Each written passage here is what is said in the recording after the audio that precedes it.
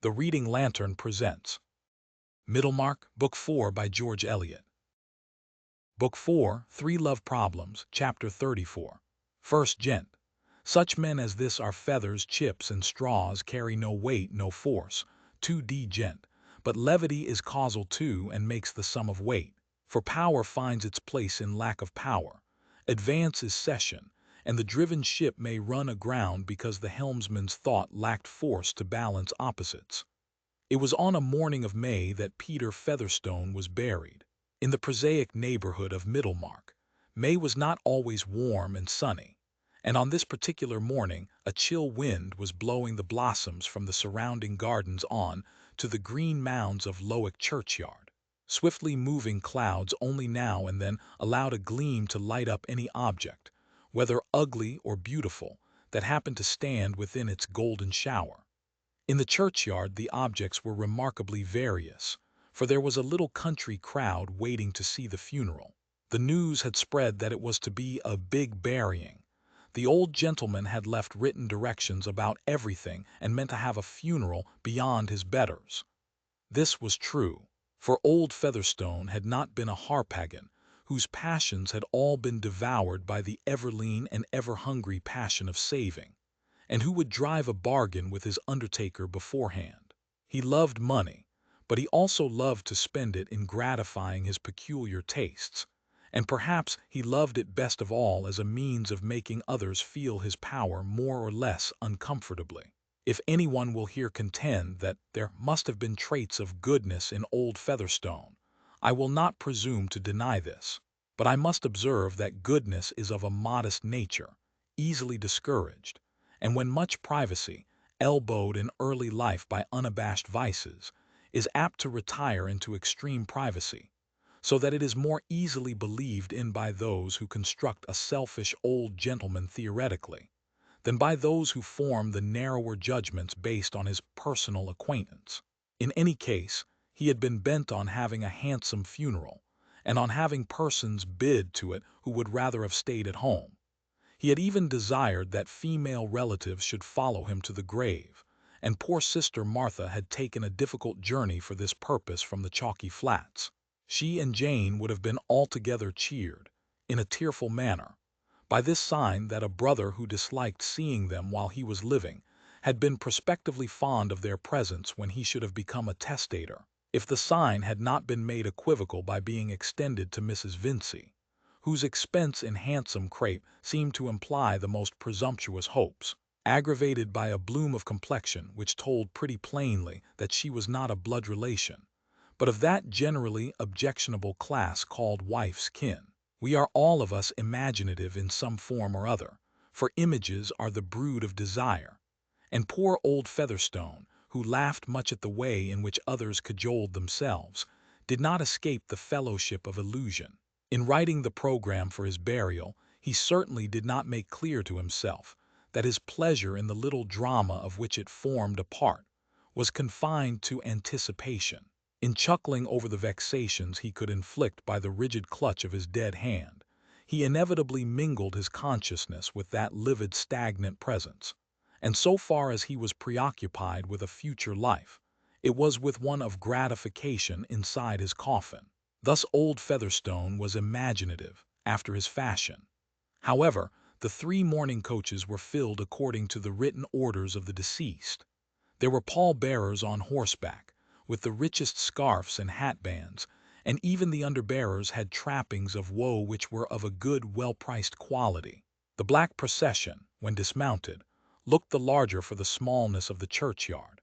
The heavy human faces and the black draperies shivering in the wind seemed to tell of a world strangely incongruous with the lightly dropping blossoms and the gleams of sunshine on the daisies. The clergyman who met the procession was Mr. Cadwallader, also according to the request of Peter Featherstone, prompted as usual by peculiar reasons.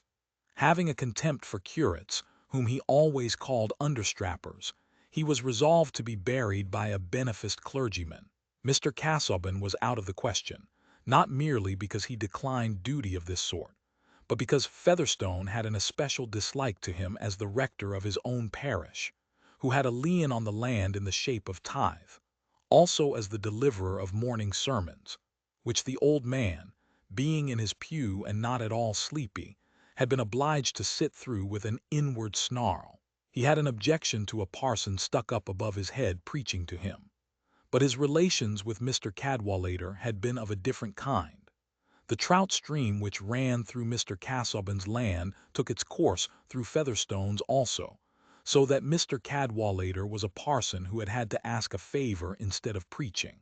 Moreover, he was one of the high gentry living 4 miles away from Lowick, and was thus exalted to an equal sky with the sheriff of the county and other dignities vaguely regarded as necessary to the system of things.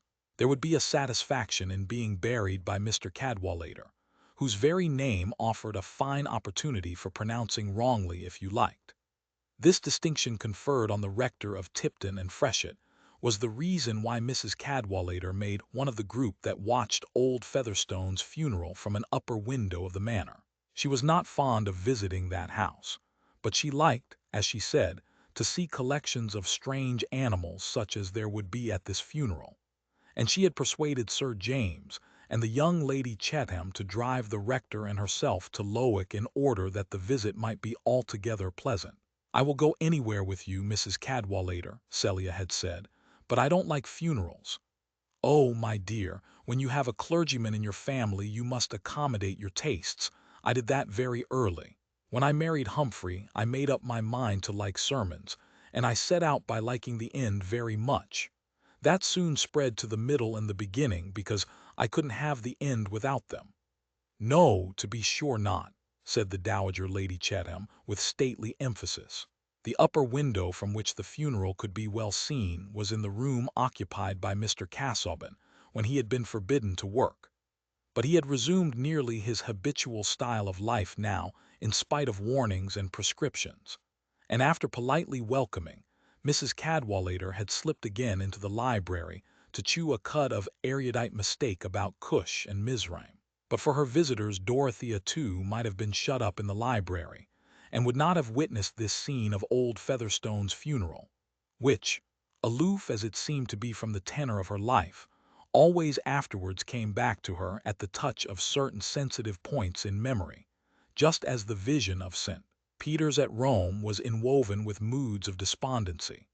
Scenes which make vital changes in our neighbor's lot are but the background of our own, yet, like a particular aspect of the fields and trees, they become associated for us with the epochs of our own history, and make a part of that unity which lies in the selection of our keenest consciousness.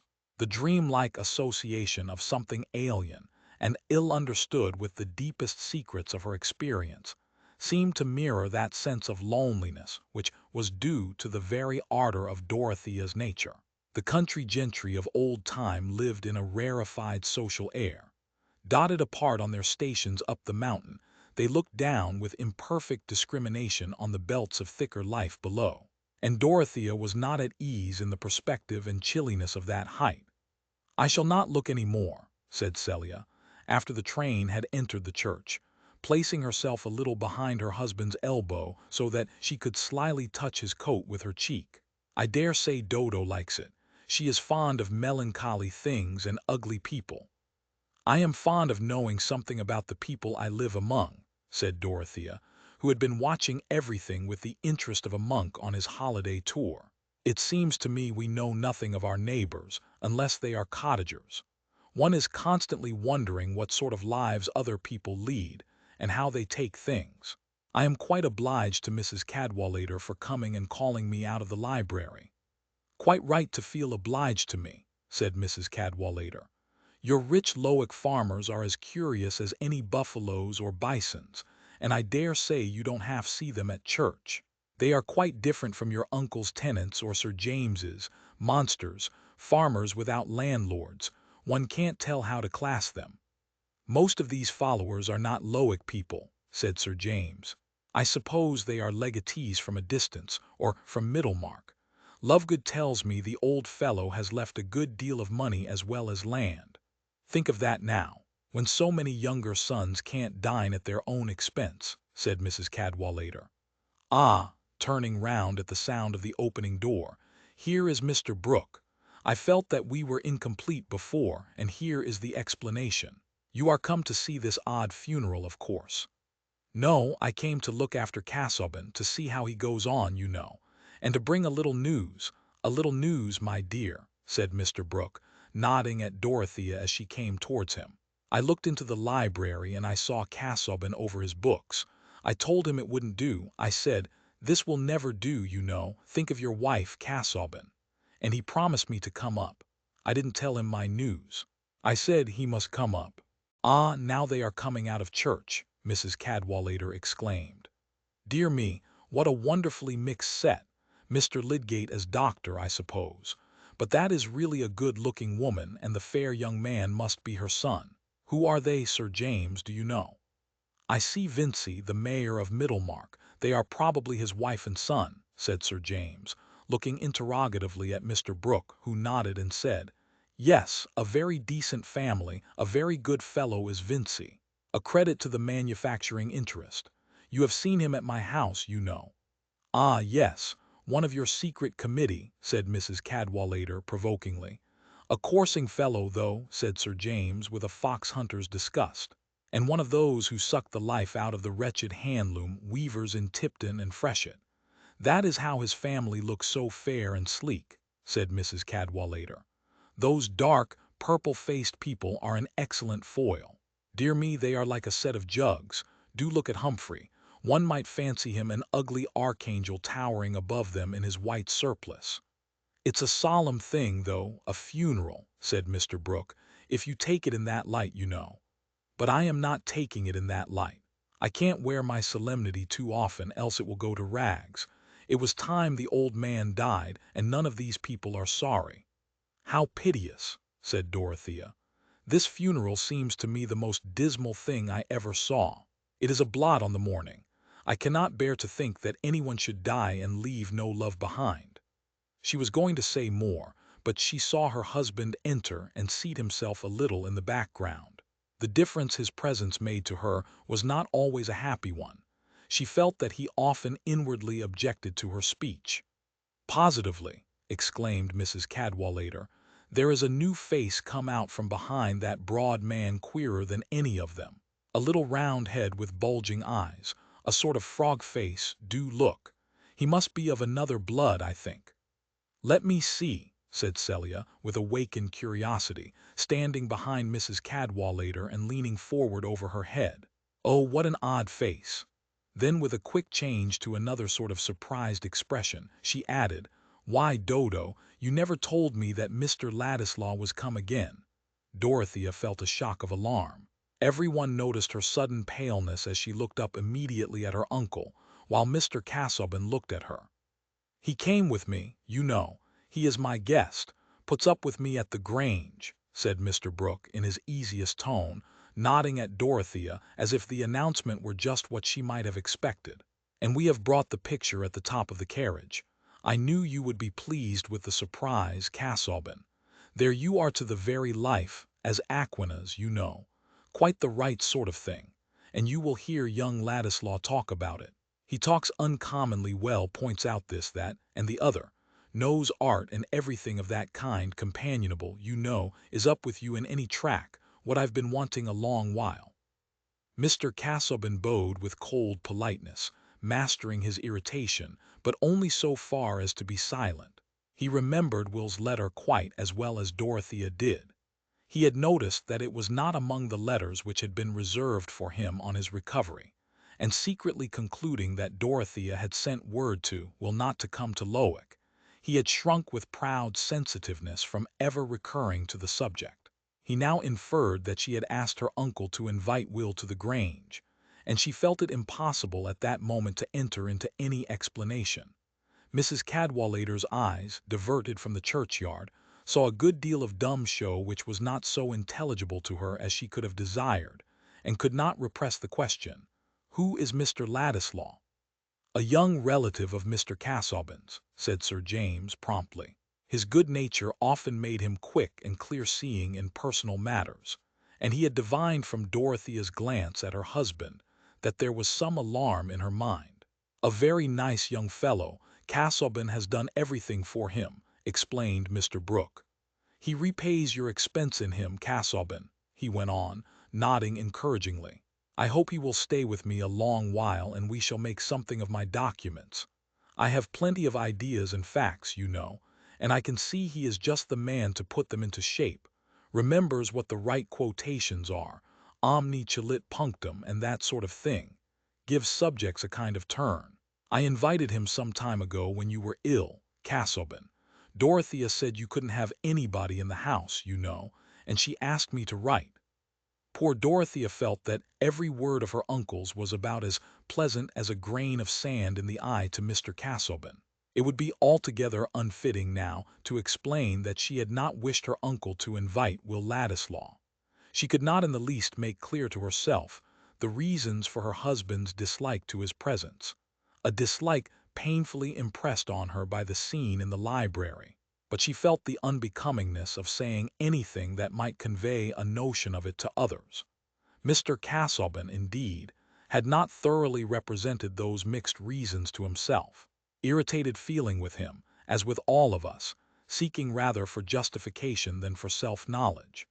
But he wished to repress outward signs, and only Dorothea could discern the changes in her husband's face before he observed with more of dignified bending and sing-song than usual, "You are exceedingly hospitable, my dear sir, and I owe you acknowledgments for exercising your hospitality towards a relative of mine." The funeral was ended now, and the churchyard was being cleared. "Now you can see him, Mrs. Cadwallader," said Celia. "He is just like a miniature of Mr. Casaubon's aunt that hangs in Dorothea's boudoir, quite nice looking." "A very pretty sprig," said Mrs. Cadwallader dryly. "What is your nephew to be, Mr. Casaubon?" "Pardon me, he is not my nephew. He is my cousin." "Well, you know," interposed Mr. Brooke, "he is trying his wings. He is just the sort of young fellow to rise. I should be glad to give him an opportunity. He would make a good secretary now, like Hobbes, Milton, Swift, that sort of man." "I understand," said Mrs. Cadwallader, "one who can write speeches."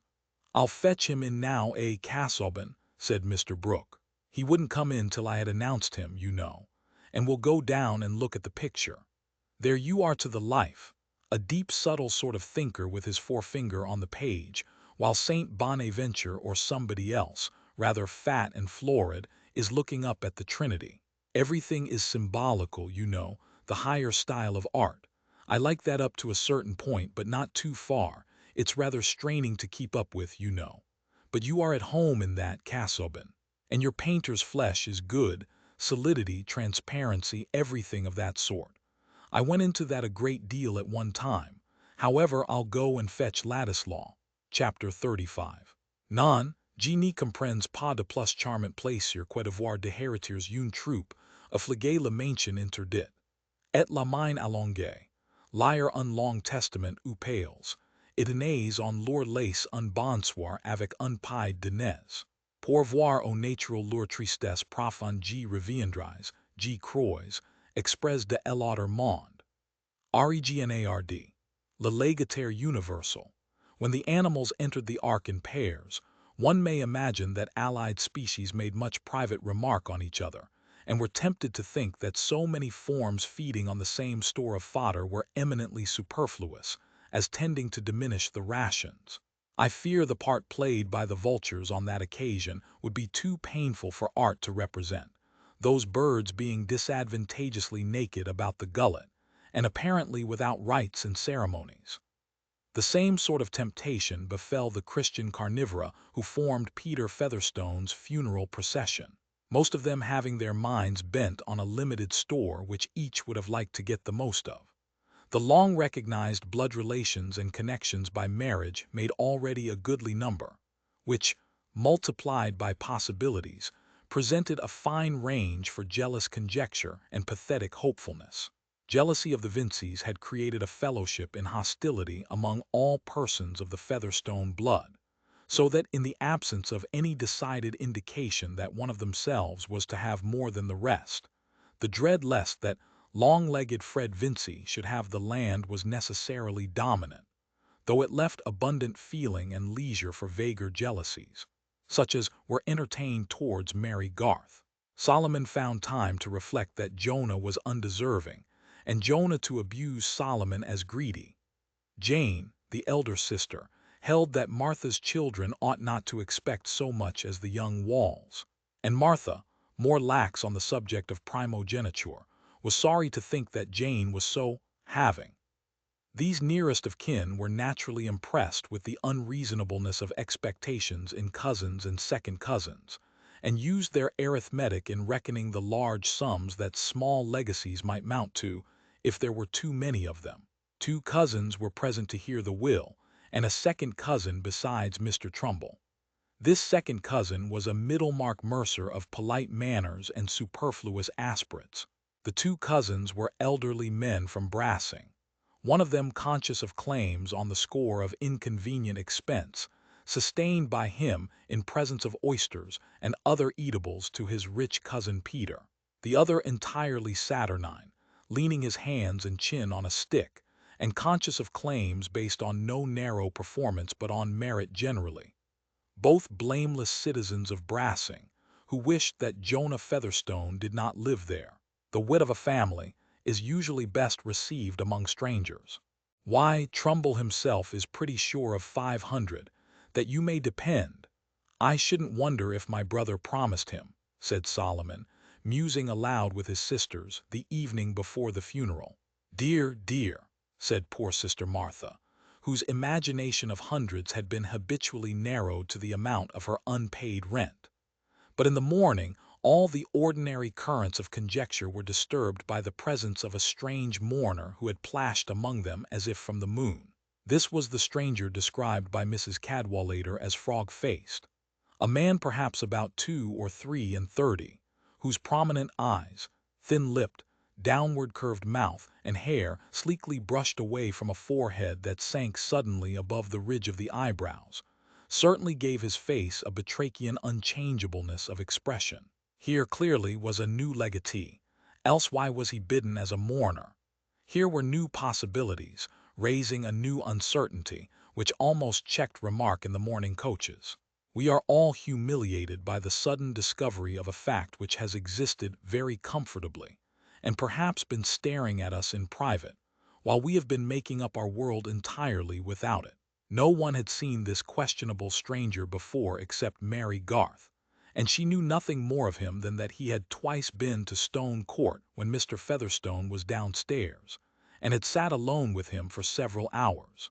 She had found an opportunity of mentioning this to her father, and perhaps Caleb's were the only eyes, except the lawyer's, which examined the stranger with more of inquiry than of disgust or suspicion. Caleb Garth, having little expectation and less cupidity, was interested in the verification of his own guesses, and the calmness with which he half-smilingly rubbed his chin and shot intelligent glances much as if he were valuing a tree, made a fine contrast with the alarm or scorn visible in other faces when the unknown mourner, whose name was understood to be Rigg, entered the wainscoted parlor and took his seat near the door, to make part of the audience when the will should be read. Just then Mr. Solomon and Mr. Jonah were gone upstairs with the lawyer to search for the will, and Mrs. Wall, seeing 2 vacant seats between herself and Mr. Borthrop Trumbull, had the spirit to move next to that great authority, who was handling his watch seals and trimming his outlines with a determination not to show anything so compromising to a man of ability as wonder or surprise. "I suppose you know everything about what my poor brother's done, Mr. Trumbull," said Mrs. Wall, in the lowest of her woolly tones, while she turned her crape-shadowed bonnet towards Mr. Trumbull's ear. "My good lady, whatever was told me was told in confidence," said the auctioneer, putting his hand up to screen that secret. "Them who have made sure of their good luck may be disappointed yet," Mrs. Wall continued, finding some relief in this communication. "Hopes are often delusive," said Mr. Trumbull, still in confidence. "Ah," said Mrs. Wall, looking across at the Vinceys, and then moving back to the side of her sister Martha. "It's wonderful how close poor Peter was," she said, in the same undertones. "We none of us know what he might have had on his mind. I only hope and trust he wasn't a worse liver than we think of, Martha." Poor Mrs. Cranch was bulky, and breathing asthmatically, had the additional motive for making her remarks unexceptionable and giving them a general bearing, that even her whispers were loud and liable to sudden bursts like those of a deranged barrel organ. "I never was covetous, Jane," she replied, "but I have 6 children and have buried 3, and I didn't marry into money. The eldest that sits there is but 19, so I leave you to guess. And stock always short and land most awkward. But if ever I've begged and prayed, it's been to God above. Though where there's one brother a bachelor and the other childless after twice marrying, anybody might think." Meanwhile, Mr. Vincey had glanced at the passive face of Mr. Rigg, and had taken out his snuff-box and tapped it, but had put it again unopened as an indulgence which, however clarifying to the judgment, was unsuited to the occasion. "I shouldn't wonder if Featherstone had better feelings than any of us gave him credit for," he observed, in the ear of his wife. "This funeral shows a thought about everybody. It looks well when a man wants to be followed by his friends, and if they are humble, not to be ashamed of them. I should be all the better pleased if he'd left lots of small legacies. They may be uncommonly useful to fellows in a small way. Everything is as handsome as could be, crape and silk and everything," said Mrs. Vincey, contentedly. "But I am sorry to say that Fred was under some difficulty in repressing a laugh, which would have been more unsuitable than his father's snuff-box.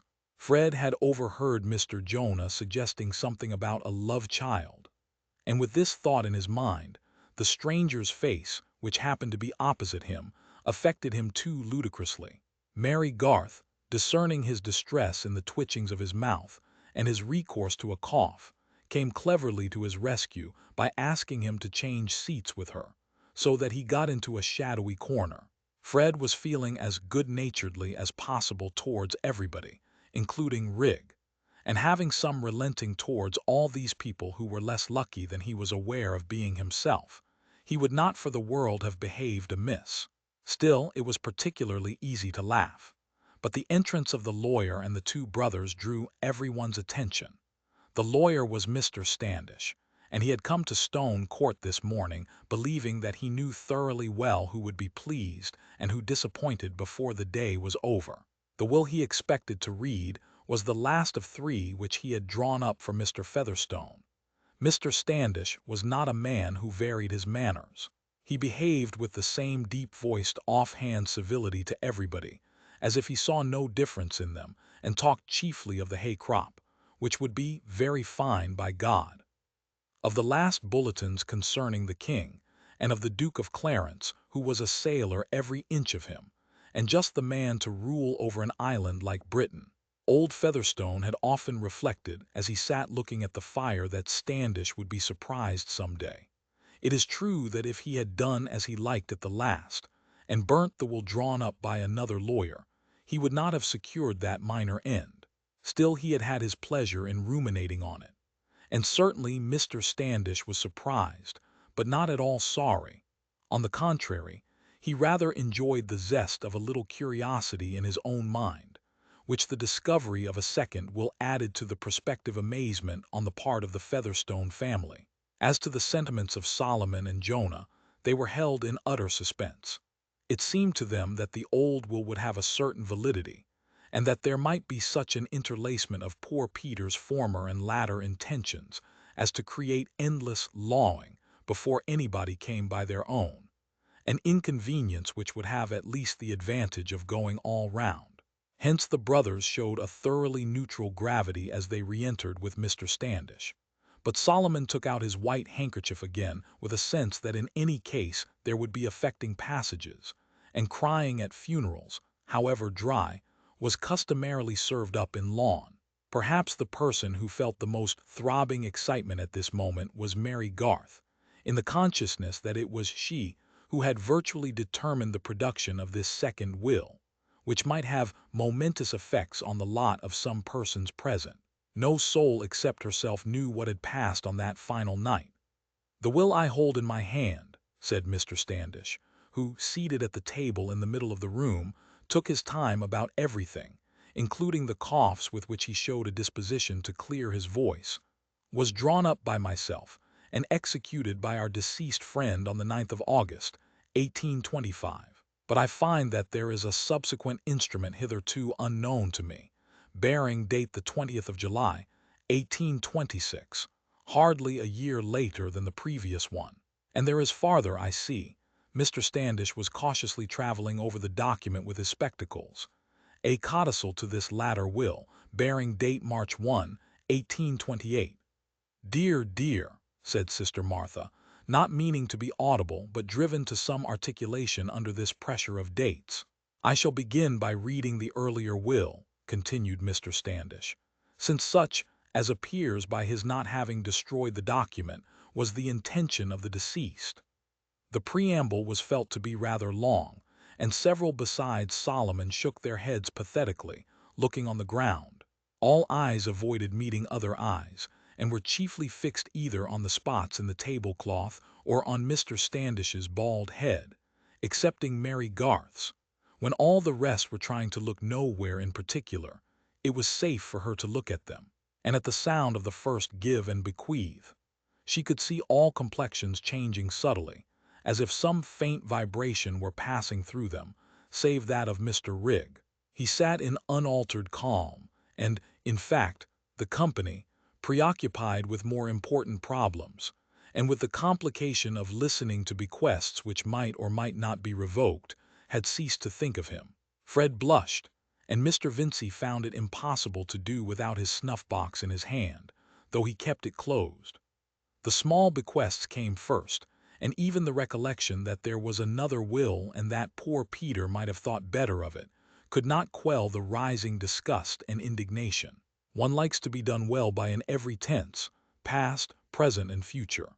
And here was Peter capable 5 years ago of leaving only 200 apiece to his own brothers and sisters, and only 100 apiece to his own nephews and nieces. The Garths were not mentioned, but Mrs. Vincey and Rosamond were each to have 100. Mr. Trumbull was to have the gold-headed cane and £50. The other second cousins and the cousins present were each to have the like handsome sum, which, as the saturnine cousin observed, was a sort of legacy that left a man nowhere. And there was much more of such offensive dribbling in favor of persons not present, problematical, and it was to be feared, low connections. Altogether, reckoning hastily, here were about 3,000 disposed of. Where then had Peter meant the rest of the money to go, and where the land? And what was revoked and what not revoked, and was the revocation for better or for worse? All emotion must be conditional and might turn out to be the wrong thing.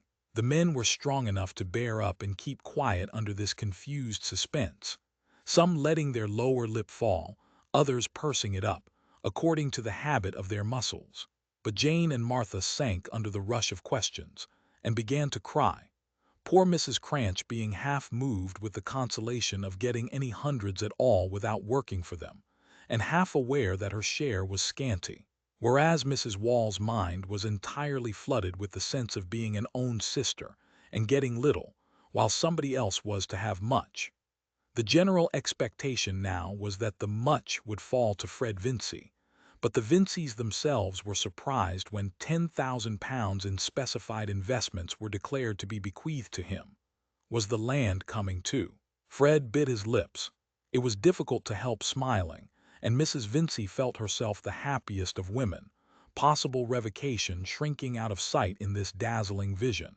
There was still a residue of personal property as well as the land, but the whole was left to one person, and that person was, oh possibilities, oh expectations founded on the favor of close, old gentlemen, oh endless vocatives that would still leave expression slipping helpless from the measurement of mortal folly. That residuary legatee was Joshua Rigg, who was also sole executor, and who was to take thenceforth the name of Featherstone. There was a rustling which seemed like a shudder running round the room. Every one stared afresh at Mr. Rigg, who apparently experienced no surprise. "A most singular testamentary disposition," exclaimed Mr. Trumbull, preferring for once that he should be considered ignorant in the past.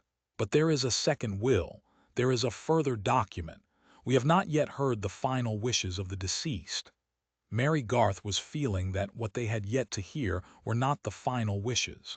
The second will revoke everything except the legacies to the low persons before mentioned, some alterations in these being the occasion of the codicil, and the bequest of all the land lying in Lowick parish with all the stock and household furniture, to Joshua Rigg.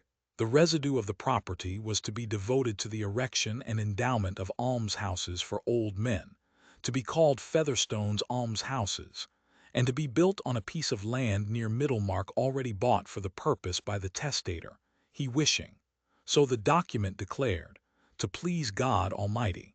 Nobody present had a farthing, but Mr. Trumbull had the gold-headed cane. It took some time for the company to recover the power of expression. Mary dared not look at Fred. Mr. Vincey was the first to speak, after using his snuff-box energetically, and he spoke with loud indignation. The most unaccountable will I ever heard. I should say he was not in his right mind when he made it. I should say this last will was void, added Mr. Vincey, feeling that this expression put the thing in the true light. A. Standish. Our deceased friend always knew what he was about, I think, said Mr. Standish. Everything is quite regular. Here is a letter from Clemens of Brassing tied with the will. He drew it up. A very respectable solicitor. I never noticed any alienation of mind, any aberration of intellect in the late Mr. Featherstone, said Borthrop Trumbull, but I call this will eccentric. I was always willingly of service to the old soul, and he intimated pretty plainly a sense of obligation which would show itself in his will. The gold-headed cane is farcical considered as an acknowledgment to me, but happily I am above mercenary considerations. There's nothing very surprising in the matter that I can see, said Caleb Garth. Anybody might have had more reason for wondering if the will had been what you might expect from an open-minded, straightforward man. For my part, I wish there was no such thing as a will. That's a strange sentiment to come from a Christian man, by God, said the lawyer. I should like to know how you will back that up, Garth.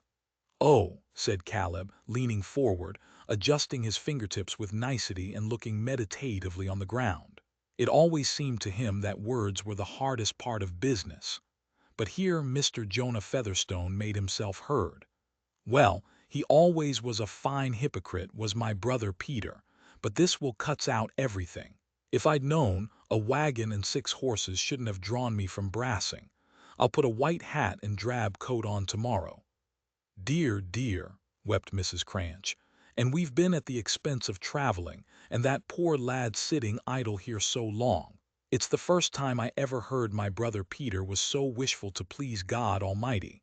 But if I was to be struck helpless, I must say it's hard. I can think no other. It'll do him no good where he's gone, that's my belief, said Solomon, with a bitterness which was remarkably genuine, though his tone could not help being sly. Peter was a bad liver, and almshouses won't cover it, when he's had the impudence to show it at the last. And all the while had got his own lawful family, brothers and sisters and nephews and nieces, and has sat in church with them whenever he thought well to come, said Mrs. Wall, and might have left his property so respectable. To them that's never been used to extravagance or unsteadiness in no manner of way, and not so poor but what they could have saved every penny and made more of it. And me, the trouble I've been at, times and times, to come here and be sisterly, and him with things on his mind all the while that might make anybody's flesh creep. But if the Almighty's allowed it, he means to punish him for it. Brother Solomon, I shall be going if you'll drive me. I've no desire to put my foot on the premises again, said Solomon. I've got land of my own and property of my own to will away. It's a poor tale how luck goes in the world, said Jonah. It never answers to have a bit of spirit in you. You'd better be a dog in the manger. But those above ground might learn a lesson. One fool's will is enough in a family. There's more ways than one of being a fool, said Solomon. I shan't leave my money to be poured down the sink, and I shan't leave it to foundlings from Africa. I like Featherstones that were brewed such, and not turned Featherstones with sticking the name on 'em. Solomon addressed these remarks in a loud aside to Mrs. Wall as he rose to accompany her.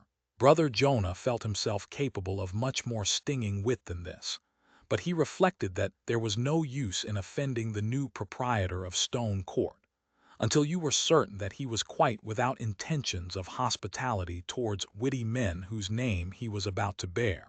Mr. Joshua Rigg, in fact, appeared to trouble himself little about any innuendos, but showed a notable change of manner, walking coolly up to Mr. Standish and putting business questions with much coolness.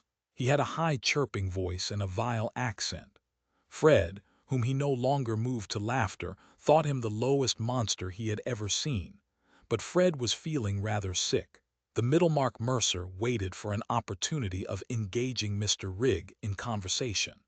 There was no knowing how many pairs of legs the new proprietor might require hose for, and profits were more to be relied on than legacies. Also, the mercer, as a second cousin, was dispassionate enough to feel curiosity. Mr. Vincey, after his one outburst, had remained proudly silent, though too much preoccupied with unpleasant feelings to think of moving, till he observed that his wife had gone to Fred's side and was crying silently while she held her darling's hand. He rose immediately, and turning his back on the company while he said to her in an undertone, "Don't give way, Lucy. Don't make a fool of yourself, my dear, before these people," he added in his usual loud voice. "Go and order the phaeton, Fred. I have no time to waste." Mary Garth had before this been getting ready to go home with her father. She met Fred in the hall, and now for the first time had the courage to look at him. He had that withered sort of paleness which will sometimes come on young faces, and his hand was very cold when she shook it. Mary, too, was agitated. She was conscious that fatally, without will of her own, she had perhaps made a great difference to Fred's lot. "Goodbye," she said with affectionate sadness. "Be brave, Fred. I do believe you are better without the money. What was the good of it to Mr. Featherstone?" "That's all very fine," said Fred pettishly. "What is a fellow to do? I must go into the church now." He knew that this would vex Mary. Very well, then she must tell him what else he could do. "And I thought I should be able to pay your father at once and make everything right. And you have not even £100 left you. What shall you do now, Mary?" "Take another situation, of course, as soon as I can get one. My father has enough to do to keep the rest without me. Goodbye." In a very short time Stone Court was cleared of well-brewed Featherstones and other long-accustomed visitors. Another stranger had been brought to settle in the neighborhood of Middlemarch, but in the case of Mr. Rigg Featherstone, there was more discontent with immediate visible consequences than speculation as to the effect which his presence might have in the future. No soul was prophetic enough to have any foreboding as to what might appear on the trial of Joshua Rigg. And here I am naturally led to reflect on the means of elevating a low subject. Historical parallels are remarkably efficient in this way. The chief objection to them is that the diligent narrator may lack space, or, what is often the same thing, may not be able to think of them with any degree of particularity, though he may have a philosophical confidence that if known they would be illustrative. It seems an easier and shorter way to dignity to observe that, since there never was a true story which could not be told in parables, where you might put a monkey for a Margrave, and vice versa, whatever has been or is to be narrated by me about low people may be ennobled by being considered a parable, so that if any bad habits and ugly consequences are brought into view, the reader may have the relief of regarding them as not more than figuratively ungenteel, and may feel himself virtually in company with persons of some style. Thus, while I tell the truth about Lubies, my reader's imagination need not be entirely excluded from an occupation with lords, and the petty sums which any bankrupt of high standing would be sorry to retire upon may be lifted to the level of high commercial transactions by the inexpensive addition of proportional ciphers. As to any provincial history in which the agents are all of high moral rank, that must be of a date long posterior to the first Reform Bill, and Peter Featherstone, you perceive, was dead and buried some months before Lord Grey came into office. Chapter 36. Is strange to see the humors of these men, these great aspiring spirits that should be wise, for being the nature of great spirits to love to be where they may be most eminent. They, rating of themselves so far above us in conceit, with whom they do frequent, imagine how we wonder and esteem all that they do or say, which makes them strive to make our admiration more extreme, which they suppose they cannot, lest they give notice of their extreme and highest thoughts. Daniel, Tragedy of Philotas. Mr. Vincey went home from the reading of the will with his point of view considerably changed in relation to many subjects. He was an open-minded man, but given to indirect modes of expressing himself. When he was disappointed in a market for his silk braids, he swore at the groom. When his brother-in-law Bulstrode had vexed him, he made cutting remarks on Methodism, and it was now apparent that he regarded Fred's idleness with a sudden increase of severity, by his throwing an embroidered cap out of the smoking-room on to the hall floor. "Well, sir," he observed, when that young gentleman was moving off to bed, "I hope you've made up your mind now to go up next term and pass your examination. I've taken my resolution, so I advise you to lose no time in taking yours." Fred made no answer. He was too utterly depressed. 24 hours ago he had thought that instead of needing to know what he should do, he should by this time know that he needed to do nothing, that he should hunt in pink, have a first-rate hunter, ride to cover on a fine hack, and be generally respected for doing so. Moreover, that he should be able at once to pay Mr. Garth, and that Mary could no longer have any reason for not marrying him. And all this was to have come without study or other inconvenience, purely by the favor of Providence in the shape of an old gentleman's caprice. But now, at the end of the 24 hours, all those firm expectations were upset. It was rather hard lines that, while he was smarting under this disappointment, he should be treated as if he could have helped it. But he went away silently, and his mother pleaded for him. "Don't be hard on the poor boy, Vincey. He'll turn out well yet, though that wicked man has deceived him. I feel as sure as I sit here Fred will turn out well, else why was he brought back from the brink of the grave? And I call it a robbery. It was like giving him the land to promise it. And what is promising if making everybody believe is not promising? And you see he did leave him £10,000 and then took it away again." "Took it away again," said Mr. Vincey pettishly. "I tell you the lad's an unlucky lad, Lucy, and you've always spoiled him." "Well, Vincey, he was my first, and you made a fine fuss with him when he came. You were as proud," said Mrs. Vincey, easily recovering her cheerful smile. "Who knows what babies will turn to? I was fool enough, I dare say," said the husband, more mildly, however. "But who has handsomer, better children than ours? Fred is far beyond other people's sons. You may hear it in his speech that he has kept college company. And Rosamond, where is there a girl like her? She might stand beside any lady in the land and only look the better for it. You see, Mr. Lydgate has kept the highest company and been everywhere, and he fell in love with her at once. Not but what I could have wished Rosamond had not engaged herself. She might have met somebody on a visit who would have been a far better match. I mean at her schoolfellow Miss Willoughby's. There are relations in that family quite as high as Mr. Lydgate's." "Damn relations," said Mr. Vincey. "I've had enough of them. I don't want a son-in-law who has got nothing but his relations to recommend him." "Why, my dear," said Mrs. Vincey, "you seemed as pleased as could be about it. It's true I wasn't at home, but Rosamond told me you hadn't a word to say against the engagement, and she has begun to buy in the best linen and cambric for her underclothing." "Not by my will," said Mr. Vincey. "I shall have enough to do this year with an idle scamp of a son, without paying for wedding clothes. The times are as tight as can be. Everybody is being ruined, and I don't believe Lydgate has got a farthing. I shan't give my consent to their marrying. Let 'em wait as their elders have done before 'em. Rosamond will take it hard, Vincey, and you know you never could bear to cross her." "Yes, I could. The sooner the engagement's off the better. I don't believe he'll ever make an income the way he goes on. He makes enemies, that's all I hear of his making. But he stands very high with Mr. Bulstrode, my dear. The marriage would please him, I should think." "Please the deuce," said Mr. Vincey.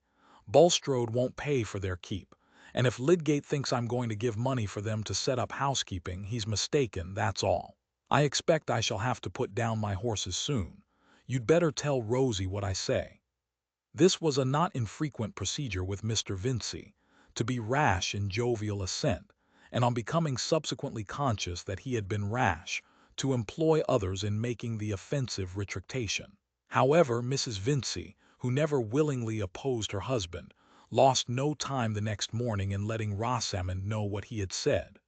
Rosamond, examining some muslin work, listened in silence, and at the end gave a certain turn of her graceful neck, of which only long experience could teach you that it meant perfect obstinacy. "What do you say, my dear?" said her mother, with affectionate deference. "Papa does not mean anything of the kind," said Rosamond, quite calmly. "He has always said that he wished me to marry the man I loved, and I shall marry Mr. Lydgate. It is 7 weeks now since Papa gave his consent, and I hope we shall have Mrs. Bretton's house. Well, my dear, I shall leave you to manage your papa. You always do manage everybody. But if we ever do go and get damask, Sadler's is the place, far better than Hopkins's. Mrs. Bretton's is very large, though. I should love you to have such a house. But it will take a great deal of furniture, carpeting, and everything, besides plate and glass. And you hear, your papa says he will give no money. Do you think Mr. Lydgate expects it? You cannot imagine that I should ask him, mamma. Of course he understands his own affairs. But he may have been looking for money, my dear, and we all thought of your having a pretty legacy as well as Fred. And now everything is so dreadful. There's no pleasure in thinking of anything, with that poor boy disappointed as he is. That has nothing to do with my marriage, mamma. Fred must leave off being idle. I am going upstairs to take this work to Miss Morgan. She does the open hemming very well. Mary Garth might do some work for me now, I should think. Her sewing is exquisite. It is the nicest thing I know about Mary. I should so like to have all my cambric frilling double-hemmed, and it takes a long time." Mrs. Vincey's belief that Rosamond could manage her papa was well-founded. Apart from his dinners and his coursing, Mr. Vincey, blustering as he was, had as little of his own way as if he had been a prime minister.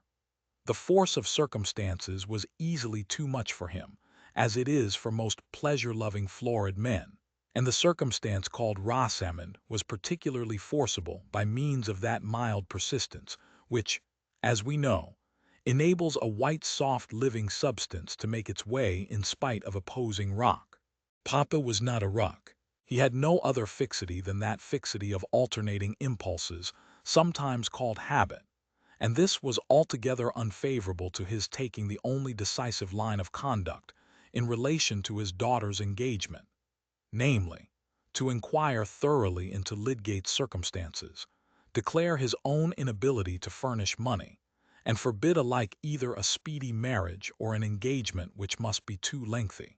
That seems very simple and easy in the statement, but a disagreeable resolve formed in the chill hours of the morning had as many conditions against it as the early frost, and rarely persisted under the warming influences of the day.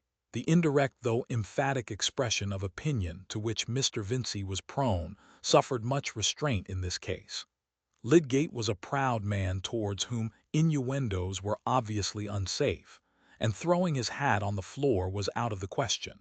Mr. Vincey was a little in awe of him, a little vain that he wanted to marry Rosamond, a little indisposed to raise a question of money in which his own position was not advantageous, a little afraid of being worsted in dialogue with a man better educated and more highly bred than himself, and a little afraid of doing what his daughter would not like.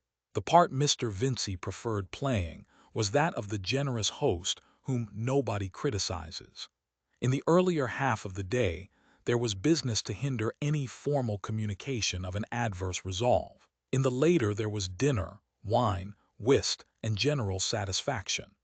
And in the meanwhile the hours were each leaving their little deposit and gradually forming the final reason for an action, namely, that action was too late. The accepted lover spent most of his evenings in Lydgate, and a love-making not at all dependent on money advances from fathers-in-law or prospective income from a profession, went on flourishingly under Mr. Vincey's own eyes.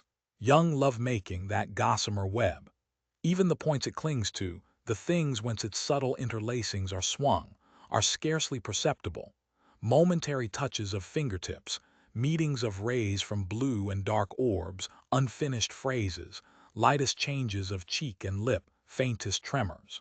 The web itself is made of spontaneous beliefs and indefinable joys, yearnings of one life towards another, visions of completeness, indefinite trust.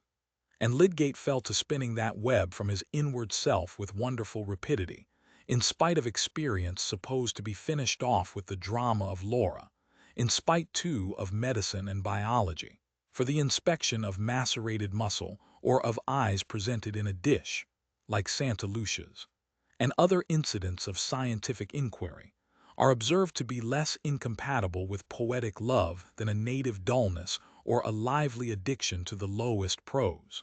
As for Rosamond, she was in the water lily's expanding wonderment at its own fuller life, and she too was spinning industriously at the mutual web. All this went on in the corner of the drawing-room where the piano stood, and subtle as it was, the light made it a sort of rainbow visible to many observers besides Mr. Fairbrother. The certainty that Miss Vincey and Mr. Lydgate were engaged became general in Middlemarch without the aid of formal announcement. Aunt Bulstrode was again stirred to anxiety, but this time she addressed herself to her brother, going to the warehouse expressly to avoid Mrs. Vincey's volatility. His replies were not satisfactory. "Walter, you never mean to tell me that you have allowed all this to go on without inquiry into Mr. Lydgate's prospects," said Mrs. Bulstrode, opening her eyes with wider gravity at her brother, who was in his peevish warehouse humor. "Think of this girl brought up in luxury, in too worldly a way, I am sorry to say. What will she do on a small income? Oh, confound it, Harriet! What can I do when men come into the town without any asking of mine? Did you shut your house up against Lydgate? Bulstrode has pushed him forward more than anybody. I never made any fuss about the young fellow. You should go and talk to your husband about it, not me." "Well, really, Walter, how can Mr. Bulstrode be to blame? I am sure he did not wish for the engagement. Oh, if Bulstrode had not taken him by the hand, I should never have invited him. But you called him in to attend on Fred, and I am sure that was a mercy," said Mrs. Bulstrode, losing her clue in the intricacies of the subject. "I don't know about mercy," said Mr. Vincey testily. "I know I am worried more than I like with my family. I was a good brother to you, Harriet, before you married Bulstrode, and I must say he doesn't always show that friendly spirit towards your family that might have been expected of him." Mr. Vincey was very little like a Jesuit, but no accomplished Jesuit could have turned a question more adroitly. Harriet had to defend her husband instead of blaming her brother, and the conversation ended at a point as far from the beginning as some recent sparring between the brothers-in-law at a vestry meeting. Mrs. Bulstrode did not repeat her brother's complaints to her husband, but in the evening she spoke to him of Lydgate and Rosamond. He did not share her warm interest, however, and only spoke with resignation of the risks attendant on the beginning of medical practice and the desirability of prudence. "I am sure we are bound to pray for that thoughtless girl, brought up as she has been," said Mrs. Bulstrode, wishing to rouse her husband's feelings. "Truly, my dear," said Mr. Bulstrode, assentingly. "Those who are not of this world can do little else to arrest the errors of the obstinately worldly. That is what we must accustom ourselves to recognize with regard to your brother's family. I could have wished that Mr. Lydgate had not entered into such a union, but my relations with him are limited to that use of his gifts for God's purposes which is taught us by the divine government under each dispensation." Mrs. Bulstrode said no more, attributing some dissatisfaction which she felt to her own want of spirituality. She believed that her husband was one of those men whose memoirs should be written when they died. As to Lydgate himself, having been accepted, he was prepared to accept all the consequences which he believed himself to foresee with perfect clearness. Of course he must be married in a year, perhaps even in half a year. This was not what he had intended, but other schemes would not be hindered. They would simply adjust themselves anew. Marriage, of course, must be prepared for in the usual way. A house must be taken instead of the rooms he at present occupied, and Lydgate, having heard Rosamond speak with admiration of old Mrs. Bretton's house, situated in Lydgate, took notice when it fell vacant after the old lady's death, and immediately entered into treaty for it.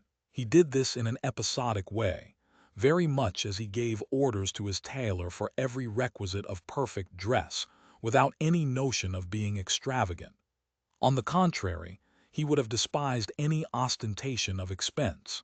His profession had familiarized him with all grades of poverty, and he cared much for those who suffered hardships. He would have behaved perfectly at a table where the sauce was served in a jug with the handle off, and he would have remembered nothing about a grand dinner except that a man was there who talked well.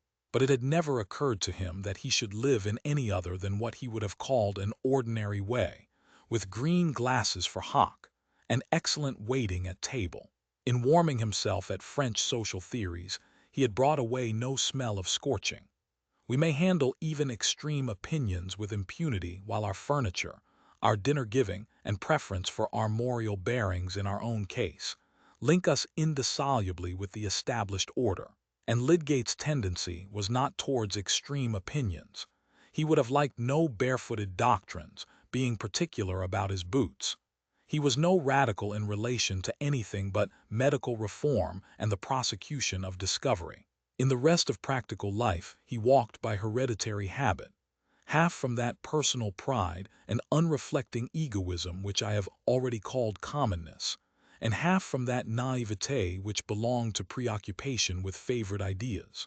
Any inward debate Lydgate had as to the consequences of this engagement which had stolen upon him turned on the paucity of time rather than of money. Certainly, being in love and being expected continually by someone who always turned out to be prettier than memory could represent her to be, did interfere with the diligent use of spare hours which might serve some plodding fellow of a German to make the great, imminent discovery. This was really an argument for not deferring the marriage too long, as he implied to Mr. Fairbrother one day that the vicar came to his room with some pawn products which he wanted to examine under a better microscope than his own, and finding Lydgate's table full of apparatus and specimens in confusion, said sarcastically, "Eros has degenerated. He began by introducing order and harmony, and now he brings back chaos."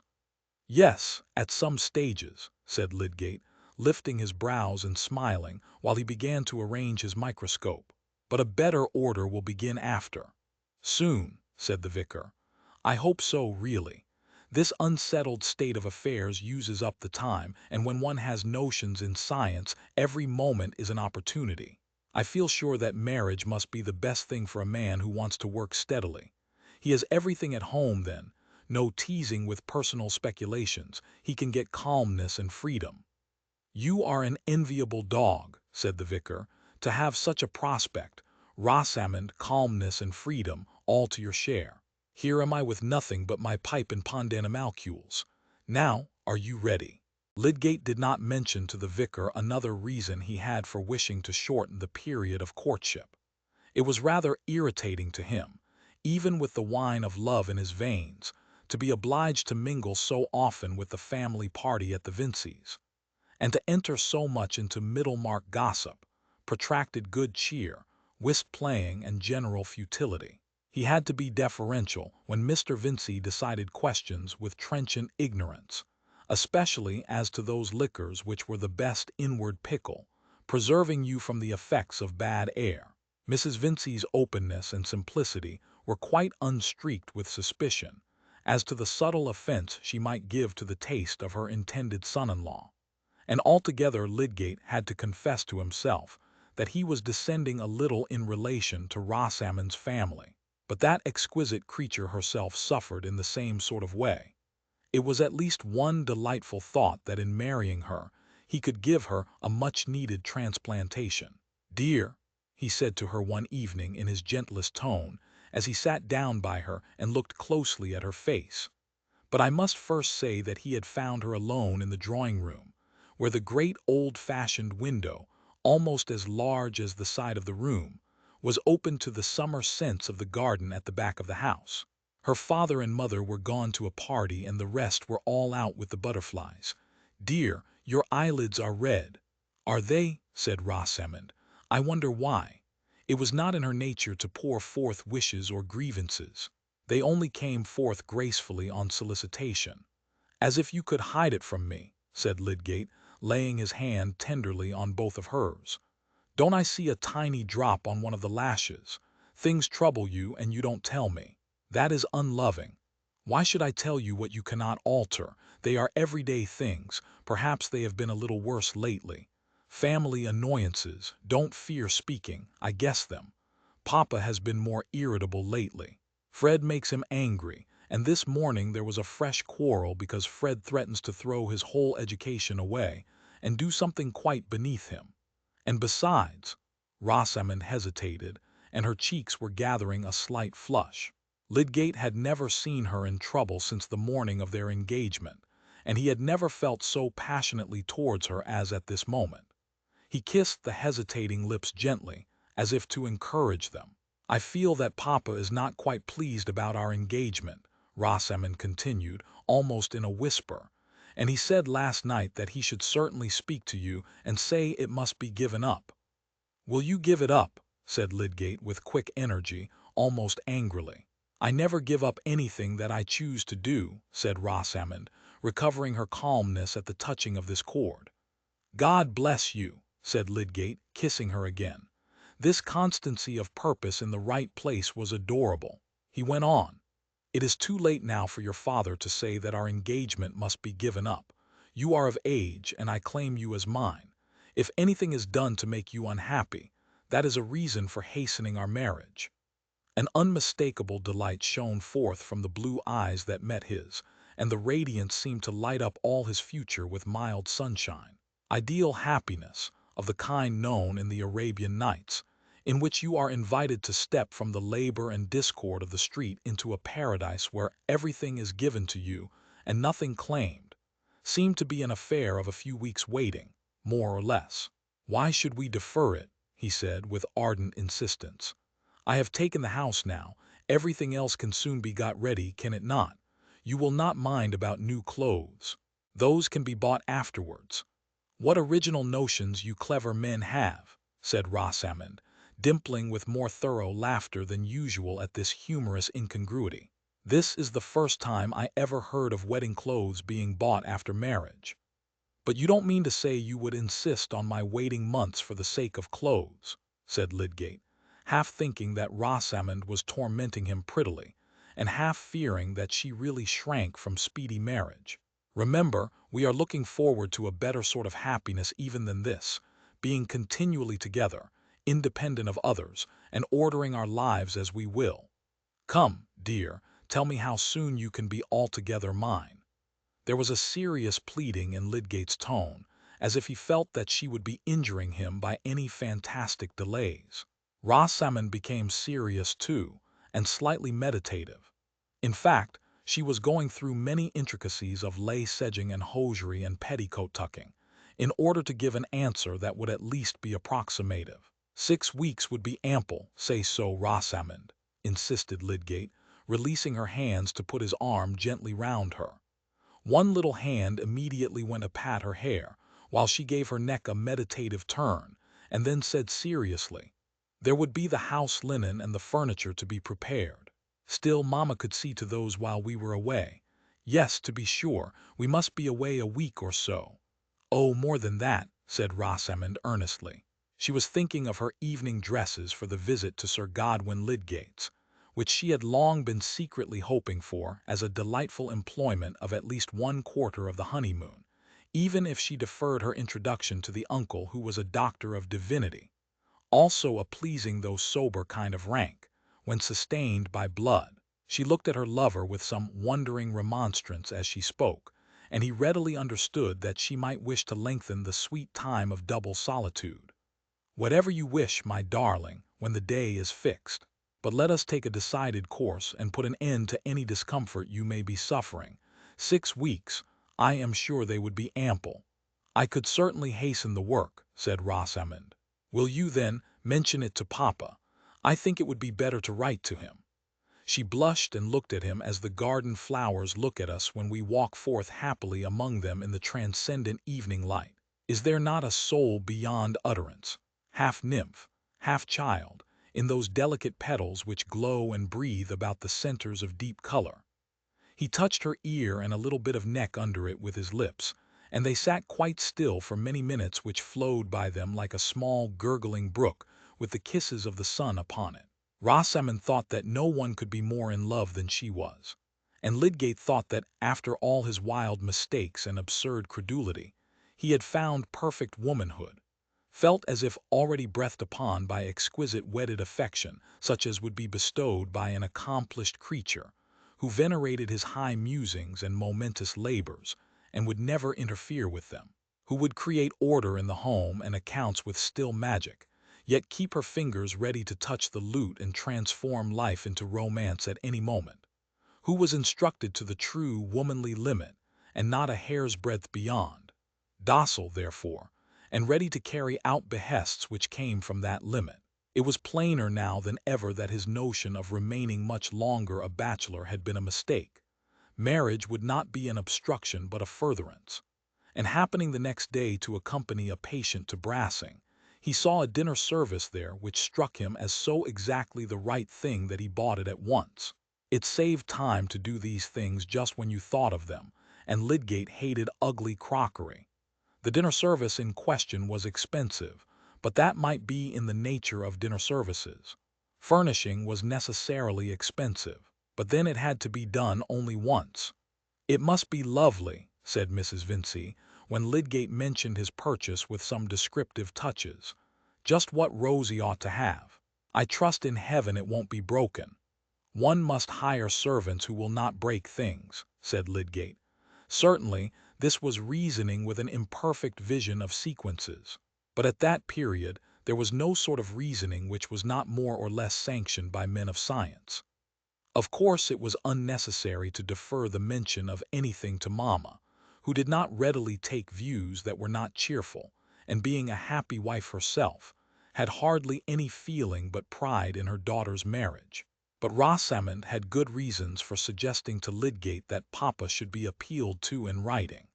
She prepared for the arrival of the letter by walking with her Papa to the warehouse the next morning, and telling him on the way that Mr. Lydgate wished to be married soon. "Nonsense, my dear," said Mr. Vincey. "What has he got to marry on? You'd much better give up the engagement. I've told you so pretty plainly before this. What have you had such an education for, if you are to go and marry a poor man? It's a cruel thing for a father to see." "Mr. Lydgate is not poor, Papa. He bought Mr. Peacock's practice, which, they say, is worth 800 or 900 a year." "Stuff and nonsense! What's buying a practice? He might as well buy next year's swallows. It'll all slip through his fingers." "On the contrary, Papa, he will increase the practice. See how he has been called in by the Chethams and Casaubons. I hope he knows I shan't give anything, with this disappointment about Fred, and Parliament going to be dissolved, and machine breaking everywhere, and an election coming on. Dear Papa, what can that have to do with my marriage?" "A pretty deal to do with it. We may all be ruined for what I know. The country's in that state. Some say it's the end of the world, and be hanged if I don't think it looks like it. Anyhow, it's not a time for me to be drawing money out of my business, and I should wish Lydgate to know that. I am sure he expects nothing, Papa. And he has such very high connections. He is sure to rise in one way or another. He is engaged in making scientific discoveries." Mr. Vincey was silent. "I cannot give up my only prospect of happiness, Papa. Mr. Lydgate is a gentleman. I could never love anyone who was not a perfect gentleman. You would not like me to go into a consumption, as Arabella Hawley did, and you know that I never change my mind." Again Papa was silent. "Promise me, Papa, that you will consent to what we wish. We shall never give each other up. And you know that you have always objected to long courtships and late marriages." There was a little more urgency of this kind, till Mr. Vincey said, "Well, well, child, he must write to me first before I can answer him," and Rosamond was certain that she had gained her point. Mr. Vincey's answer consisted chiefly in a demand that Lydgate should insure his life, a demand immediately conceded. This was a delightfully reassuring idea, supposing that Lydgate died, but in the meantime not a self-supporting idea. However, it seemed to make everything comfortable about Rosamond's marriage, and the necessary purchases went on with much spirit. Not without prudential considerations, however. A bride who is going to visit at a baronet's must have a few first-rate pocket-handkerchiefs. But beyond the absolutely necessary half-dozen, Rosamond contented herself without the very highest style of embroidery and Valenciennes. Lydgate also, finding that his sum of £800 had been considerably reduced since he had come to Middlemarch, restrained his inclination for some plate of an old pattern which was shown to him when he went into Kibble's establishment at Brassing to buy forks and spoons.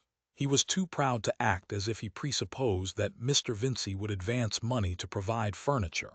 And though, since it would not be necessary to pay for everything at once, some bills would be left standing over, he did not waste time in conjecturing how much his father-in-law would give in the form of dowry to make payment easy. He was not going to do anything extravagant, but the requisite things must be bought, and it would be bad economy to buy them of a poor quality. All these matters were by the by. Lydgate foresaw that science and his profession were the objects he should alone pursue enthusiastically, but he could not imagine himself pursuing them in such a home as Wrench had, the doors all open, the oilcloth worn, the children in soiled pinafores, and lunch lingering in the form of bones, black-handled knives, and willow pattern. But Wrench had a wretched lymphatic wife, who made a mummy of herself indoors in a large shawl, and he must have altogether begun with an ill-chosen domestic apparatus. Rosamond, however, was on her side much occupied with conjectures, though her quick imitative perception warned her against betraying them too crudely. "I shall like so much to know your family," she said one day, when the wedding journey was being discussed. "We might perhaps take a direction that would allow us to see them as we returned. Which of your uncles do you like best?" "Oh, my Uncle Godwin, I think. He is a good-natured old fellow. You were constantly at his house at Quallingham when you were a boy, were you not? I should so like to see the old spot and everything you were used to. Does he know you are going to be married?" "No," said Lydgate carelessly, turning in his chair and rubbing his hair up. "Do send him word of it, you naughty undutiful nephew. He will perhaps ask you to take me to Quallingham, and then you could show me about the grounds, and I could imagine you there when you were a boy. Remember, you see me in my home, just as it has been since I was a child. It is not fair that I should be so ignorant of yours, but perhaps you would be a little ashamed of me. I forgot that." Lydgate smiled at her tenderly, and really accepted the suggestion that the proud pleasure of showing so charming a bride was worth some trouble. And now he came to think of it, he would like to see the old spots with Rosamond. "I will write to him, then. But my cousins are bores." It seemed magnificent to Rosamond to be able to speak so slightingly of a baronet's family, and she felt much contentment in the prospect of being able to estimate them contemptuously on her own account. But mamma was near spoiling all, a day or two later, by saying, "I hope your uncle Sir Godwin will not look down on Rosie, Mr. Lydgate. I should think he would do something handsome. 1,000 or 2 can be nothing to a baronet." "Mamma," said Rosamond, blushing deeply, and Lydgate pitied her so much that he remained silent and went to the other end of the room to examine a print curiously, as if he had been absent-minded. Mamma had a little filial lecture afterwards, and was docile as usual. But Rosamond reflected that if any of those high-bred cousins who were bores should be induced to visit Middlemarch, they would see many things in her own family which might shock them. Hence it seemed desirable that Lydgate should by and by get some first-rate position elsewhere than in Middlemarch. And this could hardly be difficult in the case of a man who had a titled uncle and could make discoveries. Lydgate, you perceive, had talked fervidly to Rosamond of his hopes as to the highest uses of his life, and had found it delightful to be listened to by a creature who would bring him the sweet furtherance of satisfying affection, beauty, repose, such help as our thoughts get from the summer sky and the flower-fringed meadows. Lydgate relied much on the psychological difference between what for the sake of variety I will call goose and gander, especially on the innate submissiveness of the goose as beautifully corresponding to the strength of the gander. Chapter 37. Thrice happy she that is so well assured unto herself, and settled so in heart that neither will for better be allured ne fears to worse with any chance to start, but like a steady ship doth strongly part the raging waves and keeps her course aright. Ne aught for tempest doth from it depart, ne aught for fairer weather's false delight. Such self-assurance need not fear the spite of grudging foes, ne favor seek of friends, but in the stay of her own steadfast might neither to one herself nor other bends. Most happy she that most assured doth rest, but he most happy who such one loves best. SBENSCR.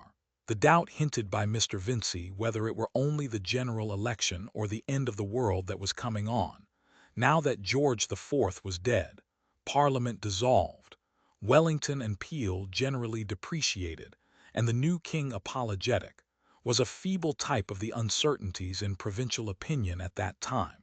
With the glowworm lights of country places, how could men see which were their own thoughts in the confusion of a Tory ministry passing liberal measures, of Tory nobles and electors being anxious to return liberal rather than friends of the recreant ministers, and of outcries for remedies which seemed to have a mysteriously remote bearing on private interest, and were made suspicious by the advocacy of disagreeable neighbors? Buyers of the Middlemarch newspapers found themselves in an anomalous position. During the agitation on the Catholic question, many had given up the Pioneer, which had a motto from Charles James Fox and was in the van of progress, because it had taken Peel's side about the papists, and had thus blotted its liberalism with a toleration of Jesuitry and Baal. But they were ill satisfied with the Trumpet, which, since its blasts against Rome, and in the general flaccidity of the public mind, nobody knowing who would support whom, had become feeble in its blowing. It was a time, according to a noticeable article in the Pioneer, when the crying needs of the country might well counteract a reluctance to public action on the part of men, whose minds had from long experience acquired breadth as well as concentration, decision of judgment as well as tolerance, dispassionateness as well as energy. In fact, all those qualities which in the melancholy experience of mankind have been the least disposed to share lodgings. Mr. Hackbutt, whose fluent speech was at that time floating more widely than usual, and leaving much uncertainty as to its ultimate channel, was heard to say in Mr. Hawley's office that the article in question emanated from Brooke of Tipton, and that Brooke had secretly bought the Pioneer some months ago. "That means mischief, eh?" said Mr. Hawley. "He's got the freak of being a popular man now after dangling about like a stray tortoise. So much the worse for him. I've had my eye on him for some time. He shall be prettily pumped upon. He's a damned bad landlord.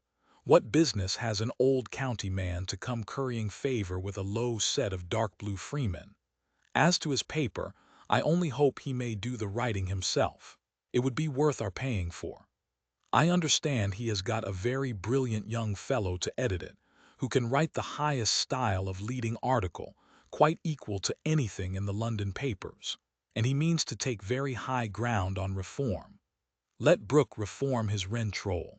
He's a cursed old screw, and the buildings all over his estate are going to rack. I suppose this young fellow is some loose fish from London. His name is Ladislaw. He is said to be of foreign extraction. I know the sort," said Mr. Hawley, "some emissary. He'll begin with flourishing about the rights of man and end with murdering a wench. That's the style." "You must concede that there are abuses, Hawley," said Mr. Hackbutt, foreseeing some political disagreement with his family lawyer. "I myself should never favor immoderate views. In fact, I take my stand with Huskisson, but I cannot blind myself to the consideration that the non-representation of large towns—" "Large towns be damned," said Mr. Hawley, impatient of exposition. "I know a little too much about Middlemarch elections. Let 'em quash every pocket borough tomorrow and bring in every mushroom town in the kingdom. They'll only increase the expense of getting into Parliament. I go upon facts." Mr. Hawley's disgust at the notion of the pioneer being edited by an emissary, and of Brooke becoming actively political, as if a tortoise of desultory pursuits should protrude its small head ambitiously and become rampant, was hardly equal to the annoyance felt by some members of Mr. Brooke's own family. The result had oozed forth gradually, like the discovery that your neighbor has set up an unpleasant kind of manufacture, which will be permanently under your nostrils without legal remedy. The pioneer had been secretly bought even before Will Ladislaw's arrival, the expected opportunity having offered itself in the readiness of the proprietor to part with a valuable property which did not pay. And in the interval since Mr. Brooke had written his invitation, those germinal ideas of making his mind tell upon the world at large which had been present in him from his younger years, but had hitherto lain in some obstruction, had been sprouting under cover. The development was much furthered by a delight in his guest, which proved greater even than he had anticipated, for it seemed that Will was not only at home in all those artistic and literary subjects which Mr. Brooke had gone into at one time, but that he was strikingly ready at seizing the points of the political situation, and dealing with them in that large spirit which, aided by adequate memory, lends itself to quotation and general effectiveness of treatment.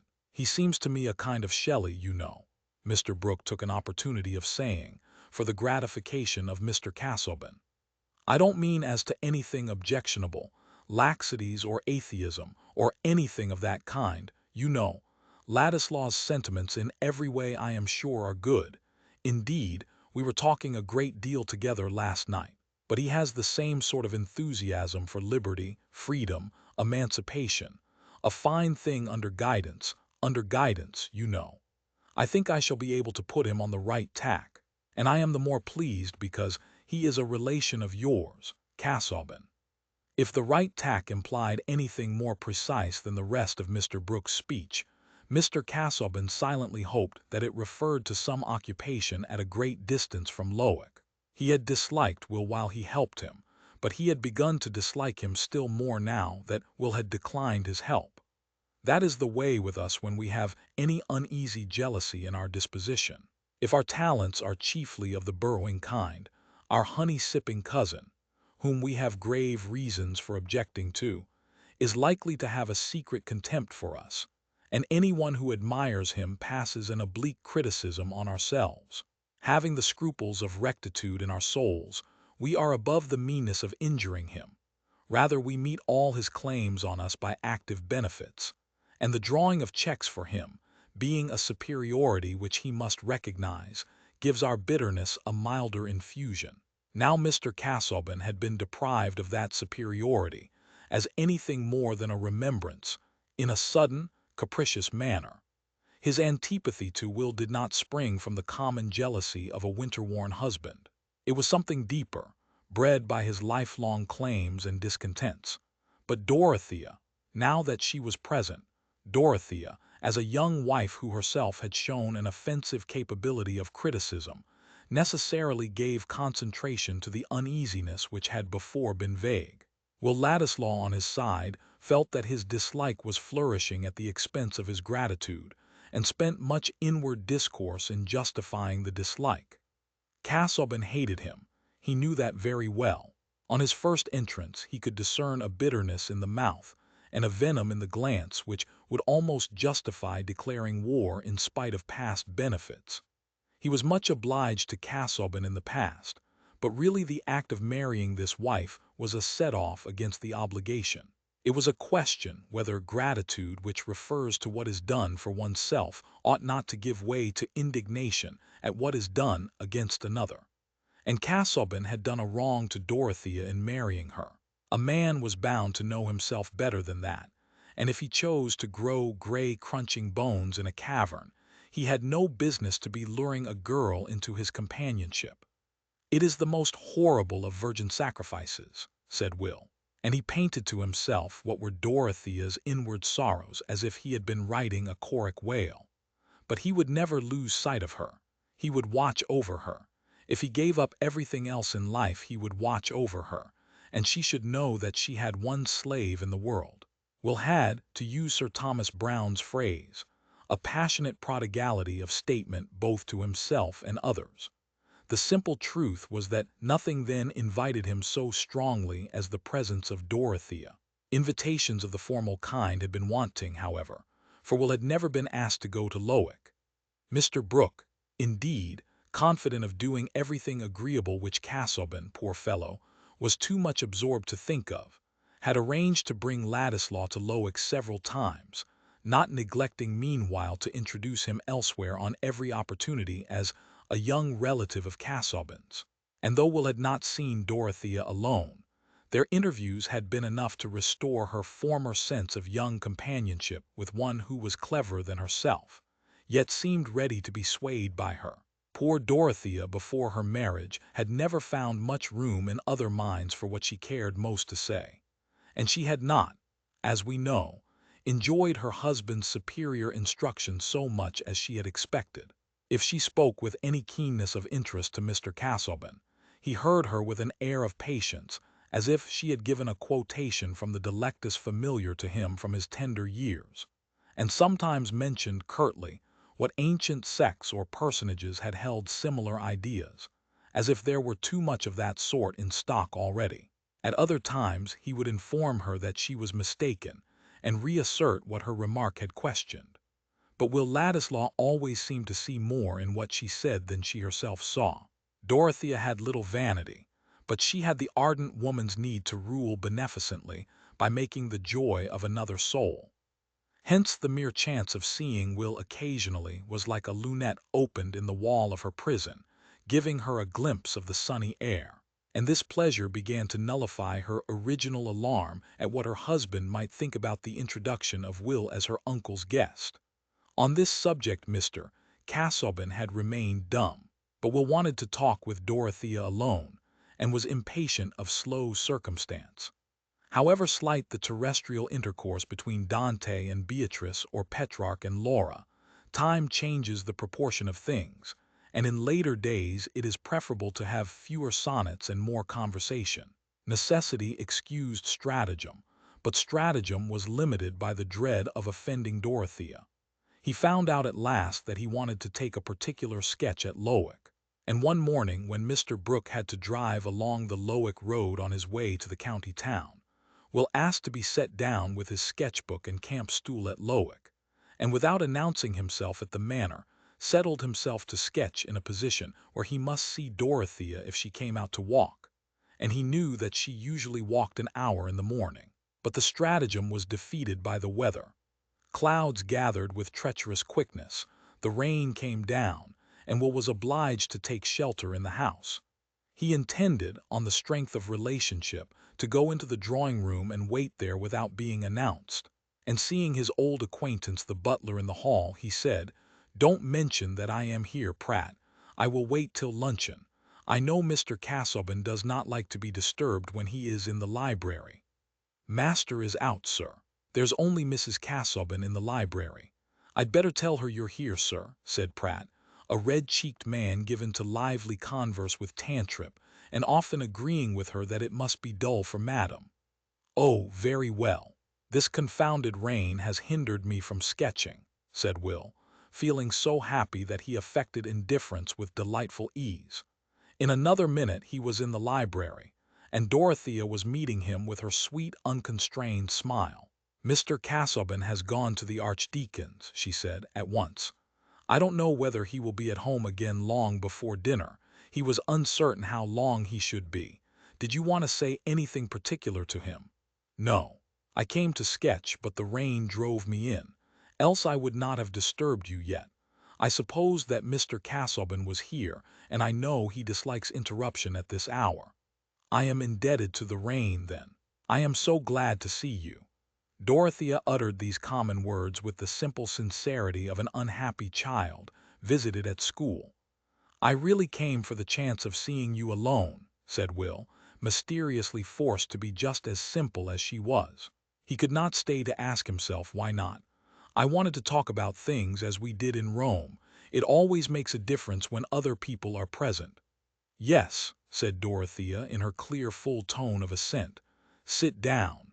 She seated herself on a dark ottoman with the brown books behind her, looking in her plain dress of some thin woolen white material, without a single ornament on her besides her wedding ring, as if she were under a vow to be different from all other women, and Will sat down opposite her at 2 yards distance, the light falling on his bright curls and delicate but rather petulant profile, with its defiant curves of lip and chin.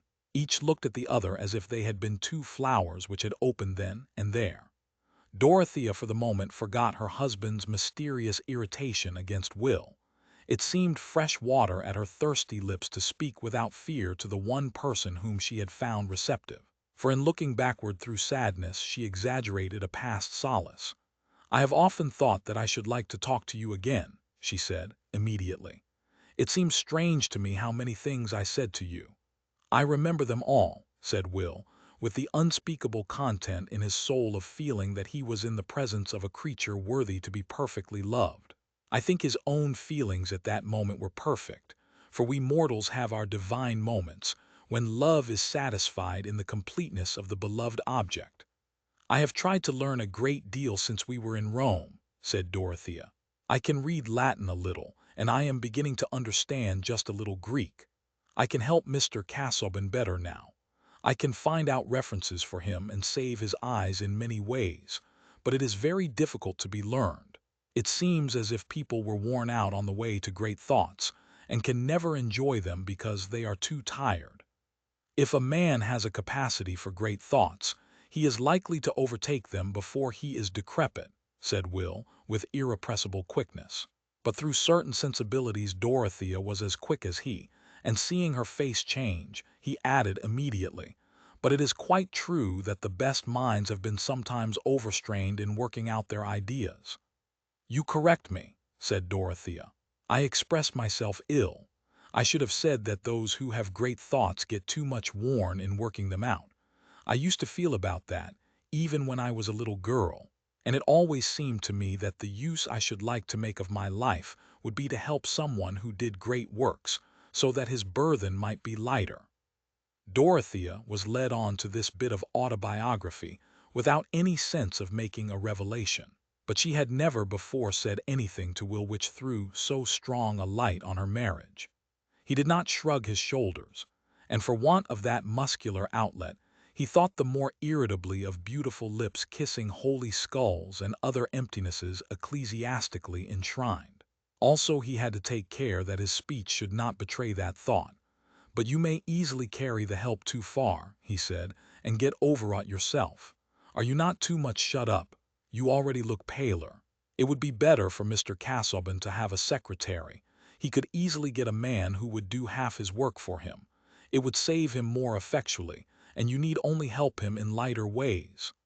"How can you think of that?" said Dorothea, in a tone of earnest remonstrance. "I should have no happiness if I did not help him in his work. What could I do? There is no good to be done in Lowick. The only thing I desire is to help him more, and he objects to a secretary. Please not to mention that again." "Certainly not, now I know your feeling, but I have heard both Mr. Brooke and Sir James Chatham express the same wish." "Yes," said Dorothea, "but they don't understand. They want me to be a great deal on horseback, and have the garden altered and new conservatories to fill up my days. I thought you could understand that one's mind has other wants," she added rather impatiently. "Besides, Mr. Casaubon cannot bear to hear of a secretary." "My mistake is excusable," said Will. "In old days I used to hear Mr. Casaubon speak as if he looked forward to having a secretary. Indeed, he held out the prospect of that office to me, but I turned out to be not good enough for it." Dorothea was trying to extract out of this an excuse for her husband's evident repulsion, as she said, with a playful smile, "You were not a steady worker enough." "No," said Will, shaking his head backward somewhat after the manner of a spirited horse. And then, the old irritable demon prompting him to give another good pinch at the moth wings of poor Mr. Casaubon's glory, he went on, "And I have seen since that Mr. Casaubon does not like anyone to overlook his work and know thoroughly what he is doing. He is too doubtful, too uncertain of himself. I may not be good for much, but he dislikes me because I disagree with him." Will was not without his intentions to be always generous, but our tongues are little triggers which have usually been pulled before general intentions can be brought to bear. And it was too intolerable that Casaubon's dislike of him should not be fairly accounted for to Dorothea. Yet when he had spoken, he was rather uneasy as to the effect on her. But Dorothea was strangely quiet, not immediately indignant, as she had been on a like occasion in Rome, and the cause lay deep. She was no longer struggling against the perception of facts, but adjusting herself to their clearest perception. And now when she looked steadily at her husband's failure, still more at his possible consciousness of failure, she seemed to be looking along the one track where duty became tenderness. Will's want of reticence might have been met with more severity, if he had not already been recommended to her mercy by her husband's dislike, which must seem hard to her till she saw better reason for it. She did not answer at once, but after looking down ruminatingly she said, with some earnestness, "Mr. Casaubon must have overcome his dislike of you so far as his actions were concerned, and that is admirable. Yes, he has shown a sense of justice in family matters. It was an abominable thing that my grandmother should have been disinherited because she made what they called a mesalliance, though there was nothing to be said against her husband, except that he was a Polish refugee who gave lessons for his bread." "I wish I knew all about her," said Dorothea. "I wonder how she bore the change from wealth to poverty. I wonder whether she was happy with her husband. Do you know much about them?" "No, only that my grandfather was a patriot, a bright fellow, could speak many languages, musical, got his bread by teaching all sorts of things. They both died rather early, and I never knew much of my father, beyond what my mother told me, but he inherited the musical talents. I remember his slow walk and his long, thin hands, and one day remains with me when he was lying ill, and I was very hungry and had only a little bit of bread." "Ah, what a different life from mine," said Dorothea, with keen interest, clasping her hands on her lap. "I have always had too much of everything. But tell me how it was. Mr. Casaubon could not have known about you then." "No, but my father had made himself known to Mr. Casaubon, and that was my last hungry day. My father died soon after, and my mother and I were well taken care of. Mr. Casaubon always expressly recognized it as his duty to take care of us, because of the harsh injustice which had been shown to his mother's sister. But now I am telling you what is not new to you." In his inmost soul, Will was conscious of wishing to tell Dorothea what was rather new even in his own construction of things, namely, that Mr. Casaubon had never done more than pay a debt towards him. Will was much too good a fellow to be easy under the sense of being ungrateful, and when gratitude has become a matter of reasoning there are many ways of escaping from its bonds. "No," answered Dorothea. "Mr. Casaubon has always avoided dwelling on his own honorable actions." She did not feel that her husband's conduct was depreciated, but this notion of what justice had required in his relations with Will Ladislaw took strong hold on her mind. After a moment's pause, she added, "He had never told me that he supported your mother. Is she still living?" "No, she died by an accident, a fall 4 years ago. It is curious that my mother, too, ran away from her family, but not for the sake of her husband. She never would tell me anything about her family except that she forsook them to get her own living, went on the stage, in fact. She was a dark-eyed creature, with crisp ringlets, and never seemed to be getting old. You see I come of rebellious blood on both sides," Will ended, smiling brightly at Dorothea, while she was still looking with serious intentness before her, like a child seeing a drama for the first time. But her face, too, broke into a smile as she said, "That is your apology, I suppose, for having yourself been rather rebellious. I mean, to Mr. Casaubon's wishes. You must remember that you have not done what he thought best for you. And if he dislikes you, you were speaking of dislike a little while ago, but I should rather say, if he has shown any painful feelings towards you, you must consider how sensitive he has become from the wearing effect of study. Perhaps," she continued, getting into a pleading tone, "my uncle has not told you how serious Mr. Casaubon's illness was. It would be very petty of us who are well and can bear things, to think much of small offenses from those who carry a weight of trial. "You teach me better," said Will. "I will never grumble on that subject again." There was a gentleness in his tone which came from the unutterable contentment of perceiving, what Dorothea was hardly conscious of, that she was traveling into the remoteness of pure pity and loyalty towards her husband. Will was ready to adore her pity and loyalty, if she would associate himself with her in manifesting them. "I have really sometimes been a perverse fellow," he went on, "but I will never again, if I can help it, do or say what you would disapprove." "That is very good of you," said Dorothea, with another open smile. "I shall have a little kingdom then where I shall give laws, but you will soon go away, out of my rule, I imagine. You will soon be tired of staying at the Grange. That is a point I wanted to mention to you, one of the reasons why I wish to speak to you alone. Mr. Brooke proposes that I should stay in this neighborhood. He has bought one of the Middlemarch newspapers, and he wishes me to conduct that, and also to help him in other ways." "Would not that be a sacrifice of higher prospects for you?" said Dorothea. "Perhaps, but I have always been blamed for thinking of prospects and not settling to anything. And here is something offered to me. If you would not like me to accept it, I will give it up. Otherwise, I would rather stay in this part of the country than go away. I belong to nobody anywhere else." "I should like you to stay very much," said Dorothea, at once, as simply and readily as she had spoken at Rome. There was not the shadow of a reason in her mind at the moment why she should not say so. "Then I will stay," said Ladislaw, shaking his head backward, rising and going towards the window, as if to see whether the rain had ceased. But the next moment, Dorothea, according to a habit which was getting continually stronger, began to reflect that her husband felt differently from herself, and she colored deeply under the double embarrassment of having expressed what might be in opposition to her husband's feeling, and of having to suggest this opposition to Will. His face was not turned towards her, and this made it easier to say, "But my opinion is of little consequence on such a subject. I think you should be guided by Mr. Casaubon." I spoke without thinking of anything else than my own feeling, which has nothing to do with the real question. But it now occurs to me, perhaps Mr. Casaubon might see that the proposal was not wise. Can you not wait now and mention it to him? "I can't wait today," said Will, inwardly seared by the possibility that Mr. Casaubon would enter. "The rain is quite over now. I told Mr. Brooke not to call for me. I would rather walk the 5 miles. I shall strike across Halsell Common and see the gleams on the wet grass. I like that." He approached her to shake hands quite hurriedly, longing but not daring to say, "Don't mention the subject to Mr. Casaubon." No, he dared not, could not say it.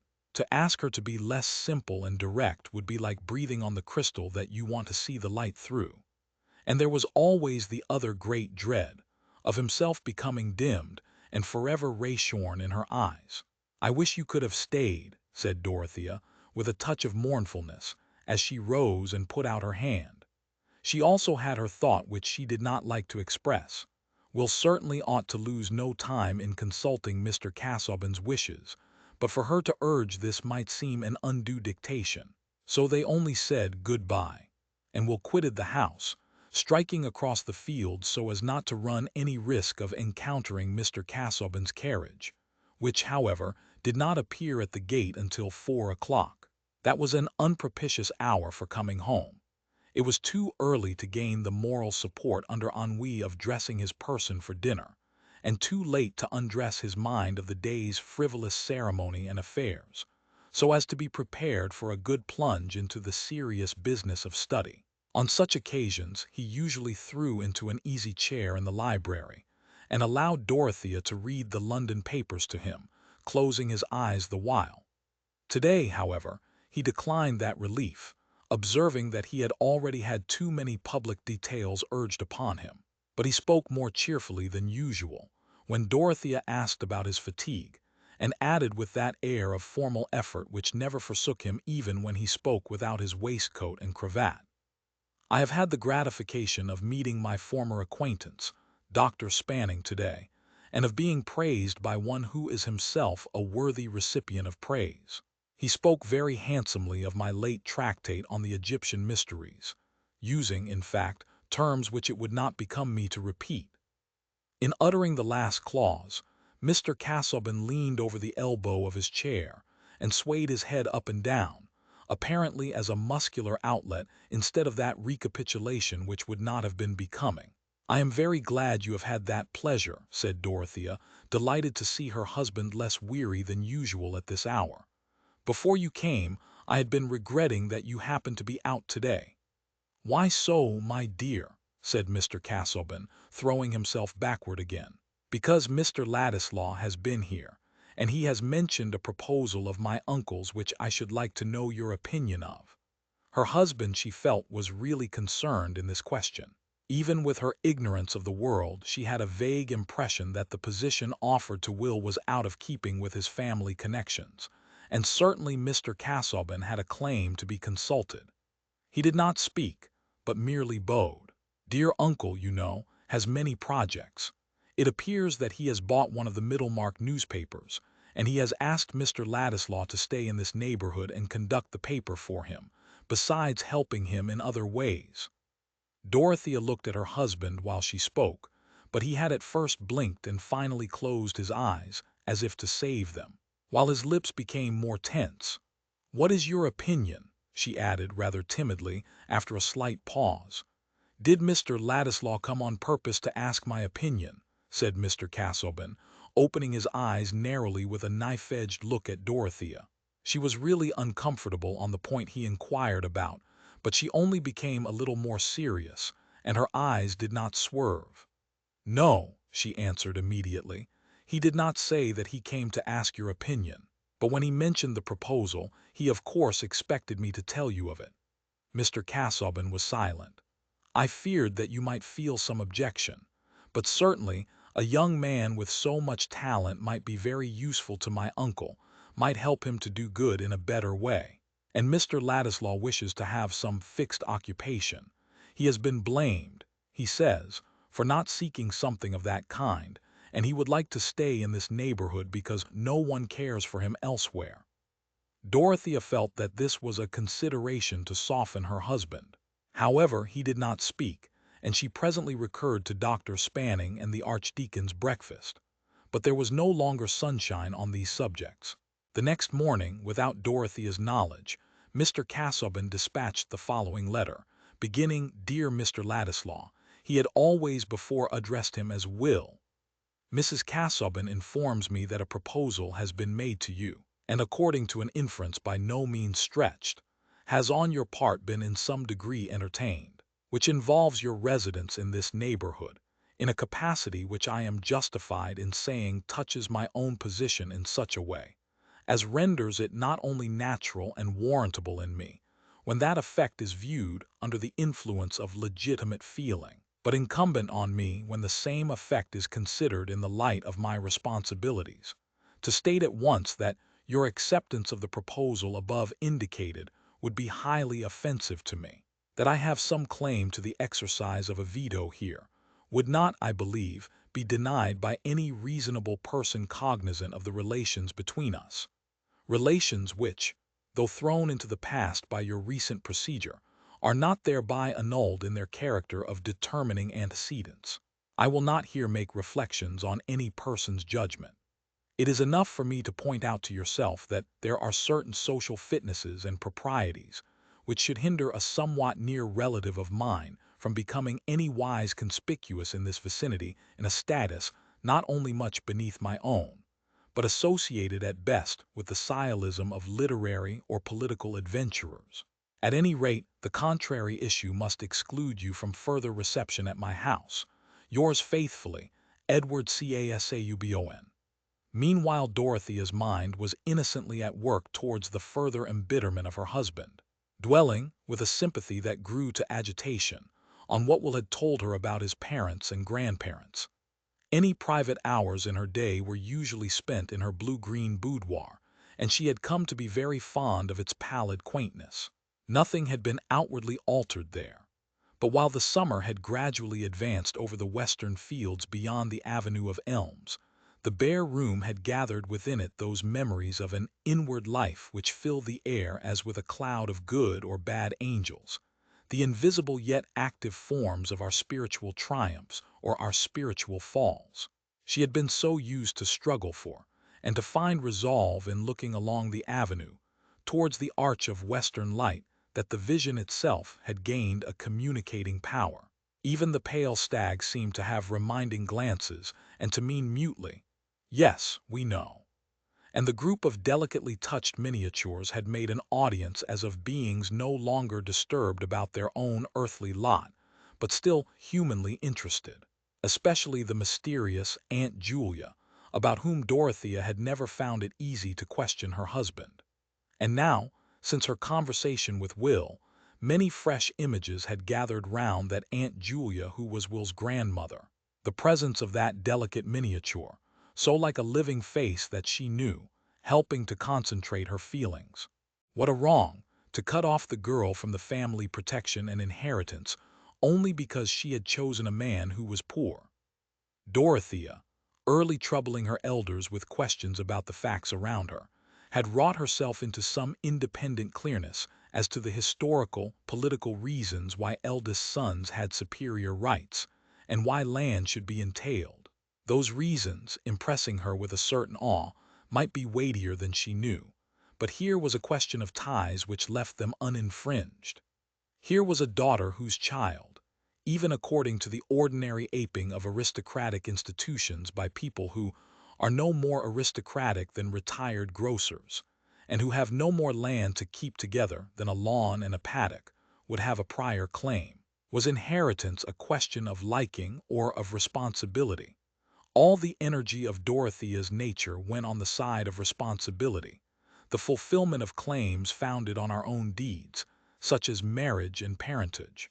It was true, she said to herself, that Mr. Casaubon had a debt to the Ladislaws, that he had to pay back what the Ladislaws had been wronged of. And now she began to think of her husband's will, which had been made at the time of their marriage, leaving the bulk of his property to her, with proviso in case of her having children. That ought to be altered, and no time ought to be lost. This very question which had just arisen about Will Ladislaw's occupation was the occasion for placing things on a new, right footing. Her husband, she felt sure, according to all his previous conduct, would be ready to take the just view, if she proposed it, she, in whose interest an unfair concentration of the property had been urged. His sense of right had surmounted, and would continue to surmount anything that might be called antipathy. She suspected that her uncle's scheme was disapproved by Mr. Casaubon, and this made it seem all the more opportune that a fresh understanding should be begun, so that instead of Will's starting penniless and accepting the first function that offered itself, he should find himself in possession of a rightful income which should be paid by her husband during his life, and, by an immediate alteration of the will, should be secured at his death. The vision of all this as what ought to be done seemed to Dorothea like a sudden letting in of daylight, waking her from her previous stupidity and incurious, self-absorbed ignorance about her husband's relation to others. Will Ladislaw had refused Mr. Casaubon's future aid on a ground that no longer appeared right to her, and Mr. Casaubon had never himself seen fully what was the claim upon him. "But he will," said Dorothea. "The great strength of his character lies here. And what are we doing with our money? We make no use of half of our income. My own money buys me nothing but an uneasy conscience." There was a peculiar fascination for Dorothea in this division of property intended for herself, and always regarded by her as excessive. She was blind, you see, to many things obvious to others, likely to tread in the wrong places, as Celia had warned her. Yet her blindness to whatever did not lie in her own pure purpose carried her safely by the side of precipices where vision would have been perilous with fear. The thoughts which had gathered vividness in the solitude of her boudoir occupied her incessantly through the day on which Mr. Casaubon had sent his letter to Will. Everything seemed hindrance to her till she could find an opportunity of opening her heart to her husband. To his preoccupied mind all subjects were to be approached gently, and she had never since his illness lost from her consciousness the dread of agitating him. But when young ardor is set brooding over the conception of a prompt deed, the deed itself seems to start forth with independent life, mastering ideal obstacles. The day passed in a somber fashion, not unusual, though Mr. Casaubon was perhaps unusually silent.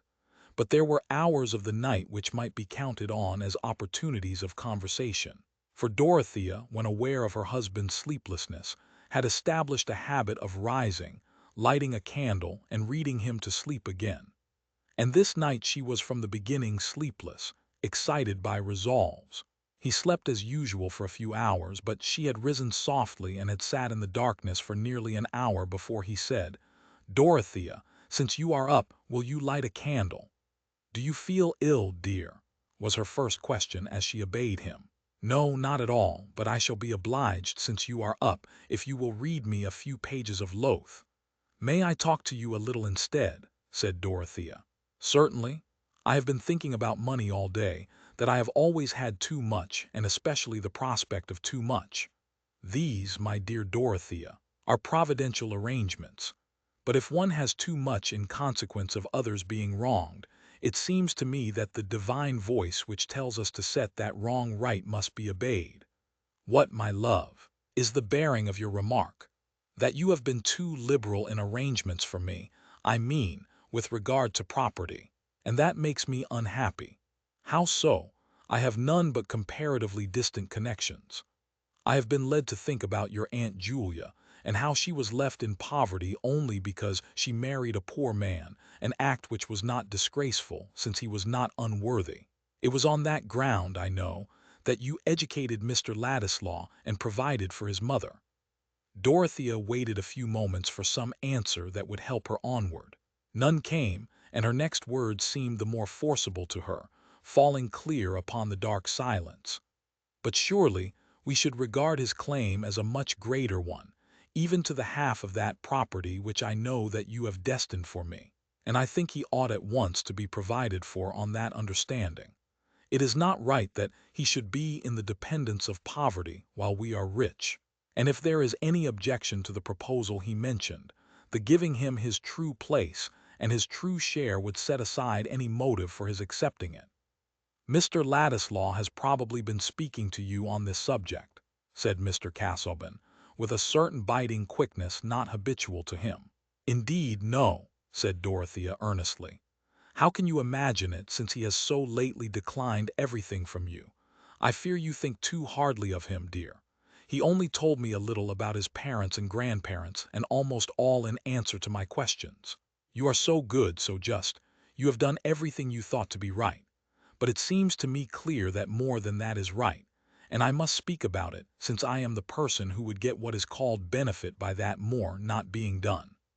There was a perceptible pause before Mr. Casaubon replied, not quickly as before, but with a still more biting emphasis. "Dorothea, my love, this is not the first occasion, but it were well that it should be the last, on which you have assumed a judgment on subjects beyond your scope.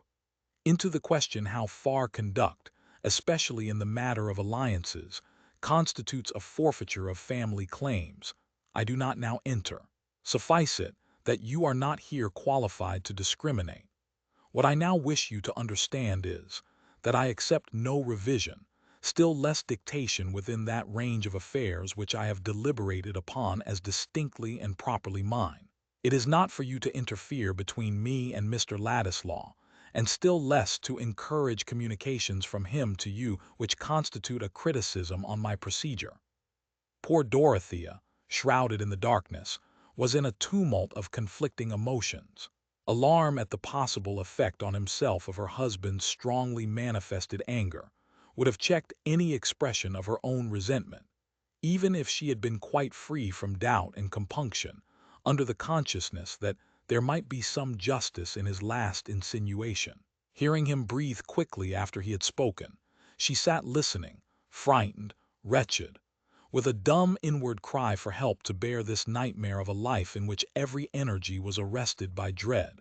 But nothing else happened, except that they both remained a long while sleepless, without speaking again. The next day, Mr. Casaubon received the following answer from Will Ladislaw. Dear Mr. Casaubon, I have given all due consideration to your letter of yesterday, but I am unable to take precisely your view of our mutual position. With the fullest acknowledgment of your generous conduct to me in the past, I must still maintain that an obligation of this kind cannot fairly fetter me as you appear to expect that it should. Granted that a benefactor's wishes may constitute a claim, there must always be a reservation as to the quality of those wishes. They may possibly clash with more imperative considerations, or a benefactor's veto might impose such a negation on a man's life that the consequent blank might be more cruel than the benefaction was generous. I am merely using strong illustrations. In the present case, I am unable to take your view of the bearing which my acceptance of occupation, not enriching certainly, but not dishonorable, will have on your own position, which seems to me too substantial to be affected in that shadowy manner.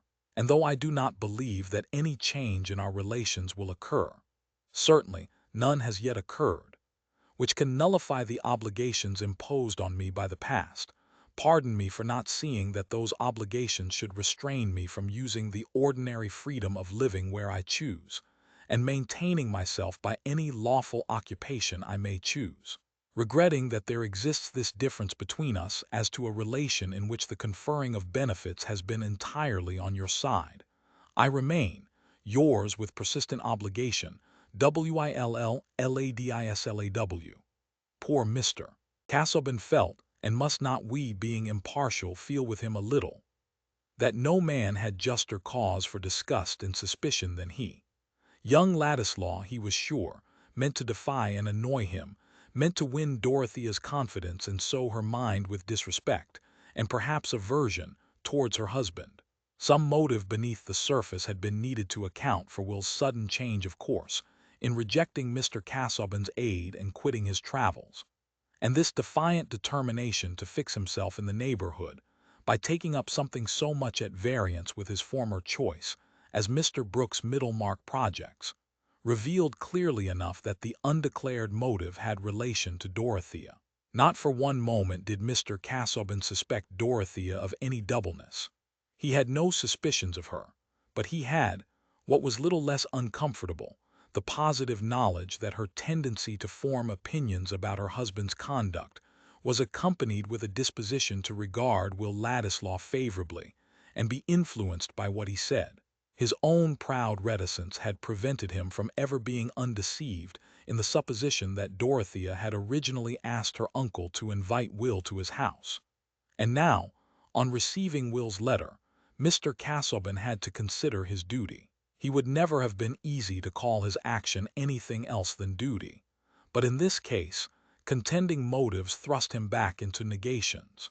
Should he apply directly to Mr. Brooke and demand of that troublesome gentleman to revoke his proposal, or should he consult Sir James Chatham and get him to concur in remonstrance against a step which touched the whole family? In either case, Mr. Casaubon was aware that failure was just as probable as success. It was impossible for him to mention Dorothea's name in the matter, and without some alarming urgency Mr. Brooke was as likely as not, after meeting all representations with apparent assent, to wind up by saying, "Never fear, Casaubon. Depend upon it, young Ladislaw will do you credit. Depend upon it, I have put my finger on the right thing." And Mr. Casaubon shrank nervously from communicating on the subject with Sir James Chatham, between whom and himself there had never been any cordiality, and who would immediately think of Dorothea without any mention of her. Poor Mr. Casaubon was distrustful of everybody's feeling towards him, especially as a husband. To let any one suppose that he was jealous would be to admit their suspected view of his disadvantages. To let them know that he did not find marriage particularly blissful would imply his conversion to their, probably, earlier disapproval.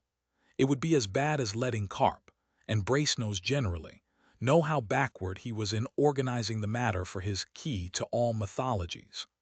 All through his life Mr. Casaubon had been trying not to admit even to himself the inward sores of self-doubt and jealousy, and on the most delicate of all personal subjects, The habit of proud, suspicious reticence told doubly. Thus Mr. Casaubon remained proudly, bitterly silent. But he had forbidden Will to come to Lowick Manor, and he was mentally preparing other measures of frustration. Chapter 38. C'est beaucoup que le jugement des hommes sur les actions humaines, tot au tard il devient efficace. Gizot. Sir James Chatham could not look with any satisfaction on Mr. Brooke's new courses, but it was easier to object than to hinder.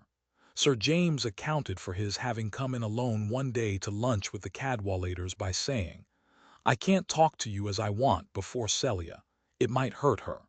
Indeed, it would not be right." "I know what you mean. The pioneer at the Grange," darted in Mrs. Cadwallader, almost before the last word was off her friend's tongue. "It is frightful, this taking to buying whistles and blowing them in everybody's hearing. Lying in bed all day and playing at dominoes like poor Lord Plessy would be more private and bearable."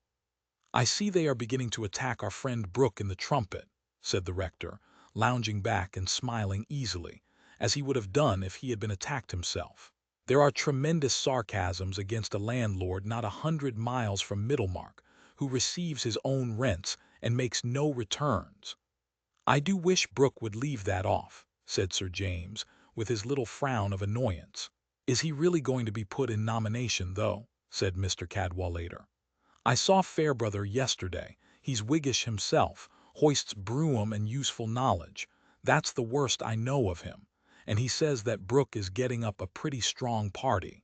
Bulstrode the banker is his foremost man, but he thinks Brooke would come off badly at a nomination." "Exactly," said Sir James with earnestness. "I have been inquiring into the thing, for I've never known anything about Middlemarch politics before, the county being my business. What Brooke trusts to is that they are going to turn out Oliver because he is a Peelite. But Hawley tells me that if they send up a Whig at all, it is sure to be Bagster, one of those candidates who come from heaven knows where, but dead against ministers, and an experienced parliamentary man. Hawley's rather rough. He forgot that he was speaking to me. He said if Brooke wanted a pelting, he could get it cheaper than by going to the hustings." "I warned you all of it," said Mrs. Cadwallader, waving her hands outward.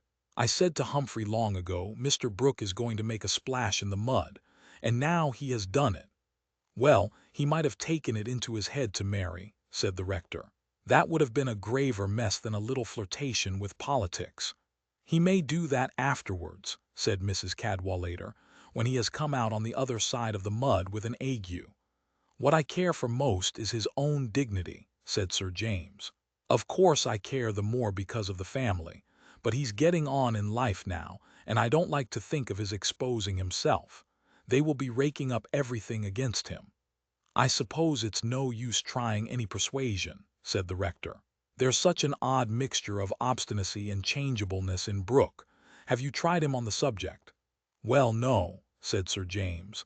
"I feel a delicacy in appearing to dictate, but I have been talking to this young Ladislaw that Brooke is making a factotum of. Ladislaw seems clever enough for anything. I thought it as well to hear what he had to say, and he is against Brooke's standing this time. I think he'll turn him round. I think the nomination may be staved off." "I know," said Mrs. Cadwallader, nodding. "The independent member hasn't got his speeches well enough by heart.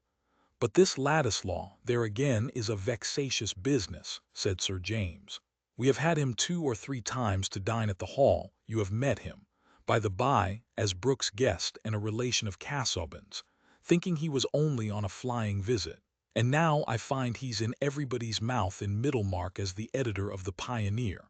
There are stories going about him as a quill-driving alien, a foreign emissary, and what not." "Casaubon won't like that," said the rector.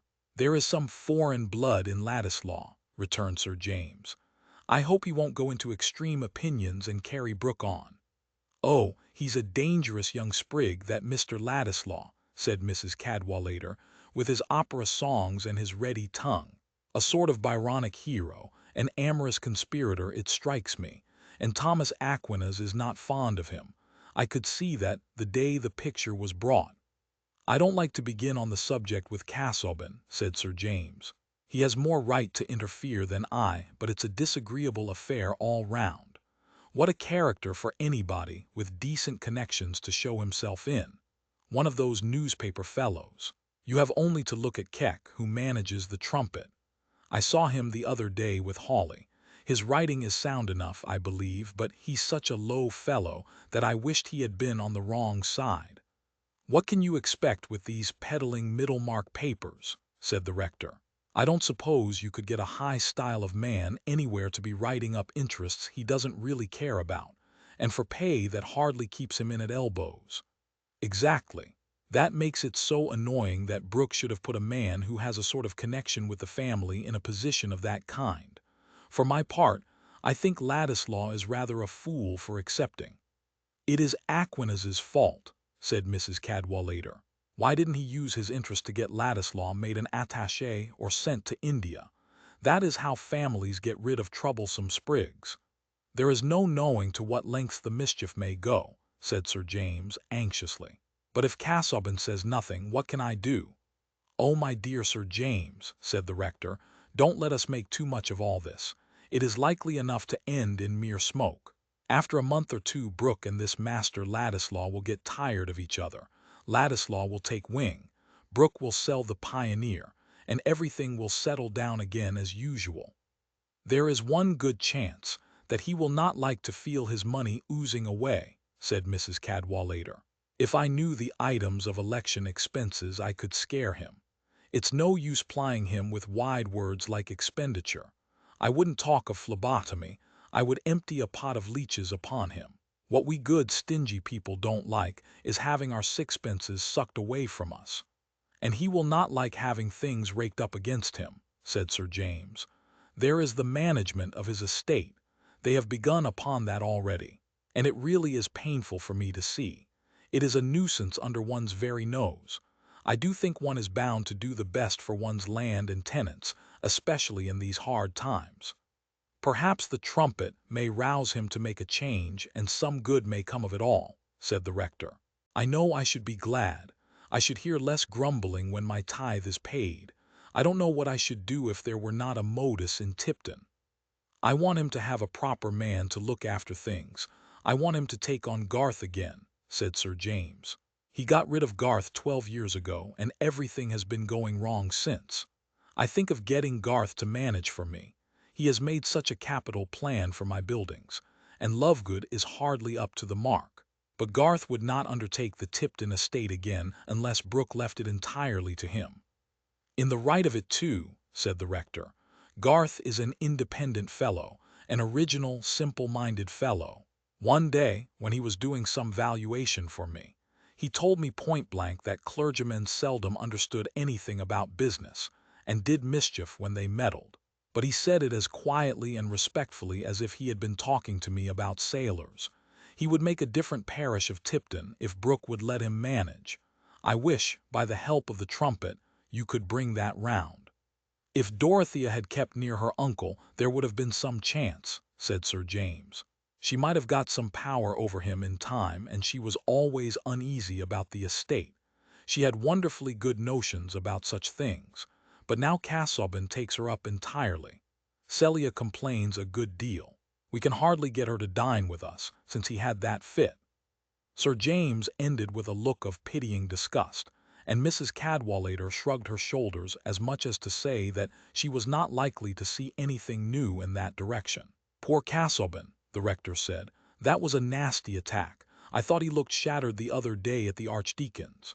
In point of fact, resumed Sir James, not choosing to dwell on fits, Brooke doesn't mean badly by his tenants or anyone else, but he has got that way of paring and clipping at expenses. Come, that's a blessing, said Mrs. Cadwallader. That helps him to find himself in a mourning.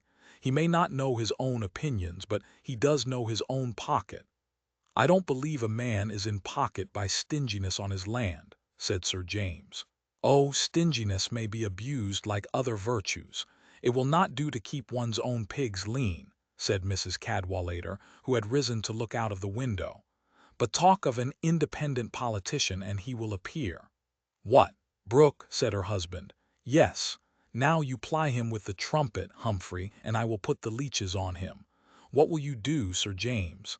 The fact is, I don't like to begin about it with Brooke in our mutual position. The whole thing is so unpleasant. I do wish people would behave like gentlemen, said the good baronet, feeling that this was a simple and comprehensive program for social well-being. Here you all are, said Mr. Brooke, shuffling round and shaking hands.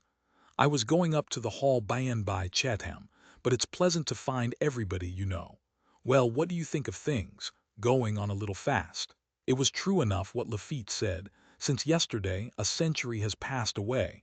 There in the next century, you know, on the other side of the water. Going on faster than we are. Why, yes, said the rector, taking up the newspaper. Here is the trumpet accusing you of lagging behind, did you see? No, said Mr. Brooke, dropping his gloves into his hat and hastily adjusting his eyeglass. But Mr. Cadwallader kept the paper in his hand, saying, with a smile in his eyes, "Look here. All this is about a landlord not 100 miles from Middlemarch who receives his own rents. They say he is the most retrogressive man in the county. I think you must have taught them that word in the Pioneer. Oh, that is Keck, an illiterate fellow, you know. Retrogressive, now. Come, that's capital. He thinks it means destructive. They want to make me out a destructive, you know, said Mr. Brooke, with that cheerfulness which is usually sustained by an adversary's ignorance. I think he knows the meaning of the word. Here is a sharp stroke or two. If we had to describe a man who is retrogressive in the most evil sense of the word, we should say, he is one who would dub himself a reformer of our Constitution, while every interest for which he is immediately responsible is going to decay. A philanthropist who cannot bear one rogue to be hanged, but does not mind 5 honest tenants being half-starved. A man who shrieks at corruption and keeps his farms at rack rent, who roars himself red at rotten boroughs, and does not mind if every field on his farms has a rotten gate. A man very open-hearted to Leeds and Manchester, no doubt. He would give any number of representatives who will pay for their seats out of their own pockets. What he objects to giving is a little return on rent days to help a tenant to buy stock, or an outlay on repairs to keep the weather out at a tenant's barn door, or make his house look a little less like an Irish cottier's. But we all know the wag's definition of a philanthropist. A man whose charity increases directly as the square of the distance, and so on. All the rest is to show what sort of legislator a philanthropist is likely to make, ended the rector, throwing down the paper and clasping his hands at the back of his head, while he looked at Mr. Brooke with an air of amused neutrality. Come, that's rather good, you know, said Mr. Brooke, taking up the paper and trying to bear the attack as easily as his neighbor did, but coloring and smiling rather nervously. That about roaring himself red at rotten boroughs. I never made a speech about rotten boroughs in my life. And as to roaring myself red and that kind of thing, these men never understand what is good satire. Satire, you know, should be true up to a certain point. I recollect they said that in the Edinburgh somewhere, it must be true up to a certain point. Well, that is really a hit about the gates, said Sir James, anxious to tread carefully. Dagley complained to me the other day that he hadn't got a decent gate on his farm. Garth has invented a new pattern of gate. I wish you would try it. One ought to use some of one's timber in that way. You go in for fancy farming, you know, Chatham, said Mr. Brooke, appearing to glance over the columns of the Trumpet. That's your hobby, and you don't mind the expense. I thought the most expensive hobby in the world was standing for Parliament, said Mrs. Cadwallader. They said the last unsuccessful candidate at Middlemarch, Giles wasn't his name, spent £10,000 and failed because he did not bribe enough. What a bitter reflection for a man. Somebody was saying, said the rector laughingly, that East Retford was nothing to Middlemarch for bribery. Nothing of the kind, said Mr. Brooke. The Tories bribe, you know. Hawley and his set bribe with treating, hot codlings, and that sort of thing, and they bring the voters drunk to the poll. But they are not going to have it their own way in future. Not in future, you know. Middlemarch is a little backward, I admit. The freemen are a little backward. But we shall educate them. We shall bring them on, you know. The best people there are on our side. Hawley says you have men on your side who will do you harm, remarked Sir James. He says Bulstrode the banker will do you harm. And that if you got pelted, interposed Mrs. Cadwallader, half the rotten eggs would mean hatred of your committee man. Good heavens! Think what it must be to be pelted for wrong opinions. And I seem to remember a story of a man they pretended to chair, and let him fall into a dust heap on purpose. Pelting is nothing to their finding holes in one's coat, said the rector. I confess that's what I should be afraid of if we parsons had to stand at the hustings for preferment. I should be afraid of their reckoning up all my fishing days. Upon my word, I think the truth is the hardest missile one can be pelted with. The fact is, said Sir James, if a man goes into public life he must be prepared for the consequences. He must make himself proof against calumny. My dear Cheetham, that is all very fine, you know, said Mr. Brooke, but how will you make yourself proof against calumny? You should read history, look at ostracism, persecution, martyrdom, and that kind of thing. They always happen to the best men, you know. But what is that in Horace? Fiat justitia, ruet something or other. Exactly, said Sir James, with a little more heat than usual. What I mean by being proof against calumny is being able to point to the fact as a contradiction. And it is not martyrdom to pay bills that one has run into oneself, said Mrs. Cadwallader. But it was Sir James's evident annoyance that most stirred Mr. Brooke. Well, you know, Cheetham, he said, rising, taking up his hat and leaning on his stick, you and I have a different system. You are all for outlay with your farms. I don't want to make out that my system is good under all circumstances. Under all circumstances, you know. There ought to be a new valuation made from time to time, said Sir James. Returns are very well occasionally, but I like a fair valuation. What do you say, Cadwallader? I agree with you. If I were Brooke, I would choke the trumpet at once by getting Garth to make a new valuation of the farms, and giving him carte blanche about gates and repairs. That's my view of the political situation, said the rector, broadening himself by sticking his thumbs in his armholes, and laughing towards Mr. Brooke. That's a showy sort of thing to do, you know, said Mr. Brooke. But I should like you to tell me of another landlord who has distressed his tenants for arrears as little as I have. I let the old tenant stay on. I'm uncommonly easy, let me tell you, uncommonly easy. I have my own ideas, and I take my stand on them, you know. A man who does that is always charged with eccentricity, inconsistency, and that kind of thing. When I change my line of action, I shall follow my own ideas. After that, Mr. Brooke remembered that there was a packet which he had omitted to send off from the Grange, and he bade everybody hurriedly good-bye. I didn't want to take a liberty with Brooke, said Sir James. I see he is nettled, but as to what he says about old tenants, in point of fact no new tenant would take the farms on the present terms. I have a notion that he will be brought round in time, said the rector. But you were pulling one way, Elinor, and we were pulling another. You wanted to frighten him away from expense, and we want to frighten him into it. Better let him try to be popular, and see that his character as a landlord stands in his way. I don't think it signifies two straws about the Pioneer, or Ladislaw, or Brooke's speechifying to the Middlemarchers, but it does signify about the parishioners in Tipton being comfortable.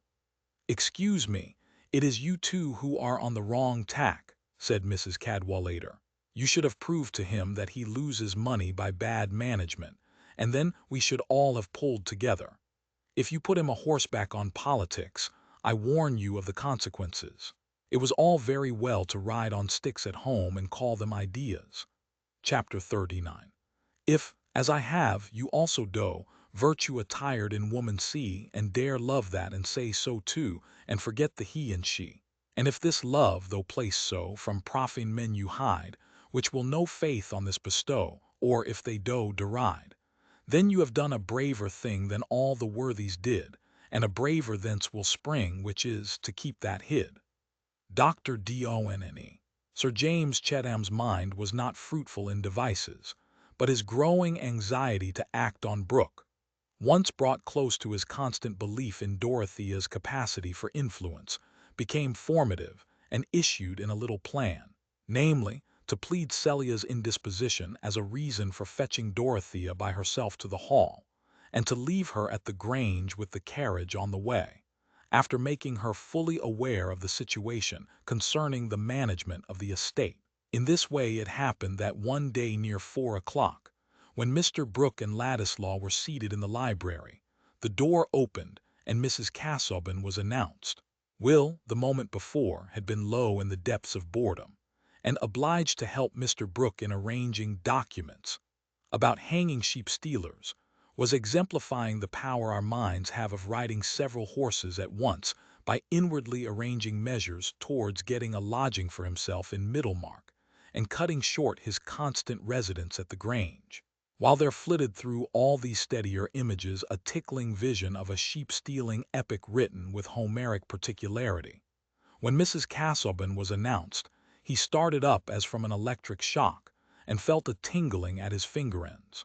Anyone observing him would have seen a change in his complexion, in the adjustment of his facial muscles, in the vividness of his glance, which might have made them imagine that every molecule in his body had passed the message of a magic touch.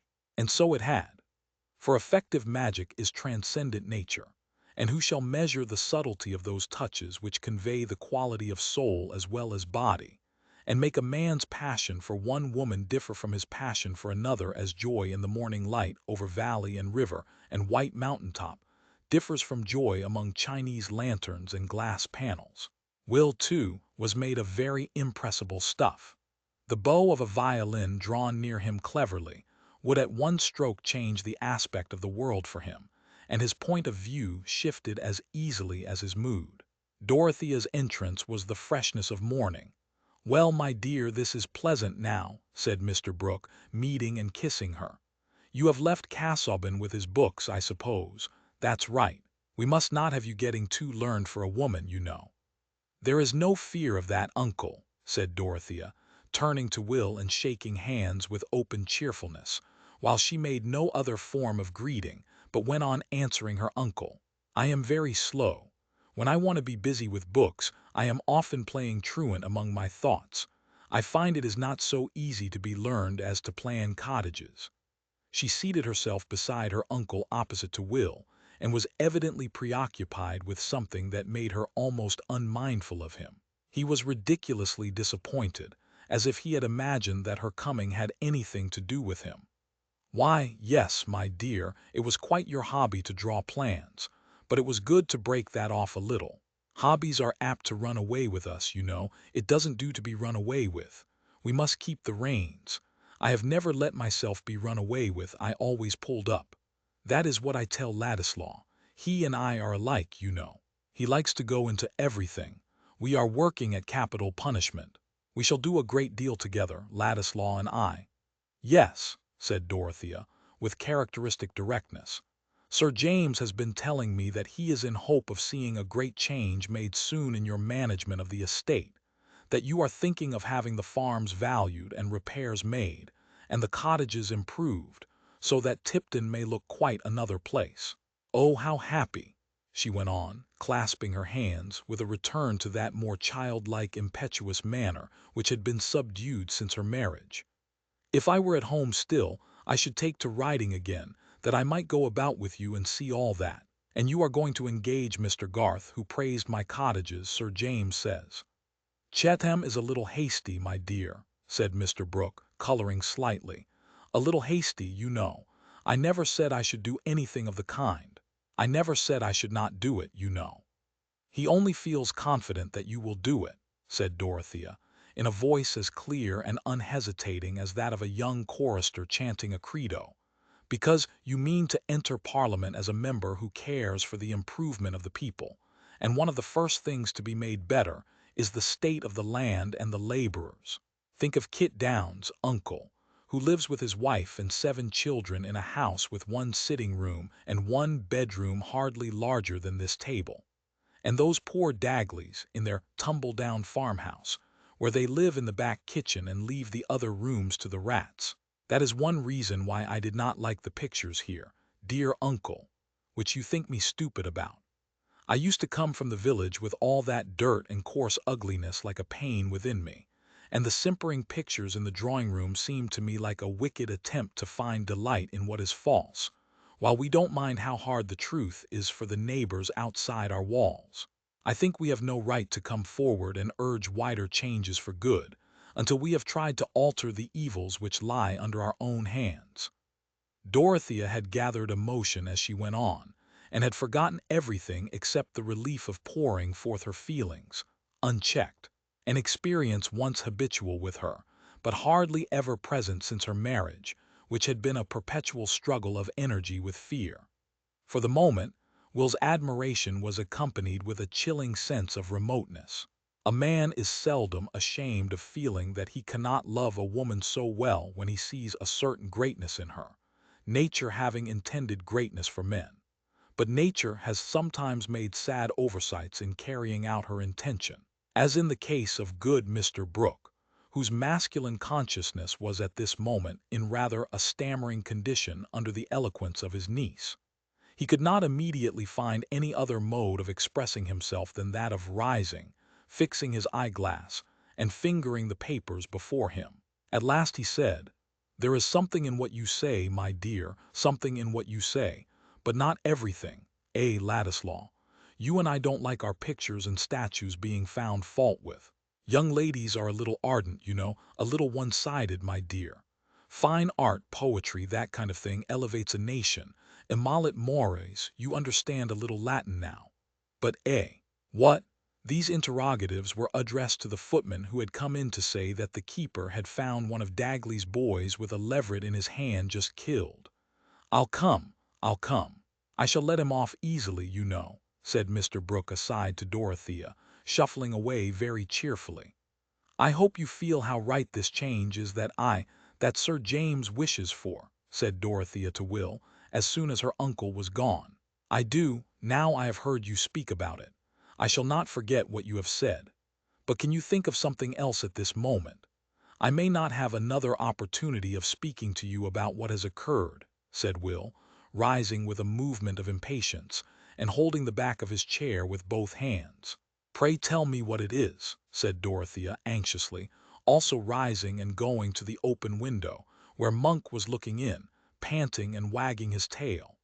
She leaned her back against the window frame and laid her hand on the dog's head, for though, as we know, she was not fond of pets that must be held in the hands or trodden on, she was always attentive to the feelings of dogs, and very polite if she had to decline their advances. Will followed her only with his eyes and said, "I presume you know that Mr. Casaubon has forbidden me to go to his house." "No, I did not," said Dorothea, after a moment's pause.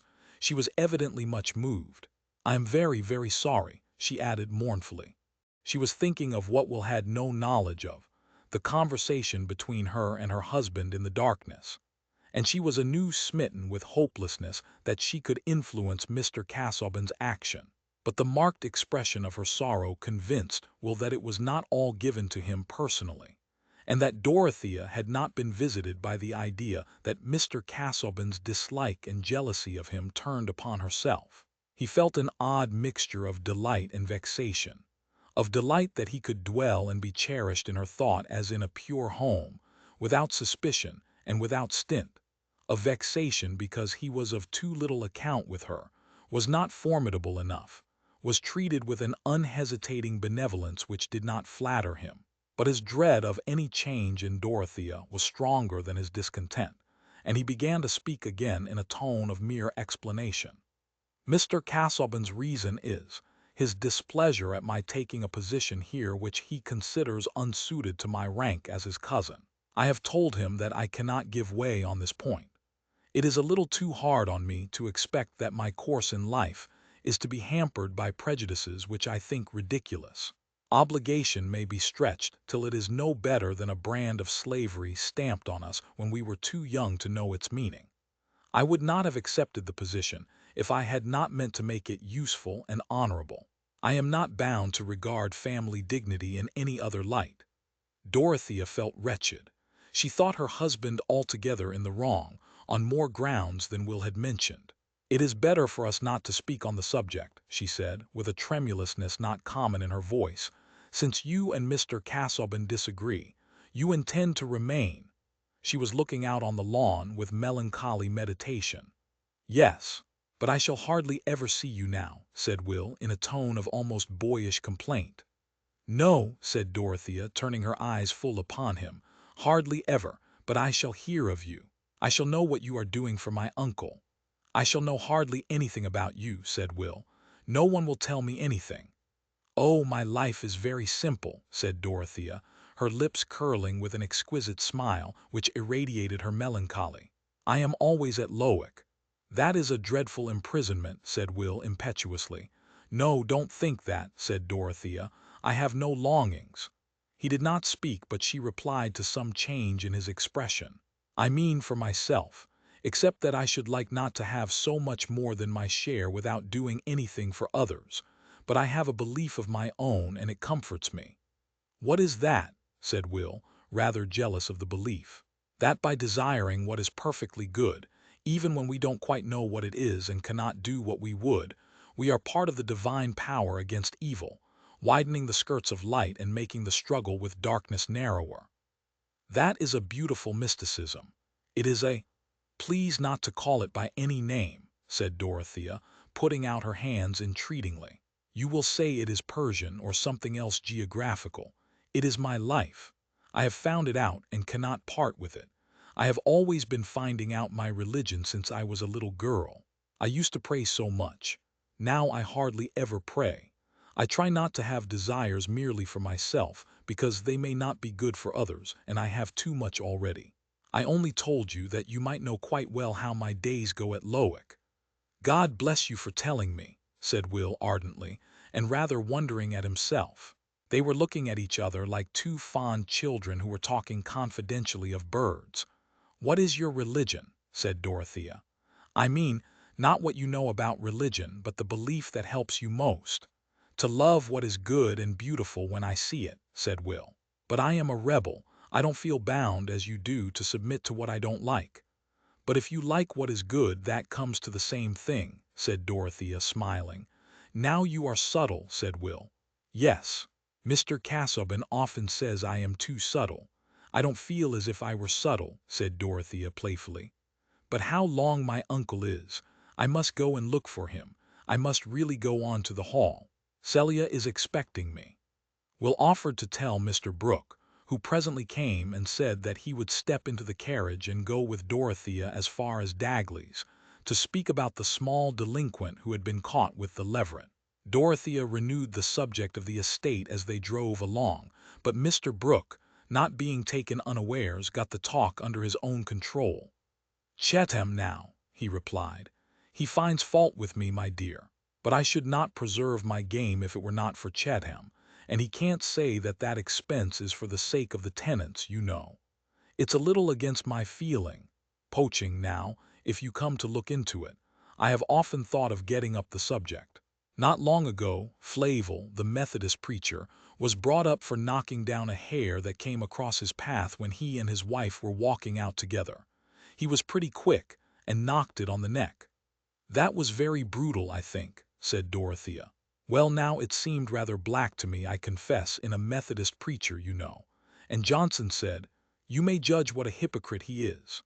And upon my word I thought Flavel looked very little like the highest style of man, as somebody calls the Christian, Young, the poet Young, I think. You know Young.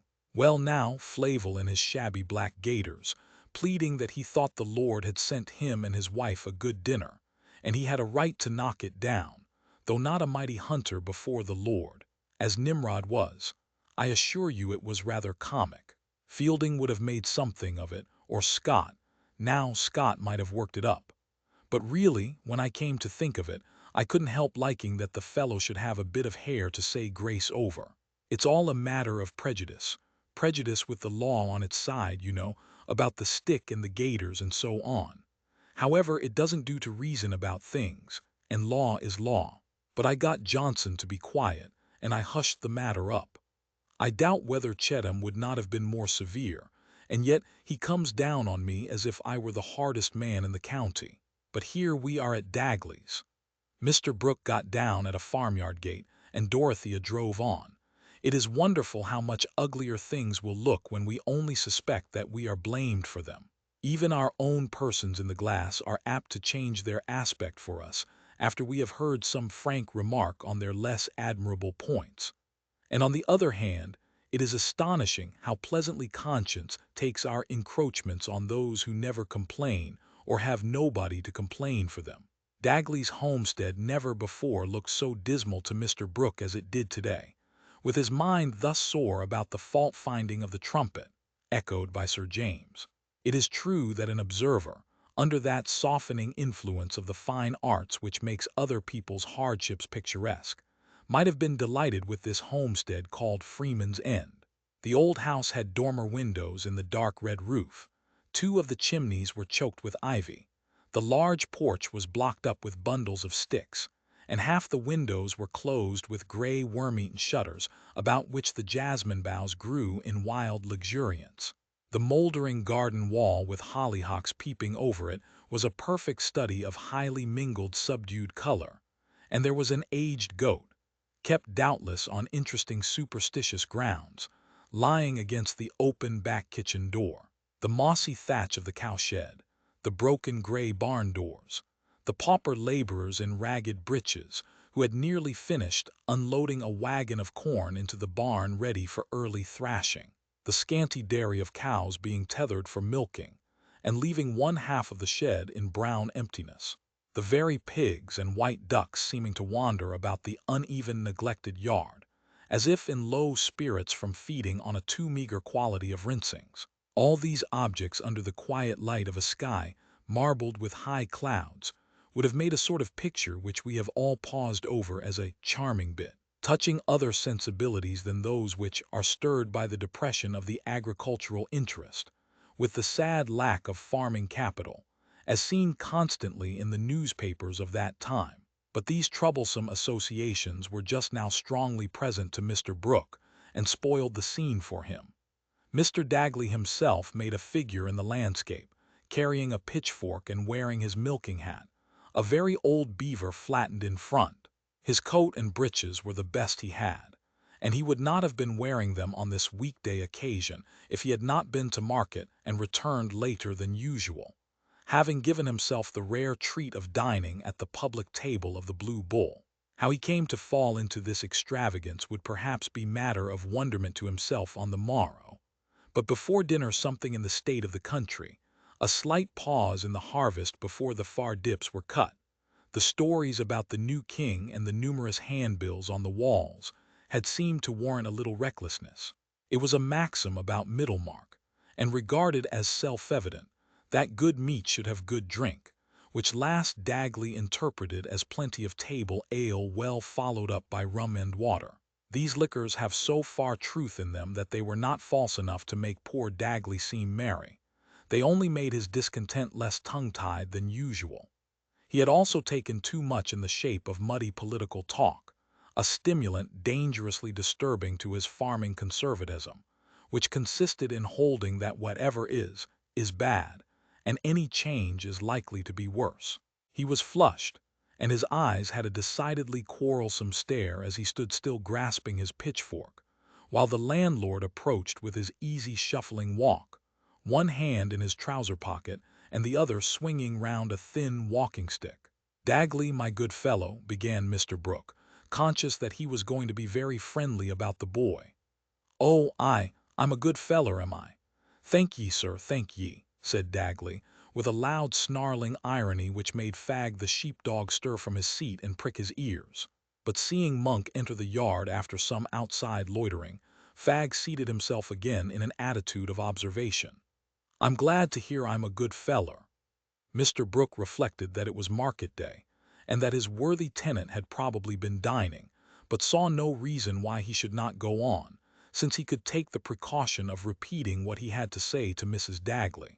"Your little lad Jacob has been caught killing a leveret, Dagley. I have told Johnson to lock him up in the empty stable an hour or two, just to frighten him, you know. But he will be brought home by and by before night, and you'll just look after him, will you, and give him a reprimand, you know." "No, I won't. I'll be deed if I'll leather my boy to please you or anybody else, not if you was 20 landlords isted a one, and that a bad un." Dagley's words were loud enough to summon his wife to the back kitchen door, the only entrance ever used and one always open except in bad weather, and Mr. Brooke saying soothingly, "Well, well, I'll speak to your wife. I didn't mean beating, you know," turned to walk to the house.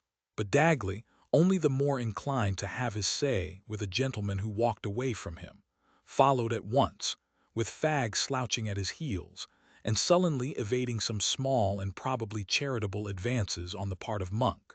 "How do you do, Mrs. Dagley?" said Mr. Brooke, making some haste. "I came to tell you about your boy. I don't want you to give him the stick, you know." He was careful to speak quite plainly this time. Overworked Mrs. Dagley, a thin, worn woman, from whose life pleasure had so entirely vanished that she had not even any Sunday clothes which could give her satisfaction in preparing for church, had already had a misunderstanding with her husband since he had come home, and was in low spirits, expecting the worst. But her husband was beforehand in answering. "No, nor he won't hev the stick, whether you want it or no," pursued Dagley, throwing out his voice as if he wanted it to hit hard. "You've got no call to come and talk about sticks o' these premises, as you won't give a stick toe at mending. Go to Middlemarch to ax for your character." "You'd far better hold your tongue, Dagley," said the wife, "and not kick your own trough over. When a man as is father of a family has been and spent money at market and made himself the worse for liquor, he's done enough mischief for one day. But I should like to know what my boy's done, sir." "Neither do you mind what he's done," said Dagley, more fiercely. "It's my business to speak, and not yourn. And I wull speak too. I'll hev my say supper or no. And what I say is, as I've lived youpo your ground from my father and grandfather afore me, and hev dropped our money in tot, and me and my children might lie and rot on the ground for top-dressin' as we can't find the money to buy, if the king wasn't to put a stop."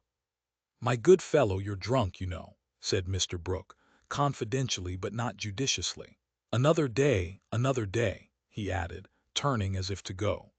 But Dagley immediately fronted him, and Fagg at his heels growled low as his master's voice grew louder and more insulting, while Monk also drew close in silent, dignified watch. The laborers on the wagon were pausing to listen, and it seemed wiser to be quite passive than to attempt a ridiculous flight pursued by a bawling man. "I'm no more drunk nor you are, nor so much," said Dagley. "I can carry my liquor, and I know what I mean. And I mean as the king ull put a stop to tea, for them say it as knows it, as there's to be a rinform, and them landlords as never done the right thing by their tenants ull be treated that way as they'll hev to scuttle off. And there's them Middlemarch knows what the rinform is, and as knows who'll hev to scuttle, says they, I know who your landlord is. And says I hope you're the better for knowin' him, I arn't, says they, he's a close-fisted un. I, says I. He's a man for the rinform, says they, that's what they says. And I made out what the rinform were, and it were to send you and your likes scuttlin' and pretty strong-smellin' things too. And you may do as you like now, for I'm none afeard on you. And you'd better let my boy alone, and look to yoursen, afore the rinform has got your back. That's what 'en got to say," concluded Mr. Dagley, striking his fork into the ground with a firmness which proved inconvenient as he tried to draw it up again. At this last action Monk began to bark loudly, and it was a moment for Mr. Brooke to escape. He walked out of the yard as quickly as he could, in some amazement at the novelty of his situation. He had never been insulted on his own land before, and had been inclined to regard himself as a general favorite. We are all apt to do so, when we think of our own amiability more than of what other people are likely to want of us. When he had quarreled with Caleb Garth 12 years before he had thought that the tenants would be pleased at the landlord's taking everything into his own hands. Some who follow the narrative of his experience may wonder at the midnight darkness of Mr. Dagley. But nothing was easier in those times than for an hereditary farmer of his grade to be ignorant, in spite somehow of having a rector in the twin parish who was a gentleman to the backbone, a curate nearer at hand who preached more learnedly than the rector, a landlord who had gone into everything, especially fine art and social improvement, and all the lights of Middlemarch only 3 miles off. As to the facility with which mortals escape knowledge, Try an average acquaintance in the intellectual blaze of London, and consider what that eligible person for a dinner party would have been if he had learned scant skill in summing from the parish clerk of Tipton, and read a chapter in the Bible with immense difficulty, because such names as Isaiah or Apollos remained unmanageable after twice spelling. Poor Dagley read a few verses sometimes on a Sunday evening, and the world was at least not darker to him than it had been before. Some things he knew thoroughly, namely, the slovenly habits of farming and the awkwardness of weather, stock and crops at Freeman's End, so called apparently by way of sarcasm, to imply that a man was free to quit it if he chose, but that there was no earthly beyond open to him. Chapter 40. Wise in his daily work was he, to fruits of diligence, and not to faiths or polity, he plied his utmost sense. These perfect in their little parts, whose work is all their prize, without them how could laws or arts or towered cities rise? In watching effects, if only of an electric battery, it is often necessary to change our place and examine a particular mixture or group at some distance from the point where the movement we are interested in was set up. The group I am moving towards is at Caleb Garth's breakfast table in the large parlor where the maps and desk were. Father, mother, and 5 of the children. Mary was just now at home waiting for a situation, while Christie, the boy next to her, was getting cheap learning and cheap fare in Scotland, having to his father's disappointment taken to books instead of that sacred calling business. The letters had come, 9 costly letters, for which the postman had been paid 3 and 2pence, and Mr. Garth was forgetting his tea and toast, while he read his letters and laid them open one above the other, sometimes swaying his head slowly, sometimes screwing up his mouth in inward debate, but not forgetting to cut off a large red seal unbroken, which Letty snatched up like an eager terrier. The talk among the rest went on unrestrainedly, for nothing disturbed Caleb's absorption except shaking the table when he was writing. 2 letters of the 9 had been for Mary. After reading them, she had passed them to her mother, and sat playing with her teaspoon absently, till with a sudden recollection she returned to her sewing, which she had kept on her lap during breakfast. "Oh, don't sew, Mary," said Ben, pulling her arm down. "Make me a peacock with this bread crumb." He had been kneading a small mass for the purpose. "No, no, mischief," said Mary good-humoredly, while she pricked his hand lightly with her needle. "Try and mold it yourself. You have seen me do it often enough. I must get this sewing done. It is for Rosamond Vincy. She is to be married next week, and she can't be married without this handkerchief." Mary ended merrily, amused with the last notion. "Why can't she marry?" said Letty, seriously interested in this mystery, and pushing her head so close to her sister that Mary now turned the threatening needle towards Letty's nose. "Because this is one of a dozen, and without it there would only be 11, said Mary, with a grave air of explanation, so that Letty sank back with a sense of knowledge. "Have you made up your mind, my dear?" said Mrs. Garth, laying the letters down. "I shall go to the school at York," said Mary. "I am less unfit to teach in a school than in a family. I like to teach classes best. And you see I must teach. There is nothing else to be done." "Teaching seems to me the most delightful work in the world," said Mrs. Garth, with a touch of rebuke in her tone. "I could understand your objection to it if you had not knowledge enough, Mary, or if you disliked children." "I suppose we never quite understand why another dislikes what we like, mother," said Mary, rather curtly. "I am not fond of a schoolroom. I like the outside world better. It is a very inconvenient fault of mine." "It must be very stupid to be always in a girls' school," said Alfred.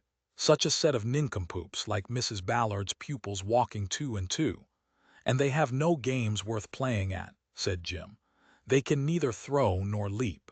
I don't wonder at Mary's not liking it." "What is that Mary doesn't like, eh?" said the father, looking over his spectacles and pausing before he opened his next letter. "Being among a lot of nincompoop girls," said Alfred. "Is it the situation you had heard of, Mary?" said Caleb, gently looking at his daughter. "Yes, father, the school at York. I have determined to take it. It is quite the best. £35 a year, and extra pay for teaching the smallest strummers at the piano. Poor child, "I wish she could stay at home with us, Susan," said Caleb, looking plaintively at his wife. "Mary would not be happy without doing her duty," said Mrs. Garth, magisterially, conscious of having done her own.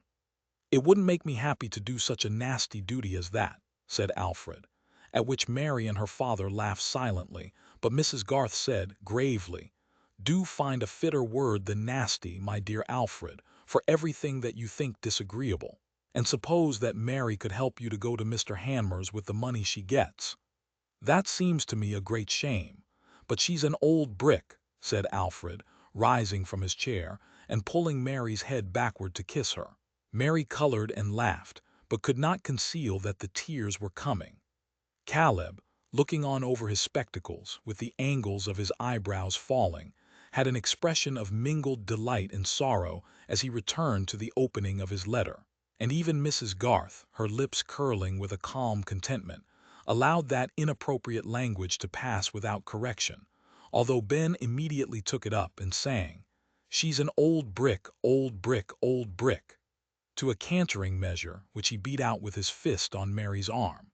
But Mrs. Garth's eyes were now drawn towards her husband, who was already deep in the letter he was reading. His face had an expression of grave surprise, which alarmed her a little, but he did not like to be questioned while he was reading, and she remained anxiously watching till she saw him suddenly shaken by a little joyous laugh as he turned back to the beginning of the letter, and looking at her above his spectacles, said, in a low tone, "What do you think, Susan?" She went and stood behind him, putting her hand on his shoulder, while they read the letter together. It was from Sir James Chatham, offering to Mr. Garth the management of the family estates at Freshitt and elsewhere, and adding that Sir James had been requested by Mr. Brooke of Tipton to ascertain whether Mr. Garth would be disposed at the same time to resume the agency of the Tipton property. The baronet added in very obliging words that he himself was particularly desirous of seeing the Freshitt and Tipton estates under the same management, and he hoped to be able to show that the double agency might be held on terms agreeable to Mr. Garth, whom he would be glad to see at the Hall at 12 o'clock on the following day. "He writes handsomely, doesn't he, Susan?" said Caleb, turning his eyes upward to his wife, who raised her hand from his shoulder to his ear, while she rested her chin on his head. "Brooke didn't like to ask me himself, I can see," he continued, laughing silently. "Here is an honor to your father, children," said Mrs. Garth, looking round at the 5 pair of eyes, all fixed on the parents. "He is asked to take a post again by those who dismissed him long ago. That shows that he did his work well, so that they feel the want of him." "Like Cincinnatus, hooray," said Ben, riding on his chair, with a pleasant confidence that discipline was relaxed. "Will they come to fetch him, mother?" said Letty, thinking of the mayor and corporation in their robes.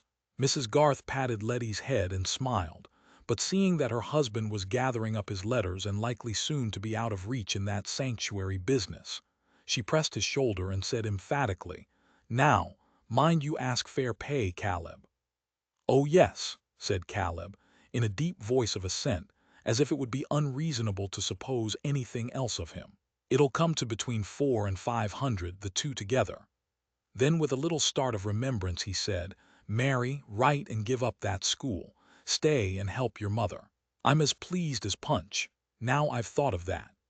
No manner could have been less like that of Punch Triumphant than Caleb's, but his talents did not lie in finding phrases, though he was very particular about his letter writing, and regarded his wife as a treasury of correct language.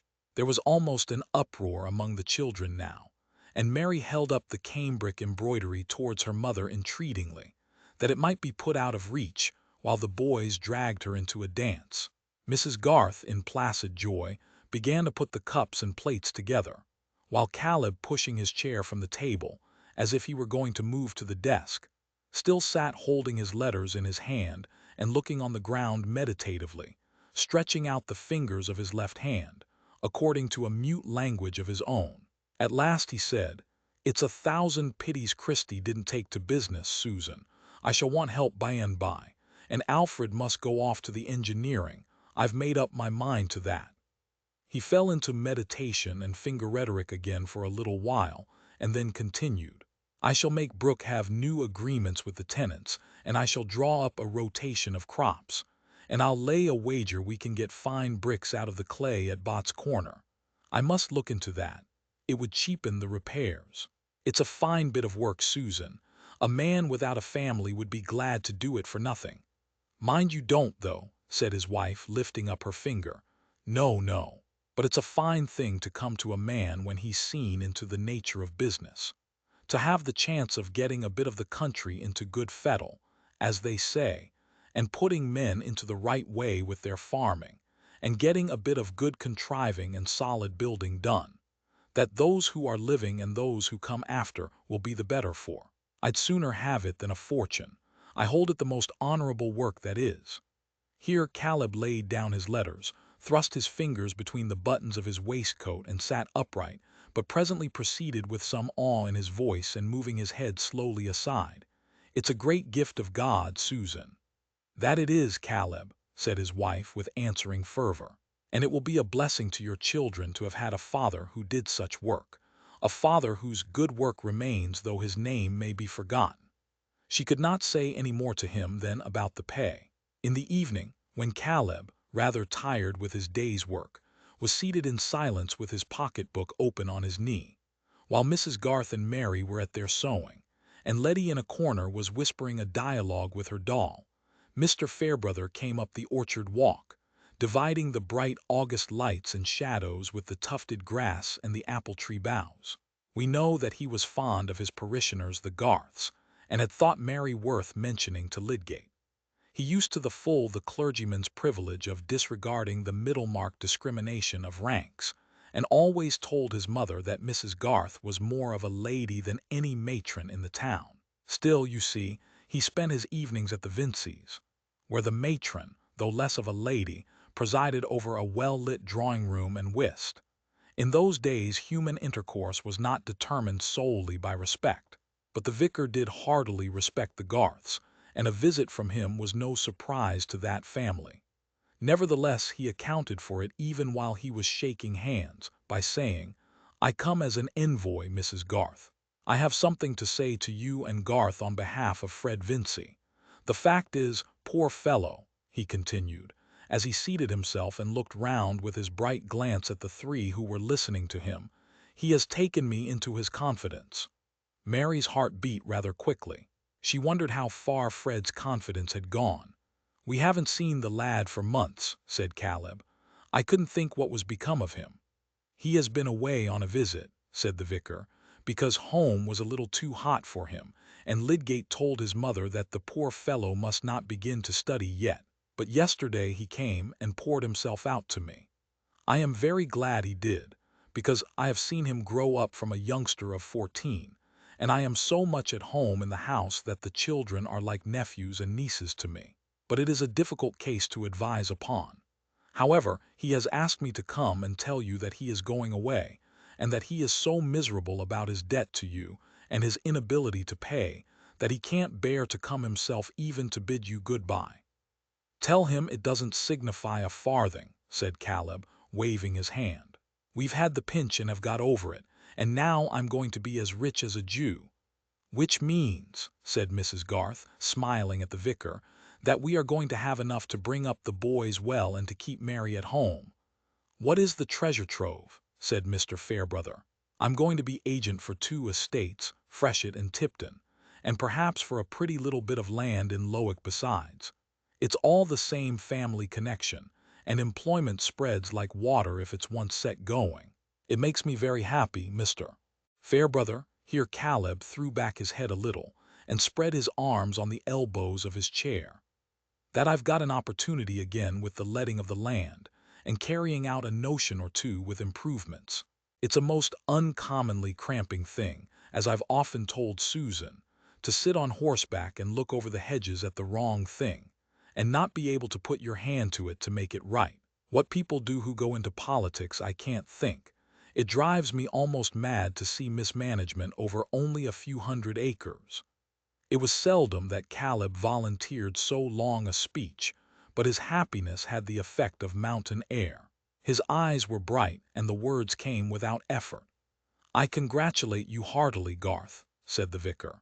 This is the best sort of news I could have had to carry to Fred Vincy, for he dwelt a good deal on the injury he had done you in causing you to part with money, robbing you of it, he said, which you wanted for other purposes. I wish Fred were not such an idle dog. He has some very good points, and his father is a little hard upon him. Where is he going? Said Mrs. Garth, rather coldly. He means to try again for his degree, and he is going up to study before term. I have advised him to do that. I don't urge him to enter the church, on the contrary. But if he will go and work so as to pass, that will be some guarantee that he has energy and a will, and he is quite at sea. He doesn't know what else to do. So far he will please his father, and I have promised in the meantime to try and reconcile Vincy to his son's adopting some other line of life. Fred says frankly he is not fit for a clergyman, and I would do anything I could to hinder a man from the fatal step of choosing the wrong profession. He quoted to me what you said, Miss Garth. Do you remember it? Mr. Fairbrother used to say Mary instead of Miss Garth, but it was part of his delicacy to treat her with the more deference because, according to Mrs. Vincy's phrase, she worked for her bread. Mary felt uncomfortable, but determined to take the matter lightly, answered at once, I have said so many impertinent things to Fred, we are such old playfellows. You said, according to him, that he would be one of those ridiculous clergymen who helped to make the whole clergy ridiculous. Really, that was so cutting that I felt a little cut myself. Caleb laughed. She gets her tongue from you, Susan, he said, with some enjoyment. Not its flippancy, father, said Mary quickly, fearing that her mother would be displeased. It is rather too bad of Fred to repeat my flippant speeches to Mr. Fairbrother. It was certainly a hasty speech, my dear, said Mrs. Garth, with whom speaking evil of dignities was a high misdemeanor.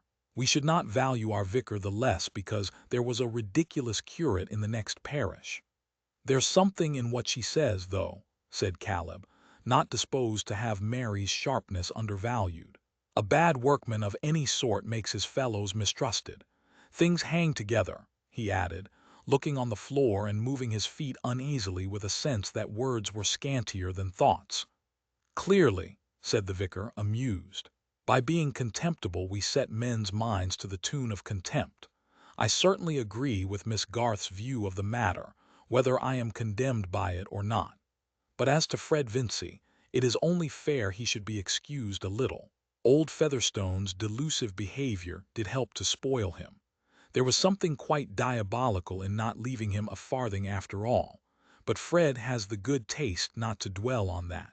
And what he cares most about is having offended you, Mrs. Garth. He supposes you will never think well of him again. I have been disappointed in Fred, said Mrs. Garth with decision, but I shall be ready to think well of him again when he gives me good reason to do so. At this point Mary went out of the room, taking Letty with her. Oh, we must forgive young people when they're sorry, said Caleb, watching Mary close the door. And as you say, Mr. Fairbrother, there was the very devil in that old man. Now Mary's gone out, I must tell you a thing. It's only known to Susan and me, and you'll not tell it again. The old scoundrel wanted Mary to burn one of the wills the very night he died, when she was sitting up with him by herself, and he offered her a sum of money that he had in the box by him if she would do it. But Mary, you understand, could do no such thing, would not be handling his iron chest, and so on. Now, you see, the will he wanted burnt was this last, so that if Mary had done what he wanted, Fred Vincy would have had £10,000. The old man did turn to him at the last. That touches poor Mary close. She couldn't help it. She was in the right to do what she did, but she feels, as she says, much as if she had knocked down somebody's property and broken it against her will, when she was rightfully defending herself. I feel with her somehow, and if I could make any amends to the poor lad, instead of bearing him a grudge for the harm he did us, I should be glad to do it. Now, what is your opinion, sir? Susan doesn't agree with me. She says, tell what you say, Susan. Mary could not have acted otherwise, even if she had known what would be the effect on Fred, said Mrs. Garth, pausing from her work and looking at Mr. Fairbrother. And she was quite ignorant of it, it seems to me, A loss which falls on another because we have done right is not to lie upon our conscience. The vicar did not answer immediately, and Caleb said, "It's the feeling. The child feels in that way, and I feel with her. You don't mean your horse to tread on a dog when you're backing out of the way, but it goes through you when it's done." "I am sure Mrs. Garth would agree with you there," said Mr. Fairbrother, who for some reason seemed more inclined to ruminate than to speak. "One could hardly say that the feeling you mention about Fred is wrong, or rather mistaken, though no man ought to make a claim on such feeling." "Well, well," said Caleb, "it's a secret. You will not tell Fred." "Certainly not.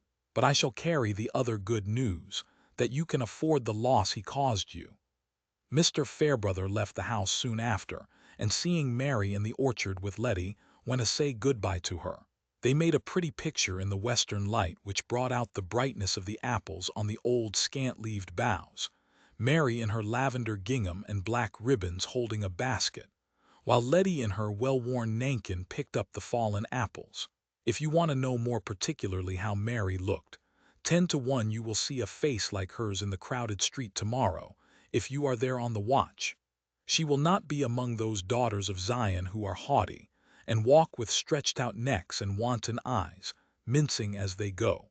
Let all those pass, and fix your eyes on some small, plump, brownish person of firm but quiet carriage, who looks about her, but does not suppose that anybody is looking at her. If she has a broad face and square brow, well-marked eyebrows and curly dark hair, a certain expression of amusement in her glance which her mouth keeps the secret of, and for the rest features entirely insignificant, take that ordinary but not disagreeable person for a portrait of Mary Garth.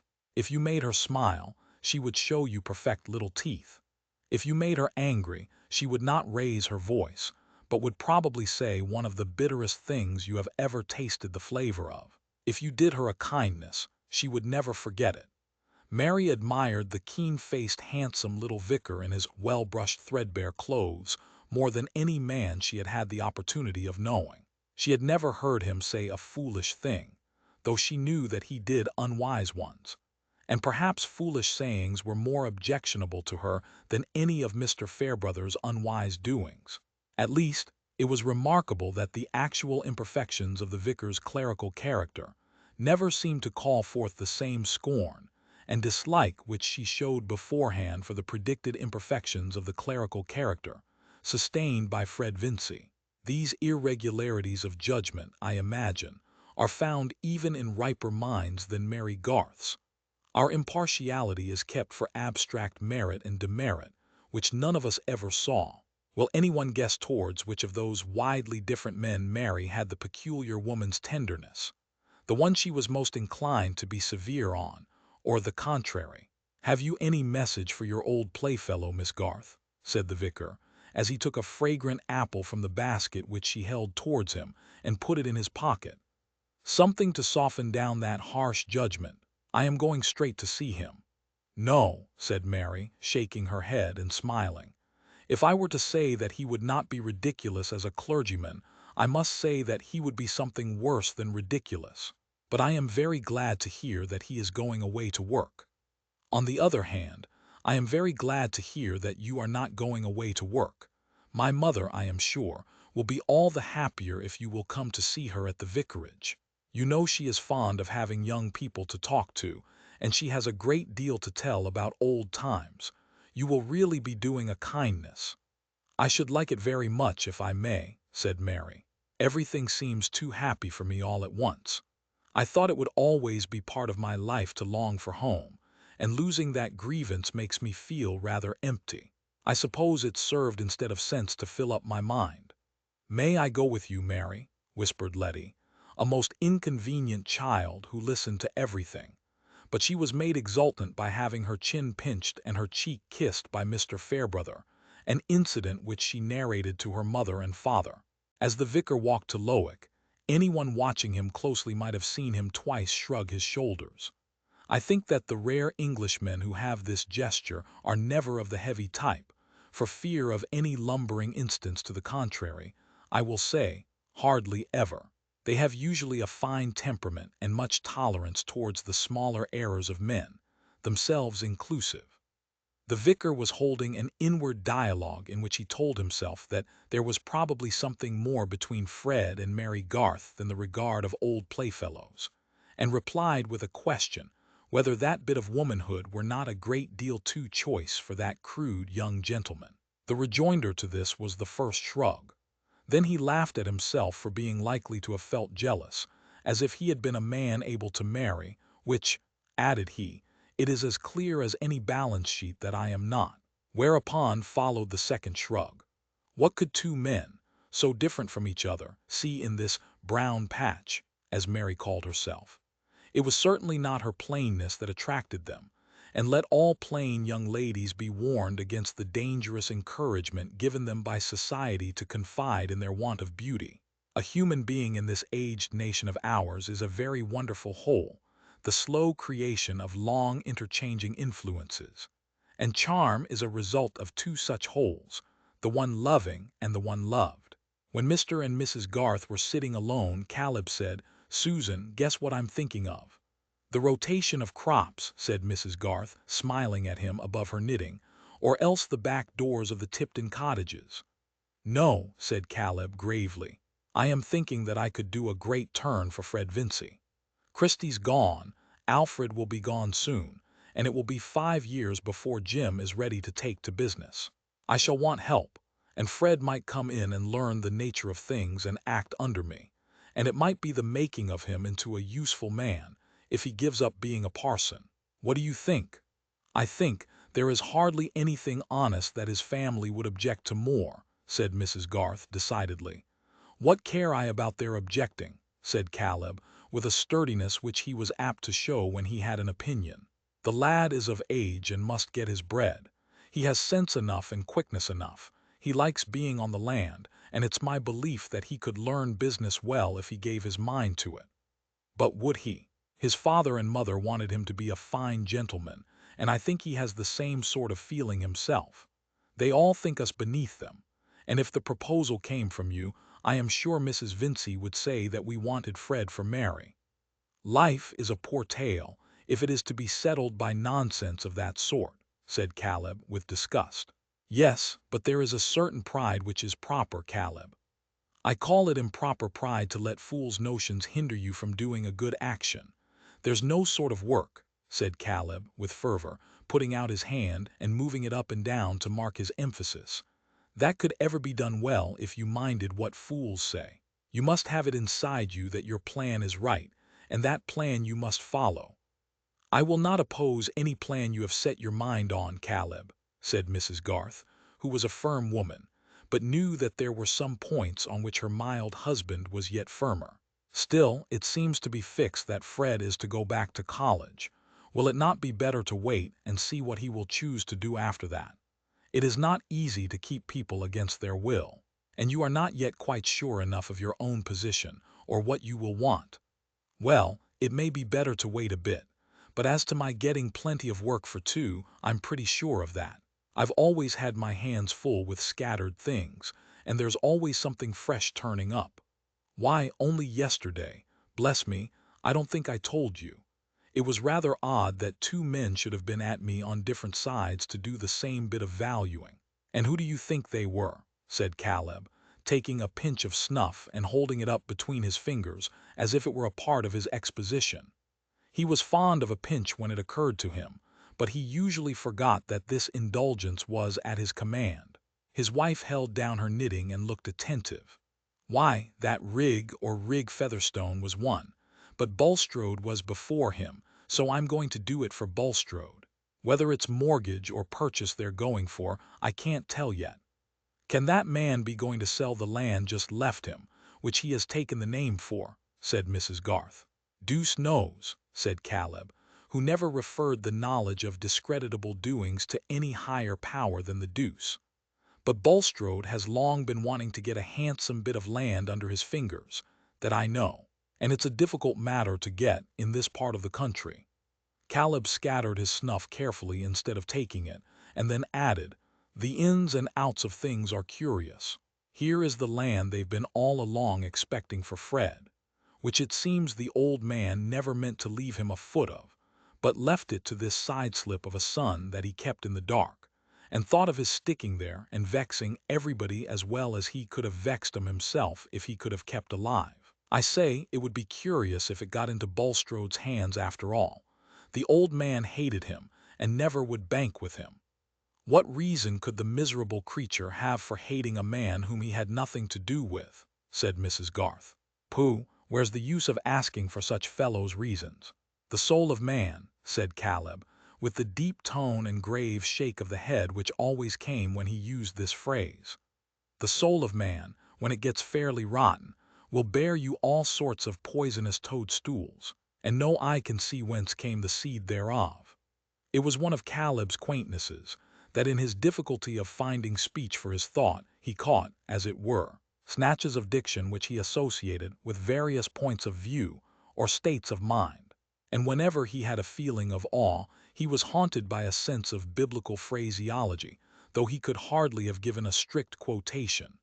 Chapter 41. By swaggering could I never thrive, for the rain it raineth every day. 12th night. The transactions referred to by Caleb Garth as having gone forward between Mr. Bulstrode and Mr. Joshua Rigg Featherstone, concerning the land attached to Stone Court, had occasioned the interchange of a letter or two between these personages. Who shall tell what may be the effect of writing, if it happens to have been cut in stone, though it lie face down, most for ages on a forsaken beach, or rest quietly under the drums and tramplings of many conquests? It may end by letting us into the secret of usurpations and other scandals gossiped about long empires ago, this world being apparently a huge whispering gallery. Such conditions are often minutely represented in our petty lifetimes, as the stone which has been kicked by generations of clowns may come by curious little links of effect under the eyes of a scholar, through whose labors it may at last fix the date of invasions and unlock religions.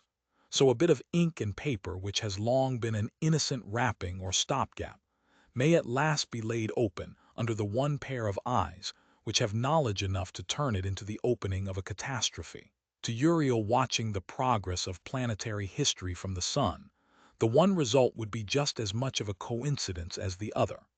Having made this rather lofty comparison, I am less uneasy in calling attention to the existence of low people by whose interference, however little we may like it, the course of the world is very much determined. It would be well, certainly, if we could help to reduce their number, and something might perhaps be done by not lightly giving occasion to their existence. Socially speaking, Joshua Rigg would have been generally pronounced a superfluity, but those who, like Peter Featherstone, never had a copy of themselves demanded, are the very last to wait for such a request either in prose or verse.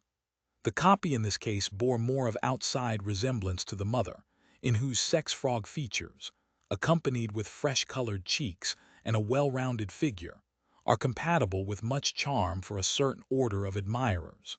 The result is sometimes a frog-faced male, desirable, surely, to no order of intelligent beings, especially when he is suddenly brought into evidence to frustrate other people's expectations, the very lowest aspect in which a social superfluity can present himself. But Mr. Rigg Featherstone's low characteristics were all of the sober, water-drinking kind. From the earliest to the latest hour of the day, he was always as sleek, neat, and cool as the frog he resembled, and old Peter had secretly chuckled over an offshoot almost more calculating and far more imperturbable than himself.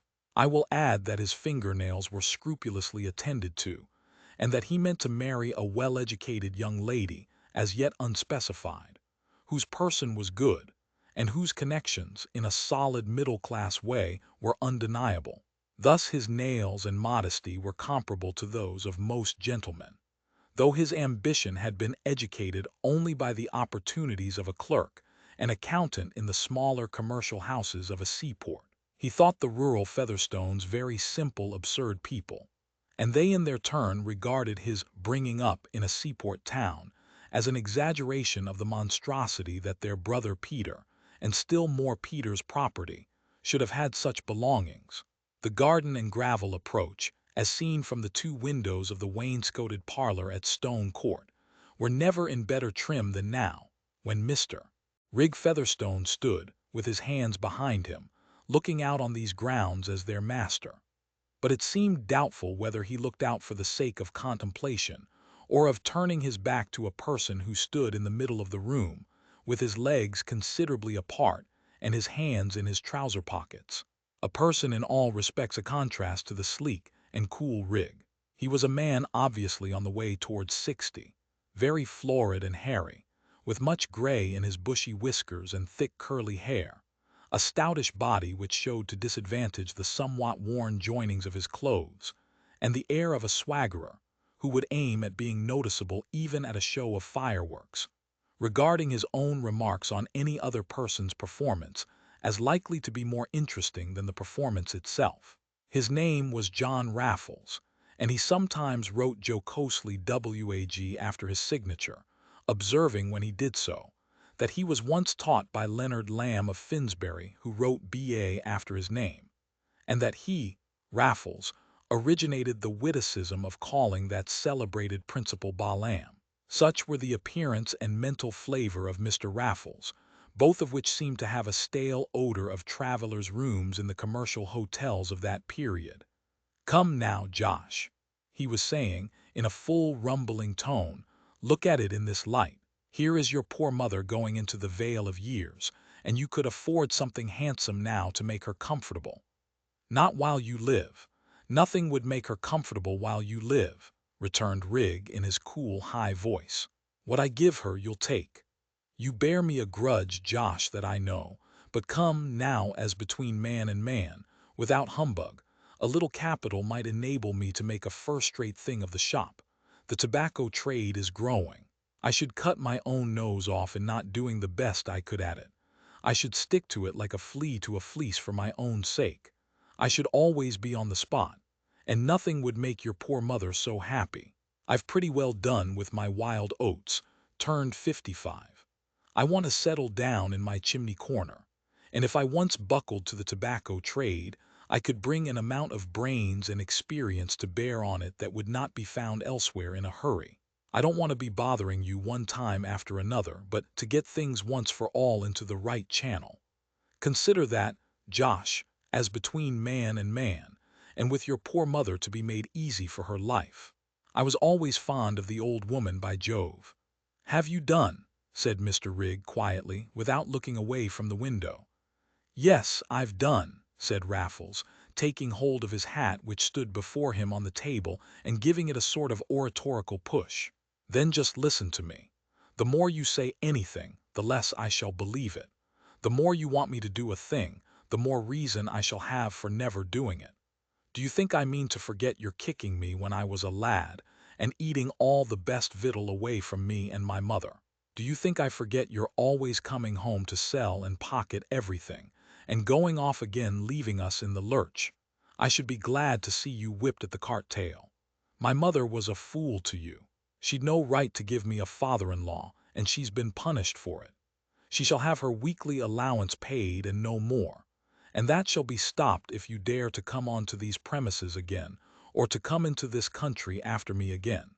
The next time you show yourself inside the gates here, you shall be driven off with the dogs and the wagoner's whip." As Rig pronounced the last words, he turned round and looked at Raffles with his prominent frozen eyes. The contrast was as striking as it could have been 18 years before, when Rig was a most unengaging kickable boy, and Raffles was the rather thick-set Adonis of bar-rooms and back parlors. But the advantage now was on the side of Rig, and auditors of this conversation might probably have expected that Raffles would retire with the air of a defeated dog. Not at all. He made a grimace which was habitual with him whenever he was out in a game, then subsided into a laugh and drew a brandy flask from his pocket. "Come, Josh," he said, in a cajoling tone, "give us a spoonful of brandy and a sovereign to pay the way back, and I'll go. Honor bright, I'll go like a bullet, by Jove." "Mind," said Rig, drawing out a bunch of keys, "if I ever see you again I shan't speak to you. I don't own you any more than if I saw a crow. And if you want to own me you'll get nothing by it but a character for being what you are, a spiteful, brassy, bullying rogue." "That's a pity now, Josh," said Raffles, affecting to scratch his head and wrinkle his brows upward as if he were nonplussed. "I'm very fond of you, by Jove I am. There's nothing I like better than plaguing you, you're so like your mother, and I must do without it. But the brandy and the sovereign's a bargain." He jerked forward the flask and Rig went to a fine old oaken bureau with his keys. But Raffles had reminded himself by his movement with the flask that it had become dangerously loose from its leather covering, and catching sight of a folded paper which had fallen within the fender, he took it up and shoved it under the leather so as to make the glass firm. By that time Rig came forward with a brandy bottle, filled the flask, and handed Raffles a sovereign, neither looking at him nor speaking to him. After locking up the bureau again, he walked to the window and gazed out as impassively as he had done at the beginning of the interview, while Raffles took a small allowance from the flask, screwed it up, and deposited it in his side pocket, with provoking slowness, making a grimace at his stepson's back. "Farewell, Josh, and if forever," said Raffles, turning back his head as he opened the door. Rig saw him leave the grounds and enter the lane. The gray day had turned to a light drizzling rain, which freshened the hedgerows and the grassy borders of the byroads, and hastened the laborers who were loading the last shocks of corn. Raffles, walking with the uneasy gait of a town loiterer, obliged to do a bit of country journeying on foot, looked as incongruous amid this moist rural quiet and industry as if he had been a baboon escaped from a menagerie. But there were none to stare at him except the long-weaned calves, and none to show dislike of his appearance except the little water-rats which rustled away at his approach. He was fortunate enough when he got on to the highroad to be overtaken by the stagecoach, which carried him to Brassing, and there he took the new-made railway, observing to his fellow passengers that he considered it pretty well seasoned now it had done for Huskisson. Mr. Raffles on most occasions kept up the sense of having been educated at an academy, and being able, if he chose, to pass well everywhere. Indeed, there was not one of his fellow-men whom he did not feel himself in a position to ridicule and torment, confident of the entertainment which he thus gave to all the rest of the company. He played this part now with as much spirit as if his journey had been entirely successful, resorting at frequent intervals to his flask. The paper with which he had wedged it was a letter signed Nicholas Bulstrode, but Raffles was not likely to disturb it from its present useful position. Chapter 42. How much, methinks, I could despise this man were I not bound in charity against it. Shakespeare, Henry VIII. One of the professional calls made by Lydgate soon after his return from his wedding journey was to Lowick Manor, in consequence of a letter which had requested him to fix a time for his visit. Mr. Casaubon had never put any question concerning the nature of his illness to Lydgate, nor had he even to Dorothea betrayed any anxiety as to how far it might be likely to cut short his labors or his life.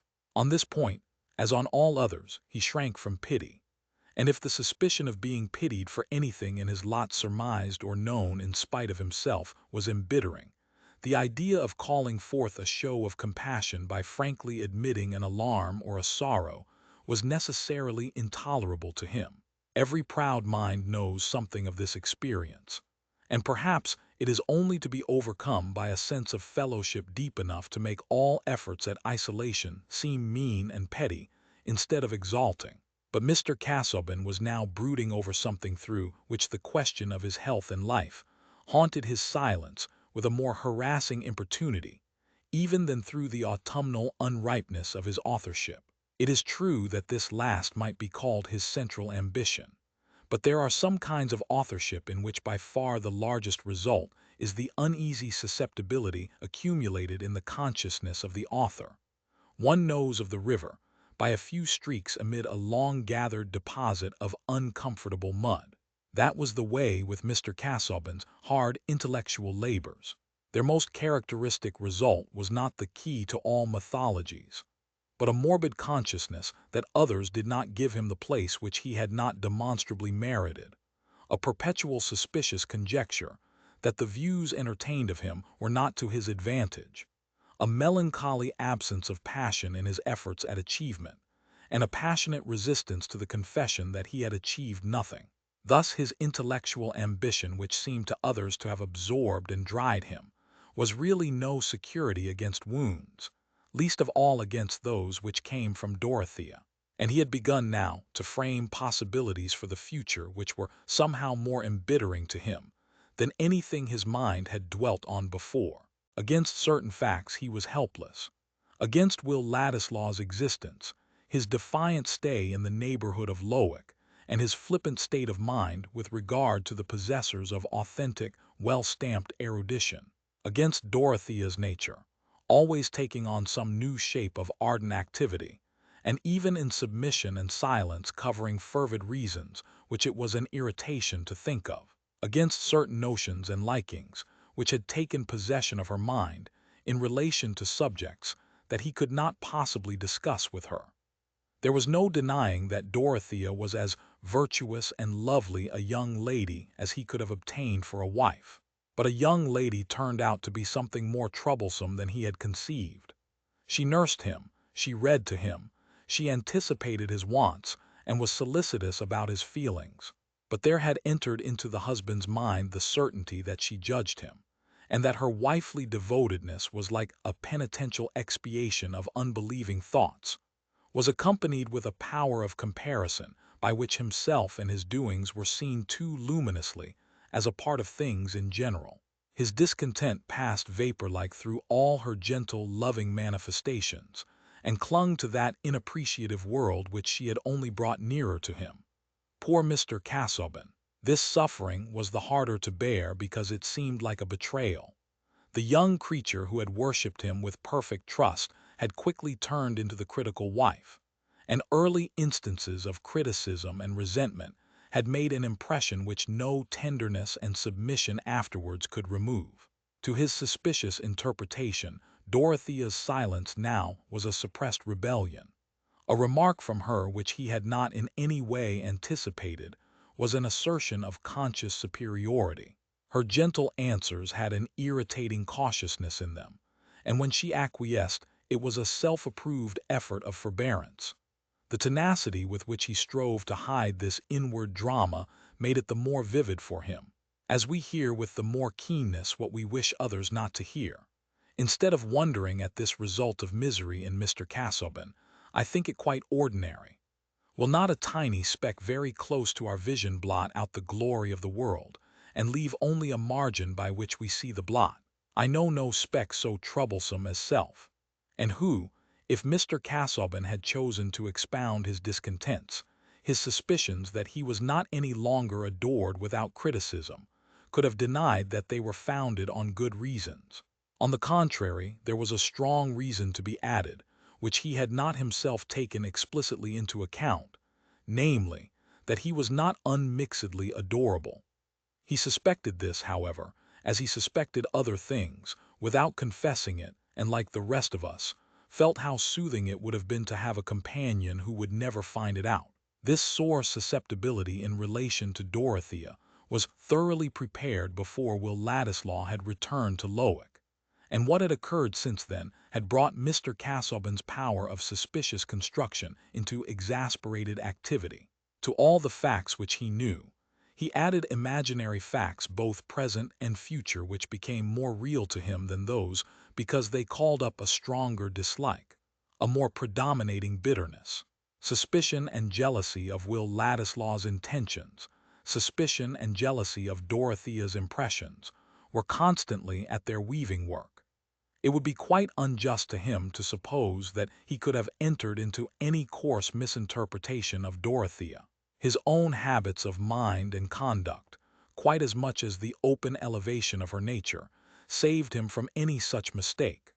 What he was jealous of was her opinion, the sway that might be given to her ardent mind in its judgments, and the future possibilities to which these might lead her. As to Will, though until his last defiant letter he had nothing definite which he would choose formally to allege against him, he felt himself warranted in believing that he was capable of any design which could fascinate a rebellious temper and an undisciplined impulsiveness. He was quite sure that Dorothea was the cause of Will's return from Rome and his determination to settle in the neighborhood, and he was penetrating enough to imagine that Dorothea had innocently encouraged this course.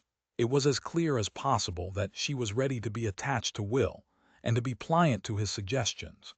They had never had a tete-a-tete without her bringing away from it some new troublesome impression, and the last interview that Mr. Casaubon was aware of Dorothea, on returning from Freshitt Hall, had for the first time been silent about having seen Will, had led to a scene which roused an angrier feeling against them both than he had ever known before. Dorothea's outpouring of her notions about money, in the darkness of the night, had done nothing but bring a mixture of more odious foreboding into her husband's mind. And there was the shock lately given to his health always sadly present with him. He was certainly much revived. He had recovered all his usual power of work. The illness might have been mere fatigue, and there might still be 20 years of achievement before him, which would justify the 30 years of preparation. That prospect was made the sweeter by a flavor of vengeance against the hasty sneers of Carp and Company. For even when Mr. Casaubon was carrying his taper among the tombs of the past, those modern figures came athwart the dim light and interrupted his diligent exploration. To convince Carp of his mistake, so that he would have to eat his own words with a good deal of indigestion, would be an agreeable accident of triumphant authorship, which the prospect of living to future ages on earth and to all eternity in heaven could not exclude from contemplation. Since thus, the prevision of his own unending bliss could not nullify the bitter savors of irritated jealousy and vindictiveness, it is the less surprising that the probability of a transient earthly bliss for other persons, when he himself should have entered into glory, had not a potently sweetening effect. If the truth should be that some undermining disease was at work within him, there might be large opportunity for some people to be the happier when he was gone. And if one of those people should be Will Ladislaw, Mr. Casaubon objected so strongly that it seemed as if the annoyance would make part of his disembodied existence. This is a very bare and therefore a very incomplete way of putting the case. The human soul moves in many channels, and Mr. Casaubon, we know, had a sense of rectitude and an honorable pride in satisfying the requirements of honor, which compelled him to find other reasons for his conduct than those of jealousy and vindictiveness. The way in which Mr. Casaubon put the case was this. In marrying Dorothea Brooke, I had to care for her well-being in case of my death, but well-being is not to be secured by ample, independent possession of property. On the contrary, occasions might arise in which such possession might expose her to the more danger. She is ready prey to any man who knows how to play adroitly either on her affectionate ardor or her quixotic enthusiasm, and a man stands by with that very intention in his mind, a man with no other principle than transient caprice, and who has a personal animosity towards me. I am sure of it, an animosity which is fed by the consciousness of his ingratitude, and which he has constantly vented in ridicule, of which I am as well assured as if I had heard it. Even if I live, I shall not be without uneasiness as to what he may attempt through indirect influence. This man has gained Dorothea's ear. He has fascinated her attention. He has evidently tried to impress her mind with the notion that he has claims beyond anything I have done for him. If I die, and he is waiting here on the watch for that, he will persuade her to marry him. That would be calamity for her and success for him. She would not think it calamity. He would make her believe anything. She has a tendency to immoderate attachment which she inwardly reproaches me for not responding to, and already her mind is occupied with his fortunes. He thinks of an easy conquest and of entering into my nest. That I will hinder. Such a marriage would be fatal to Dorothea. Has he ever persisted in anything except from contradiction? In knowledge he has always tried to be showy at small cost. In religion he could be, as long as it suited him, the facile echo of Dorothea's vagaries. When was sciolism ever dissociated from laxity? I utterly distrust his morals, and it is my duty to hinder to the utmost the fulfillment of his designs. The arrangements made by Mr. Casaubon on his marriage left strong measures open to him, but in ruminating on them, his mind inevitably dwelt so much on the probabilities of his own life, that the longing to get the nearest possible calculation had at last overcome his proud reticence, and had determined him to ask Lydgate's opinion as to the nature of his illness. He had mentioned to Dorothea that Lydgate was coming by appointment at 3:30, and in answer to her anxious question whether he had felt ill, replied, "No, I merely wish to have his opinion concerning some habitual symptoms. You need not see him, my dear. I shall give orders that he may be sent to me in the yew tree walk, where I shall be taking my usual exercise." When Lydgate entered the yew tree walk, he saw Mr. Casaubon slowly receding with his hands behind him according to his habit, and his head bent forward. It was a lovely afternoon. The leaves from the lofty limes were falling silently across the somber evergreens, while the lights and shadows slept side by side. There was no sound but the cawing of the rooks, which to the accustomed ear is a lullaby, or that last solemn lullaby, a dirge. Lydgate, conscious of an energetic frame in its prime, felt some compassion when the figure which he was likely soon to overtake turned round, and in advancing towards him showed more markedly than ever the signs of premature age. The student's bent shoulders, the emaciated limbs, and the melancholy lines of the mouth. Poor fellow, he thought, some men with his years are like lions. One can tell nothing of their age except that they are full grown. "Mr. Lydgate," said Mr. Casaubon, with his invariably polite air, "I am exceedingly obliged to you for your punctuality.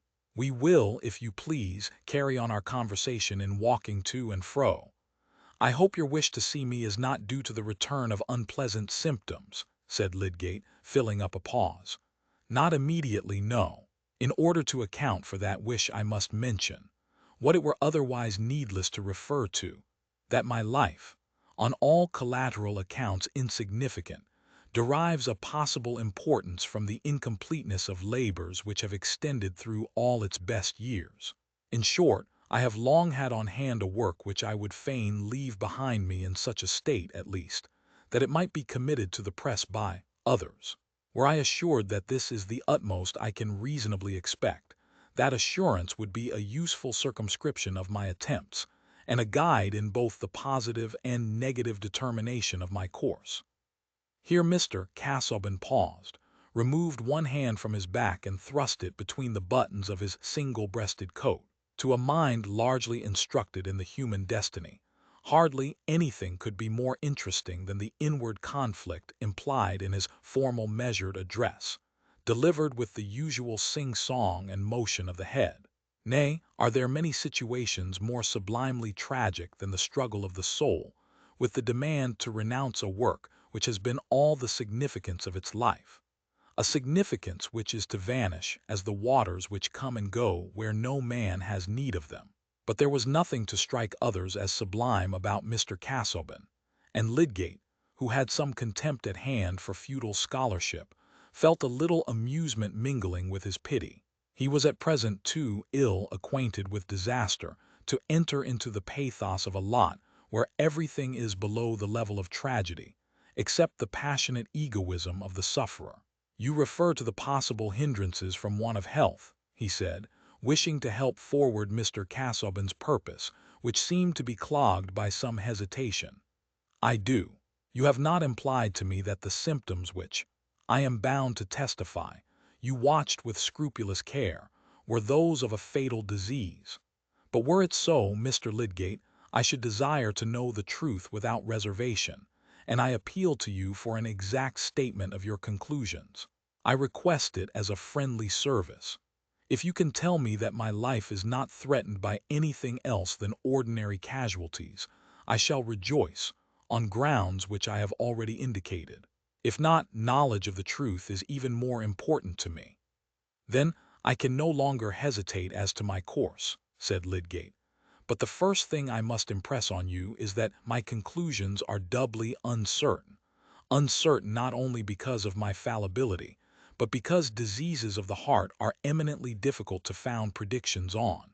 In any case, one can hardly increase appreciably the tremendous uncertainty of life." Mr. Casaubon winced perceptibly, but bowed. "I believe that you are suffering from what is called fatty degeneration of the heart, a disease which was first divined and explored by Lydgate, the man who gave us the stethoscope, not so very many years ago.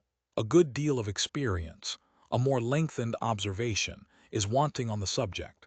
But after what you have said, it is my duty to tell you that death from this disease is often sudden.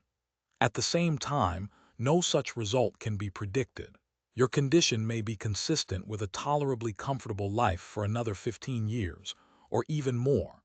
I could add no information to this beyond anatomical or medical details, which would leave expectation at precisely the same point.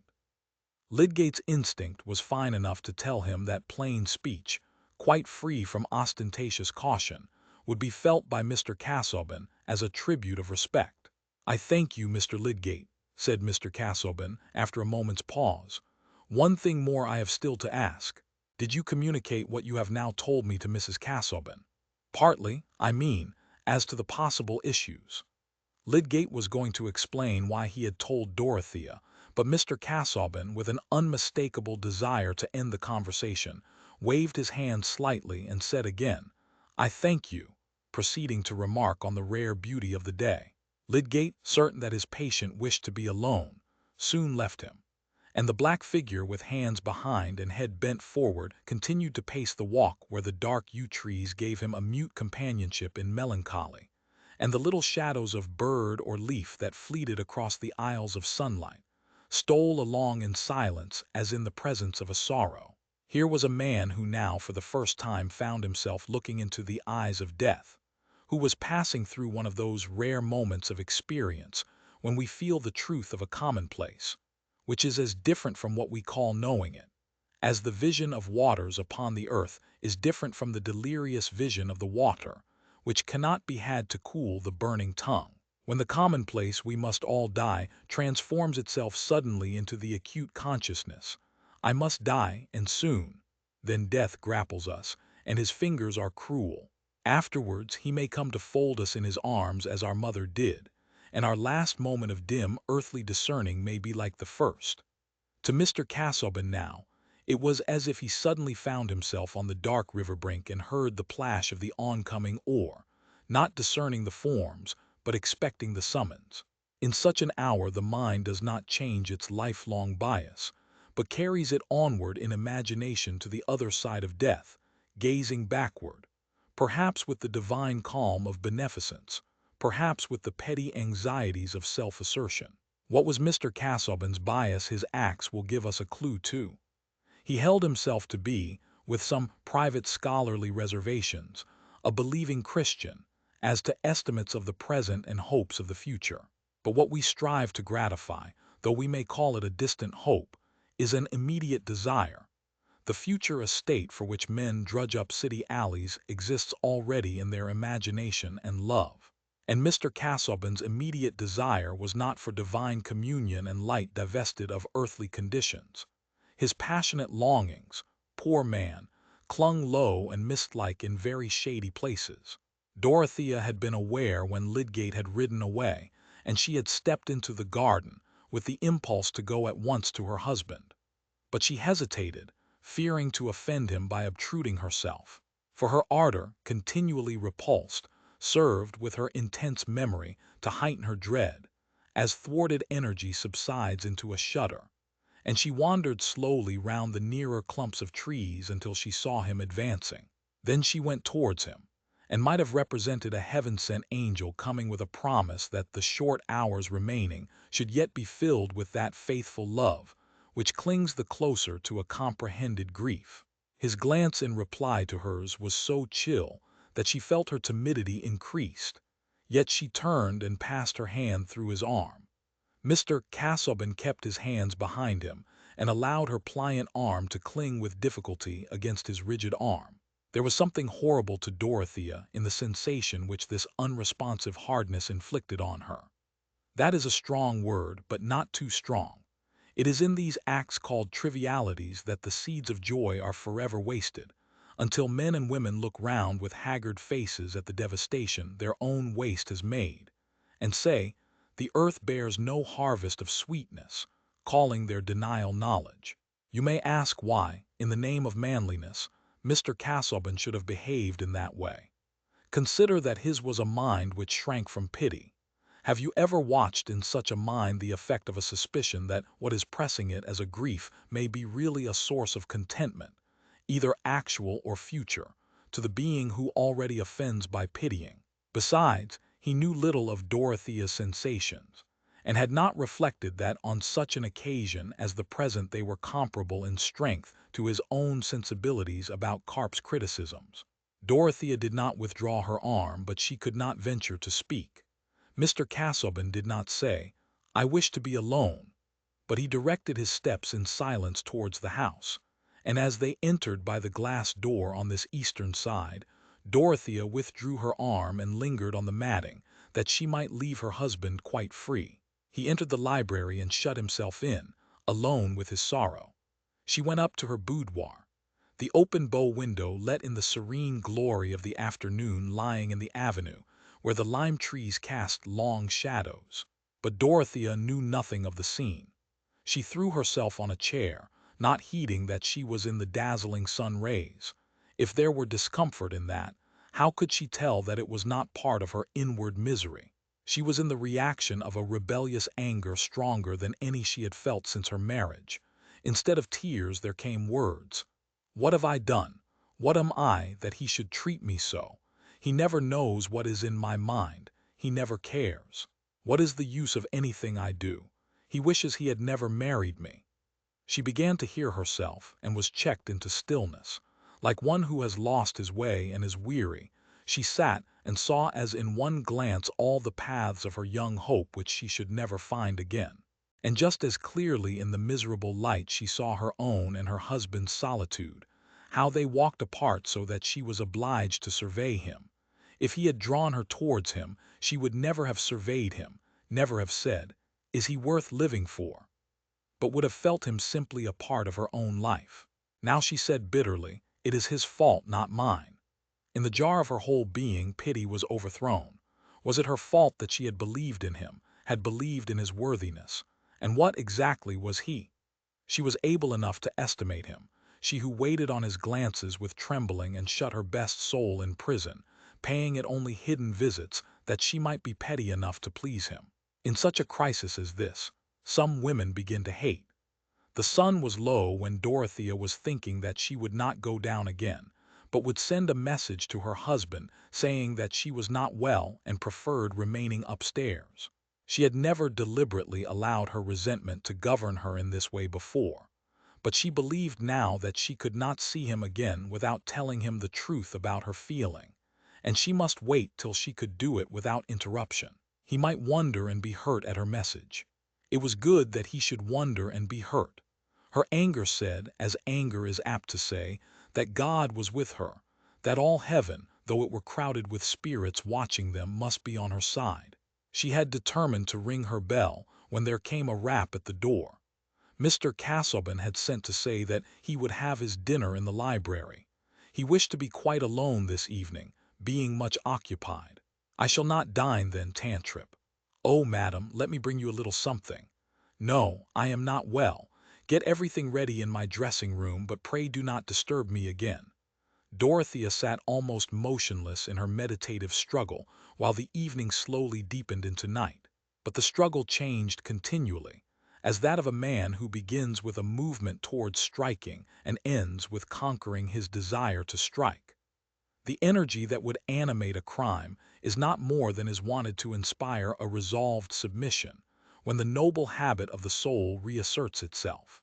That thought with which Dorothea had gone out to meet her husband, her conviction that he had been asking about the possible arrest of all his work, and that the answer must have wrung his heart, could not be long without rising beside the image of him, like a shadowy monitor looking at her anger with sad remonstrance. It cost her a litany of pictured sorrows and of silent cries that she might be the mercy for those sorrows. But the resolved submission did come, and when the house was still, and she knew that it was near the time when Mr. Casaubon habitually went to rest, she opened her door gently and stood outside in the darkness waiting for his coming upstairs with a light in his hand. If he did not come soon, she thought that she would go down and even risk incurring another pang. She would never again expect anything else. But she did hear the library door open, and slowly the light advanced up the staircase without noise from the footsteps on the carpet. When her husband stood opposite to her, she saw that his face was more haggard. He started slightly on seeing her, and she looked up at him beseechingly without speaking. "Dorothea," he said, with a gentle surprise in his tone, "were you waiting for me?" "Yes, I did not like to disturb you. Come, my dear, come. You are young and need not to extend your life by watching." When the kind, quiet melancholy of that speech fell on Dorothea's ears, she felt something like the thankfulness that might well up in us if we had narrowly escaped hurting a lamed creature. She put her hand into her husband's, and they went along the broad corridor together. Thank you for listening. If you enjoyed this story, don't forget to follow the reading lantern and let its light guide you to your next great tale.